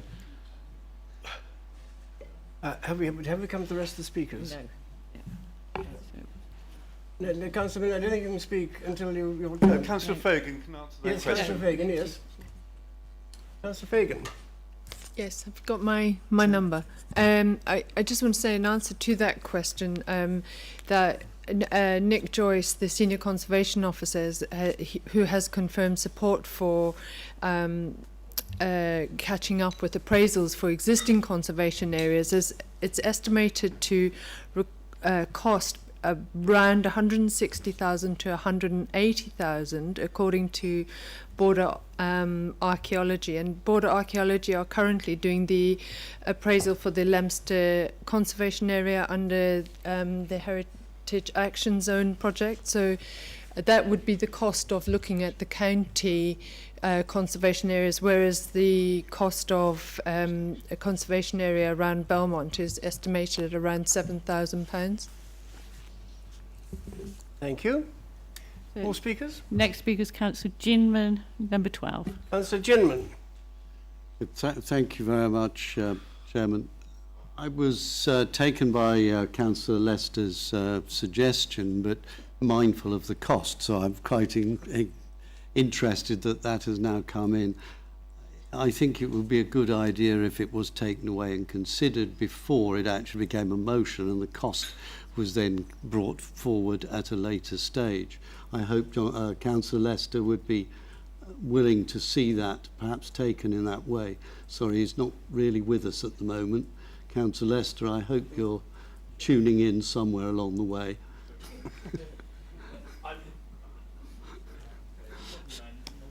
Thank you. He won't tell. Can I just point out, may I just finish my point? Wiltshire has 246 conservation areas. Cornwall has 146. We have Cotswold has 145. Just to point out that the area of outstanding national beauty, we've been working on one of those, and that's been an ongoing thing through the Golden Valley, linking up to Forest of Dean and to Malvern, working with Worcester Council for some time, just for Councillor Roan's knowledge and for others. So there are other areas where indeed consideration is being given to AONBs, but let's not muddle AONBs with conservation areas. Each of those has their own particular purpose and, of course, designation in legal terms. Thank you. Thank you, Councillor. Do we have any other speakers?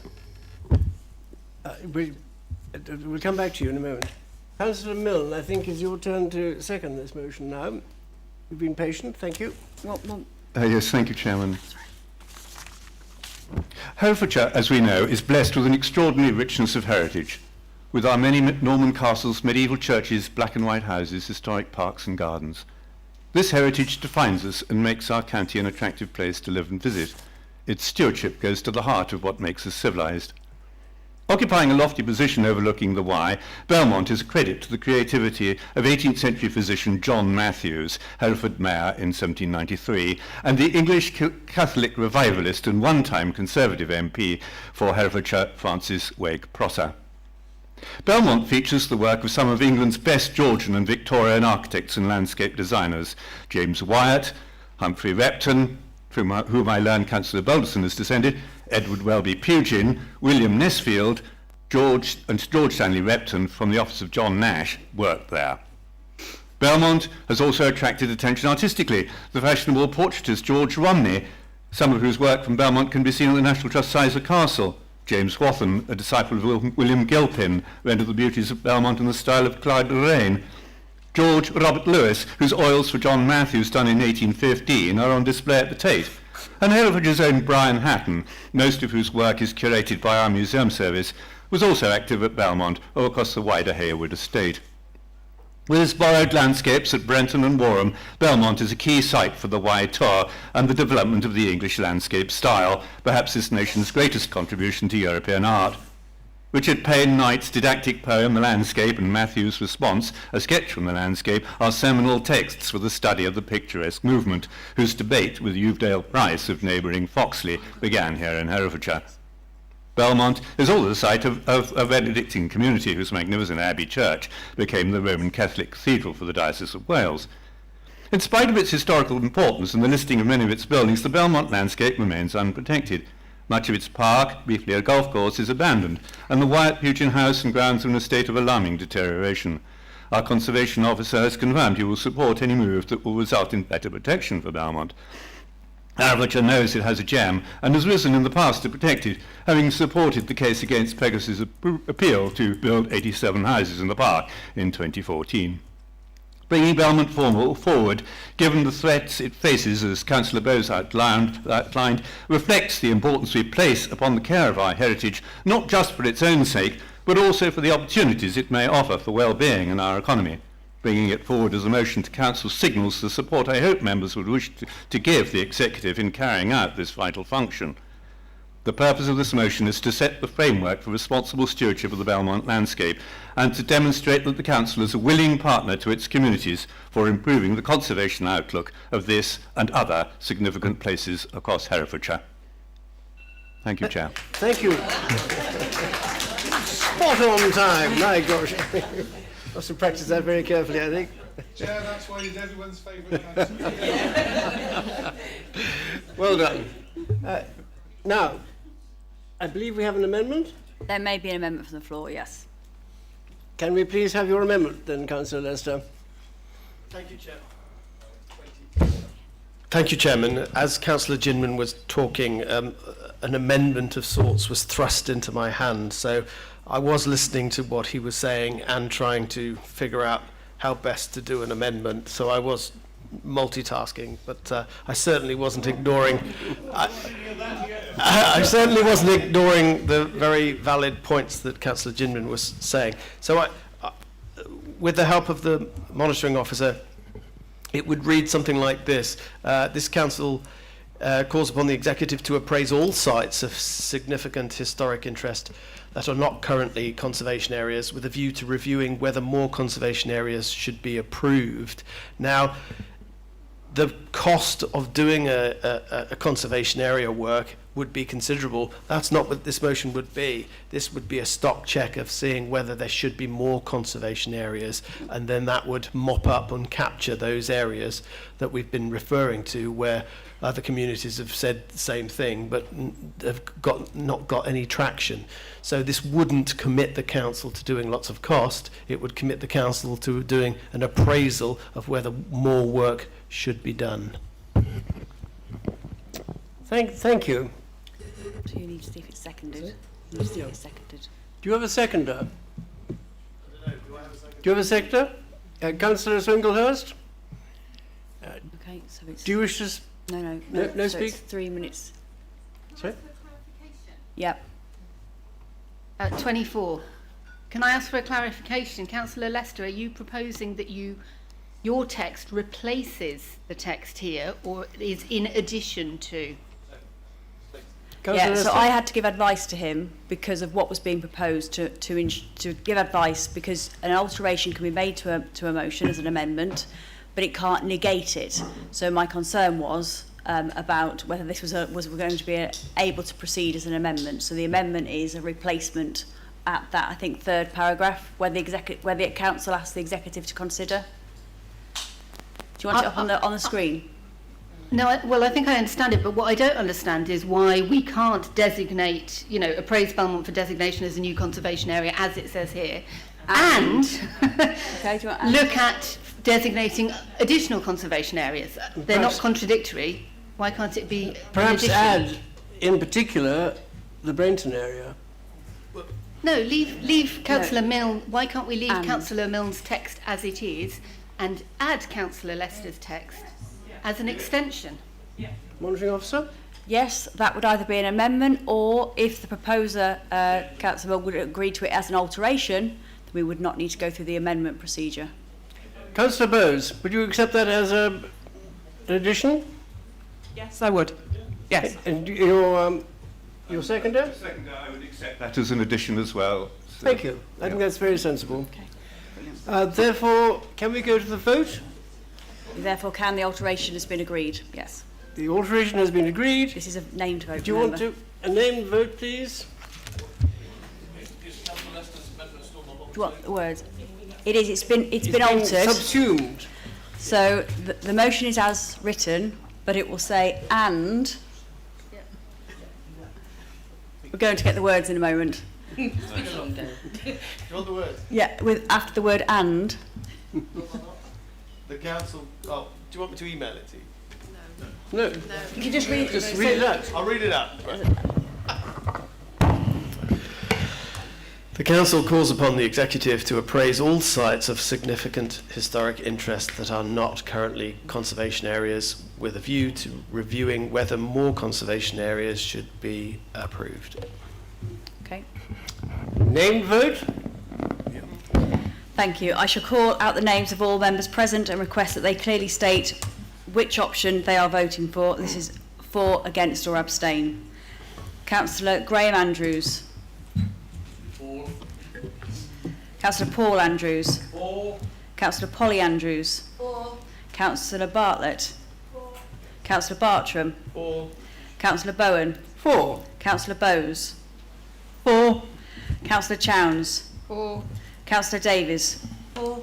Councillor Durkin. For. Councillor Fagan. For. Councillor Guthrie. For. Councillor Hardwick.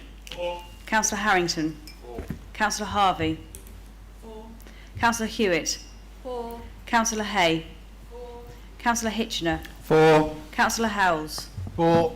Councillor James. For. Councillor Ginman. For.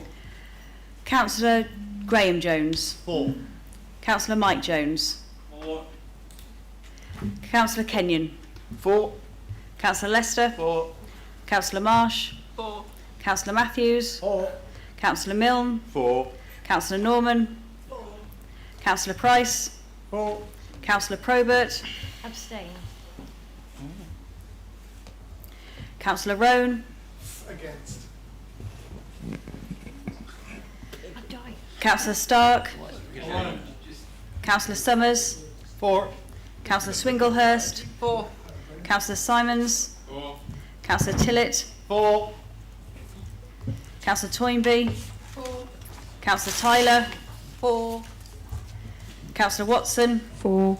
Councillor Wilding? 4. I think that motion is carried. It is. Thank you. Recount. No chance. We now come to motion 3, Wyand Lug bathing water, proposed by Councillor Stark, seconded by Councillor Milne. Councillor Stark, please introduce your motion, and you have 5 minutes to do so. Yes, thank you, Chair.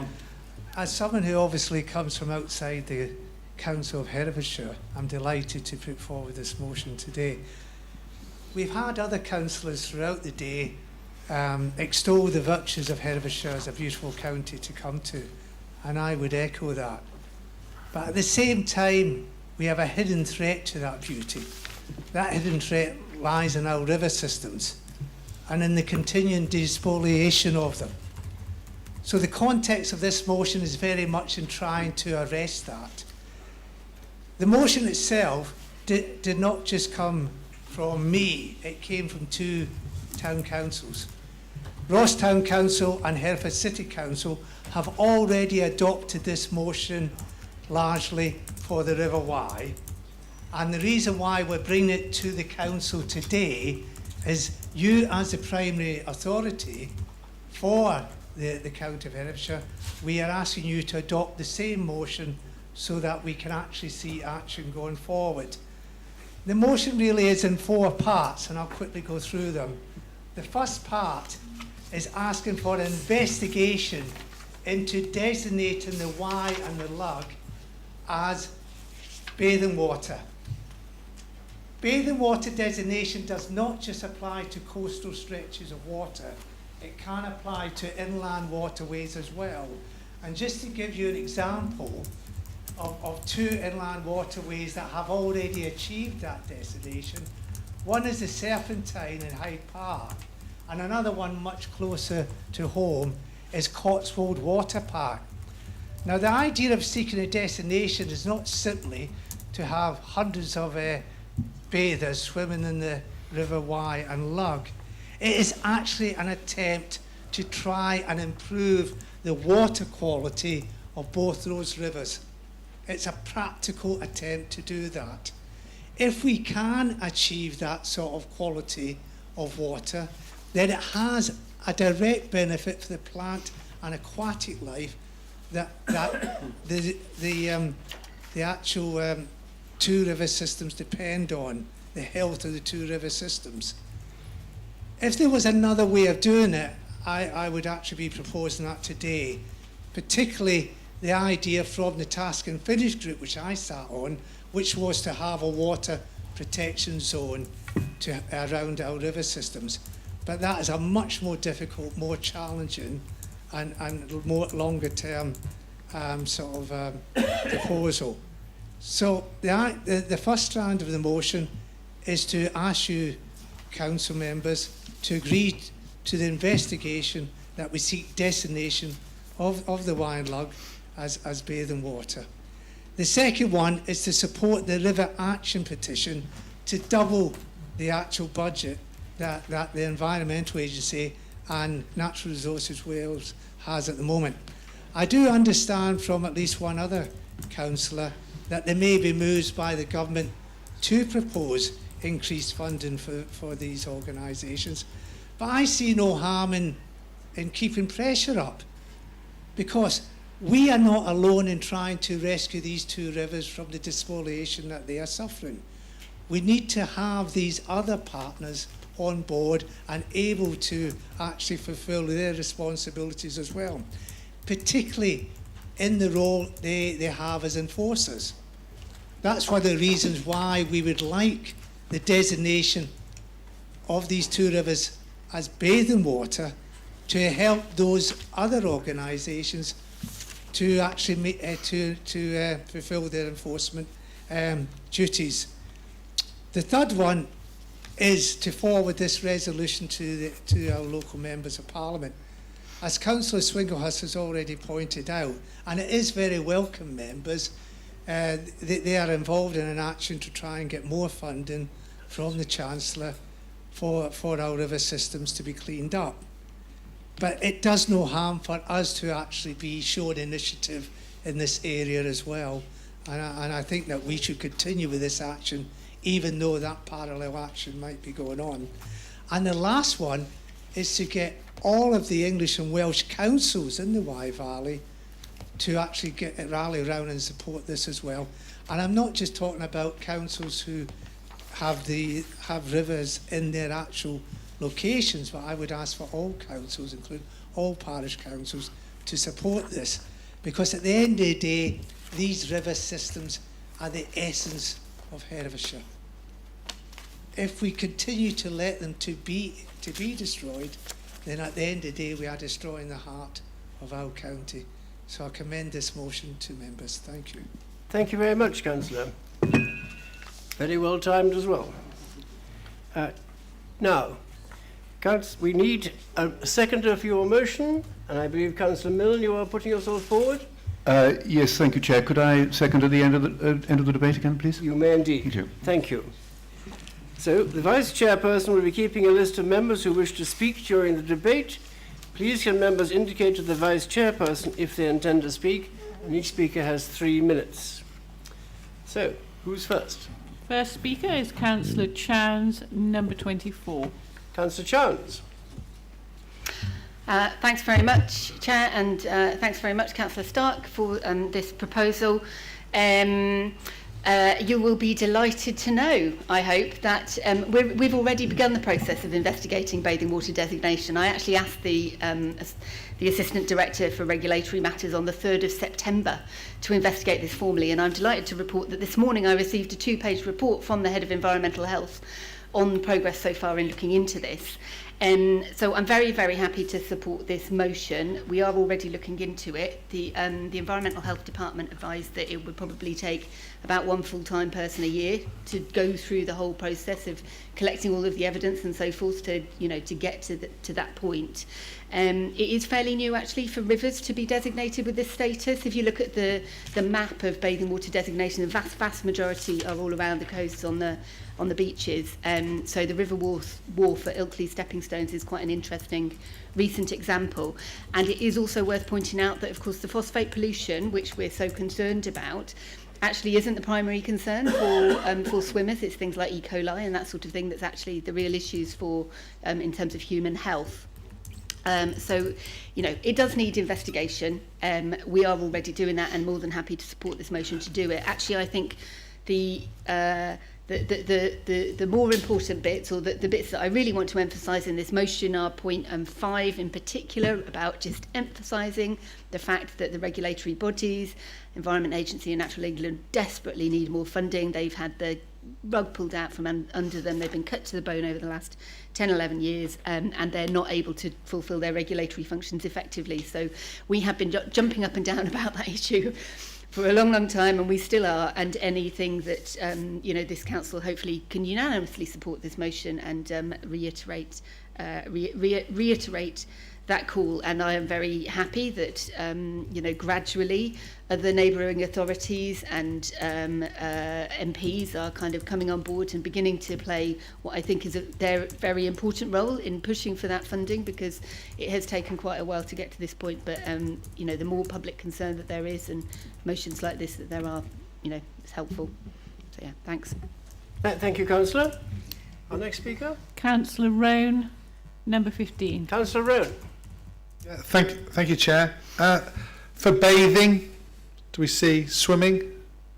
Oh, we are going to encourage people to swim in the river. Okay, 9 weeks ago this council put out a warning, do not swim in the river. Are we going to tell the youngsters that it's okay to swim in this part but not in this part? Are they going to take any notice? I don't want to be a bit of a downer, but the River Wye Dunlop takes some sort of lives. Everybody in this room probably knows somebody who's lost their lives in that river. I think that if we want to go for any designation at all, the water protection zone, it might be more challenging, but it doesn't say to youngsters, here you can swim. It says this area is protected. The two aforementioned bodies of water that Councillor Stark said about the Serpentine and the Cotswold Lake, I don't think they're free-flowing Somebody put me right on that. I think they are enclosed bodies of water, therefore they don't have undercurrents. So, and coastal water, yes, you have riptides, but they are, you know, at least you tend to find that there's somebody there going to be watching it. You have lifeguards. Are we going to have a cost implication here on having lifeguards in certain areas? And if it's a whole stretch, how on earth are we going to look after it? Once again, that makes me go to a water protection zone rather than a here you can swim. Councillor Tillett, who is got a very large chunk of the River Wye in his ward, will back me up on this and say the number of youngsters who jump off any given bridge in the city centre during the warm months is terrifying. Yeah, the clever little soldiers know exactly where the plunge pools are, but I'd hate to think that one of them didn't. So I'm all for supporting this, but I don't want it to be called a bathing water. I want it to be called a water protection zone. I do not want anybody to be encouraged to swim in the river at all in any way, shape or form. It is a very, very fast, free-flowing body, and in certain areas it is fatally dangerous.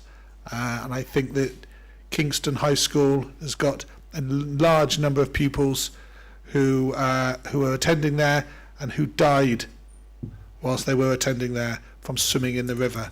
So can we give it another name or go for the higher protection status, please? Thank you.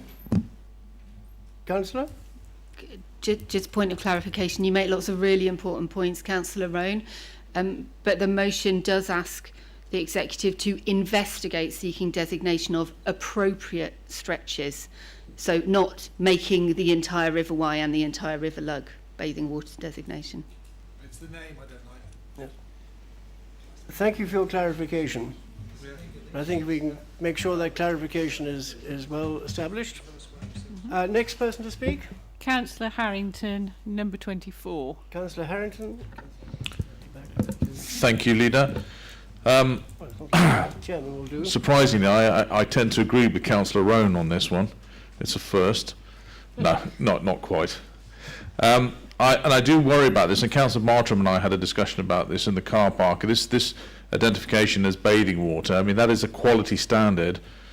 It doesn't necessarily mean you should be bathing in it, but of course we can't get away from the fact that if we are seeking to designate an area as an area of bathing water, that is going to be, that is going to be an implied, an implied designation. Well, it's not an implied designation, it's a designation which is not just going to be focusing on water quality.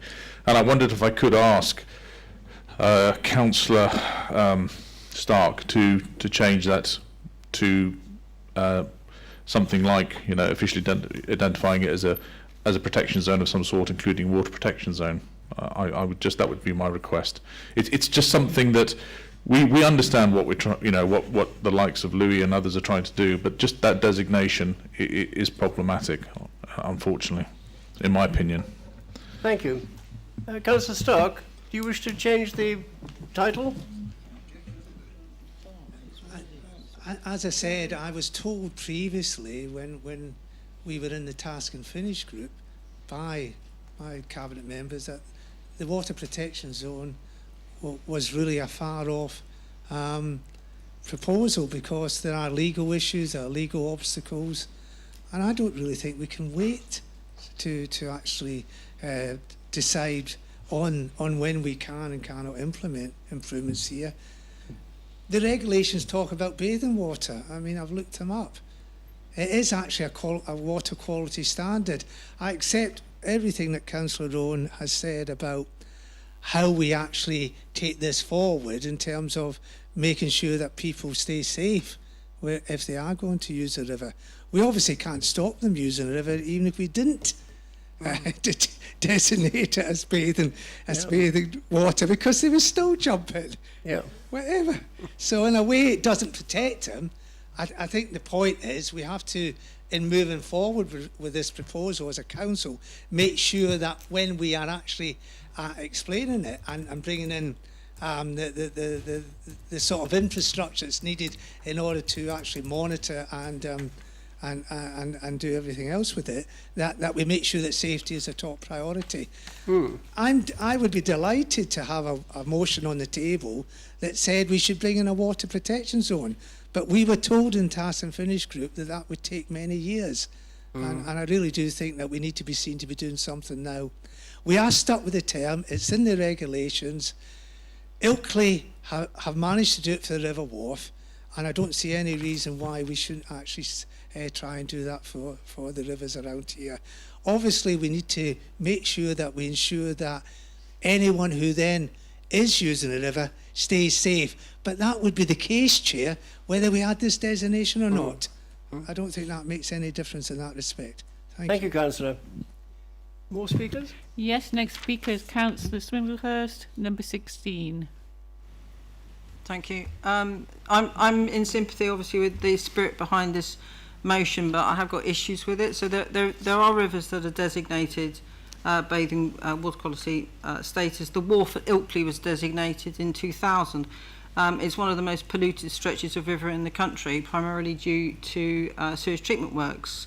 On a sunny day, up to 2,000 people go to the wharf at Ilkley to enjoy the cooling water and the high levels of dangerous bacteria.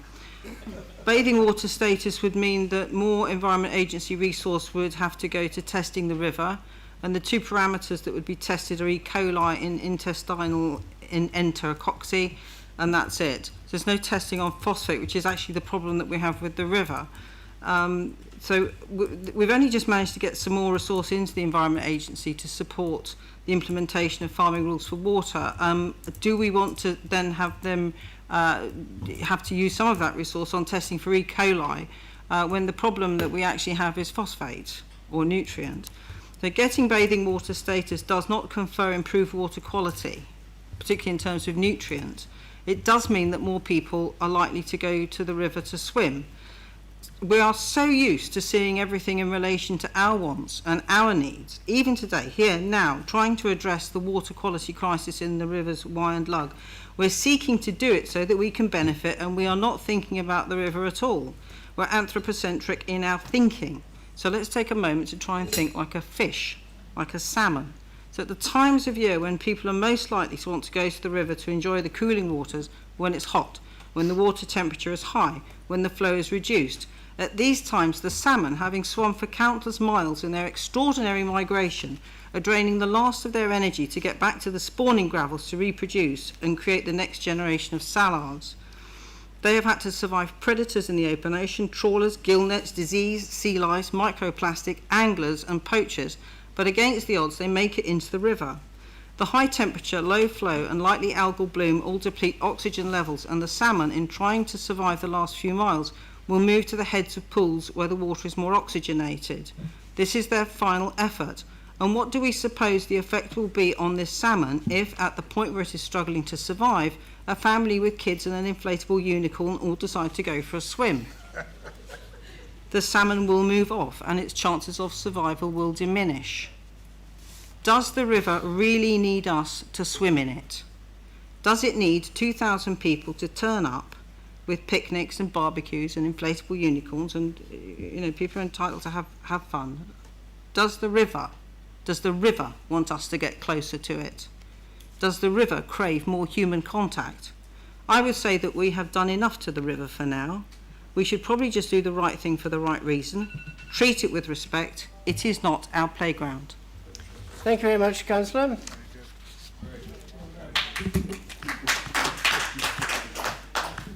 Next speaker, Councillor Summers, number 4. Councillor Summers. Chair, most of what's been said I had written down here. I'm one of those young 11-year-olds that almost drowned in the River Wye. It's probably one of the most dangerous rivers in England. It's got one of the worst undertows. And while I like the reasoning, I can't support bathing waters. It just tells people that it's a swimming hole, and people are more likely to go swimming. Sorry. Thank you. Thank you, Councillor. Next. Councillor Tillett, number 6. Councillor Tillett. Thank you, Chair. I was happy to support this in the City Council, and I'm particularly happy that, having had the backing of the City Council and Ross Town Council, it's colleagues from those two councils who are putting this forward. Let me do something slightly different here. Let me give you 3 reasons to support this because of things it is not. This is not an end in itself. This is a means to an end. It is a means to improve funding for the Environment Agency, which is woefully, woefully underfunded. This is not a magic wand. It is not the silver bullet that will solve the problems of the why. The problems of the why are far too complex and multifaceted for any one measure, but it is a measure. It is a step.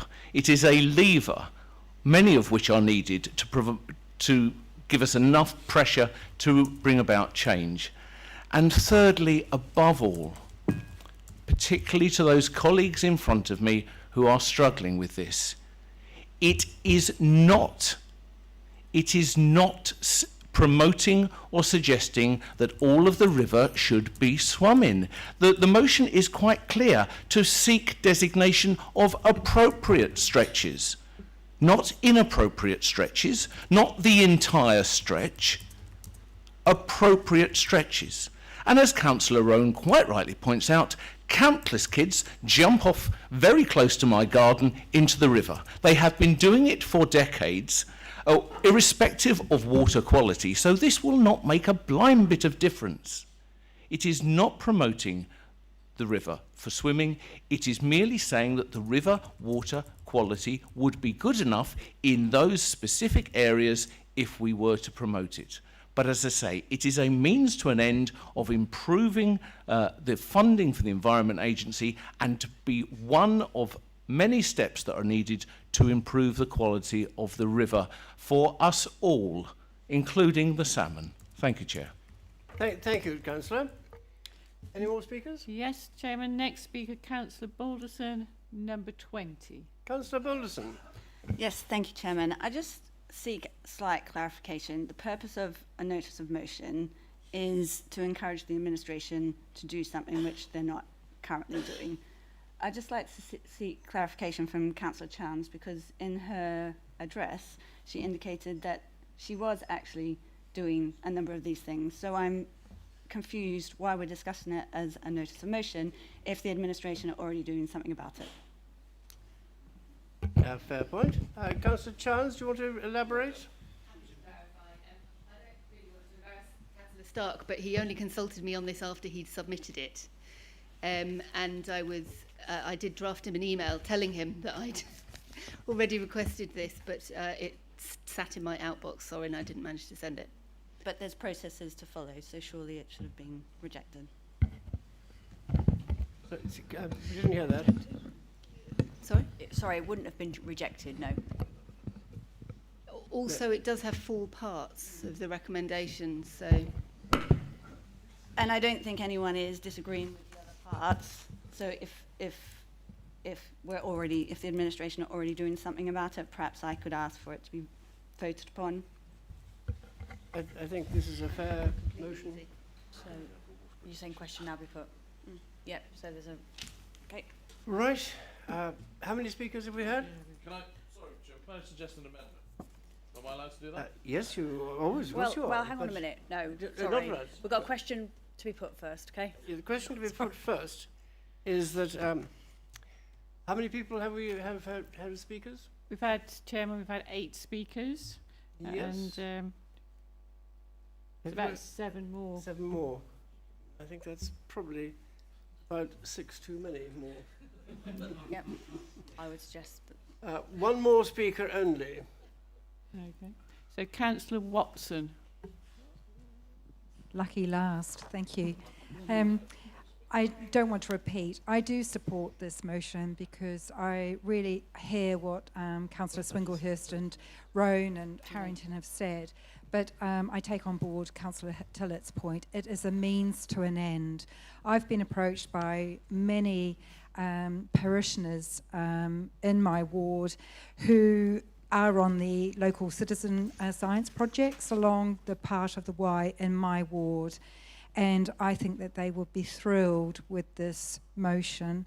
And can I just add, is it possible to add to point 7 to include the Wye Valley AONB Joint Advisory Committee, which comprises Forest of Dean, Monmouthshire and Herefordshire councils, but also other key agencies, and actually would support the Wye Valley AONB's office projects that are also testing the River Wye as well.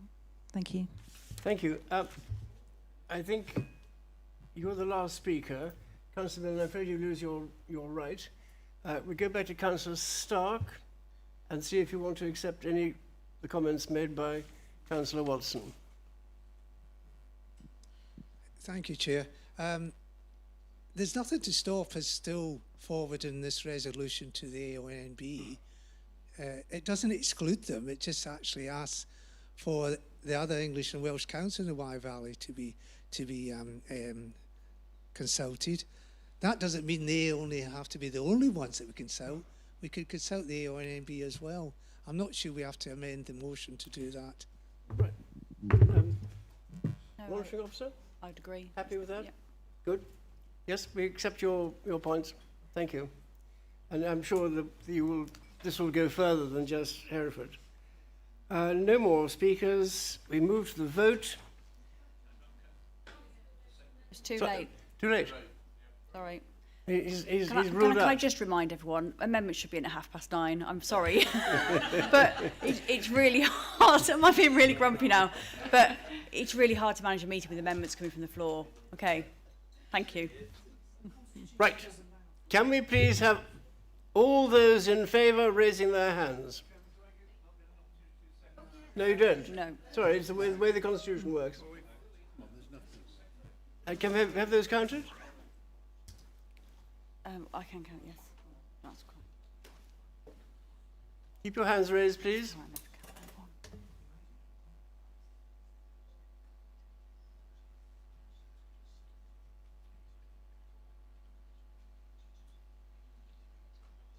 Twenty-four. Those against, raise your hands.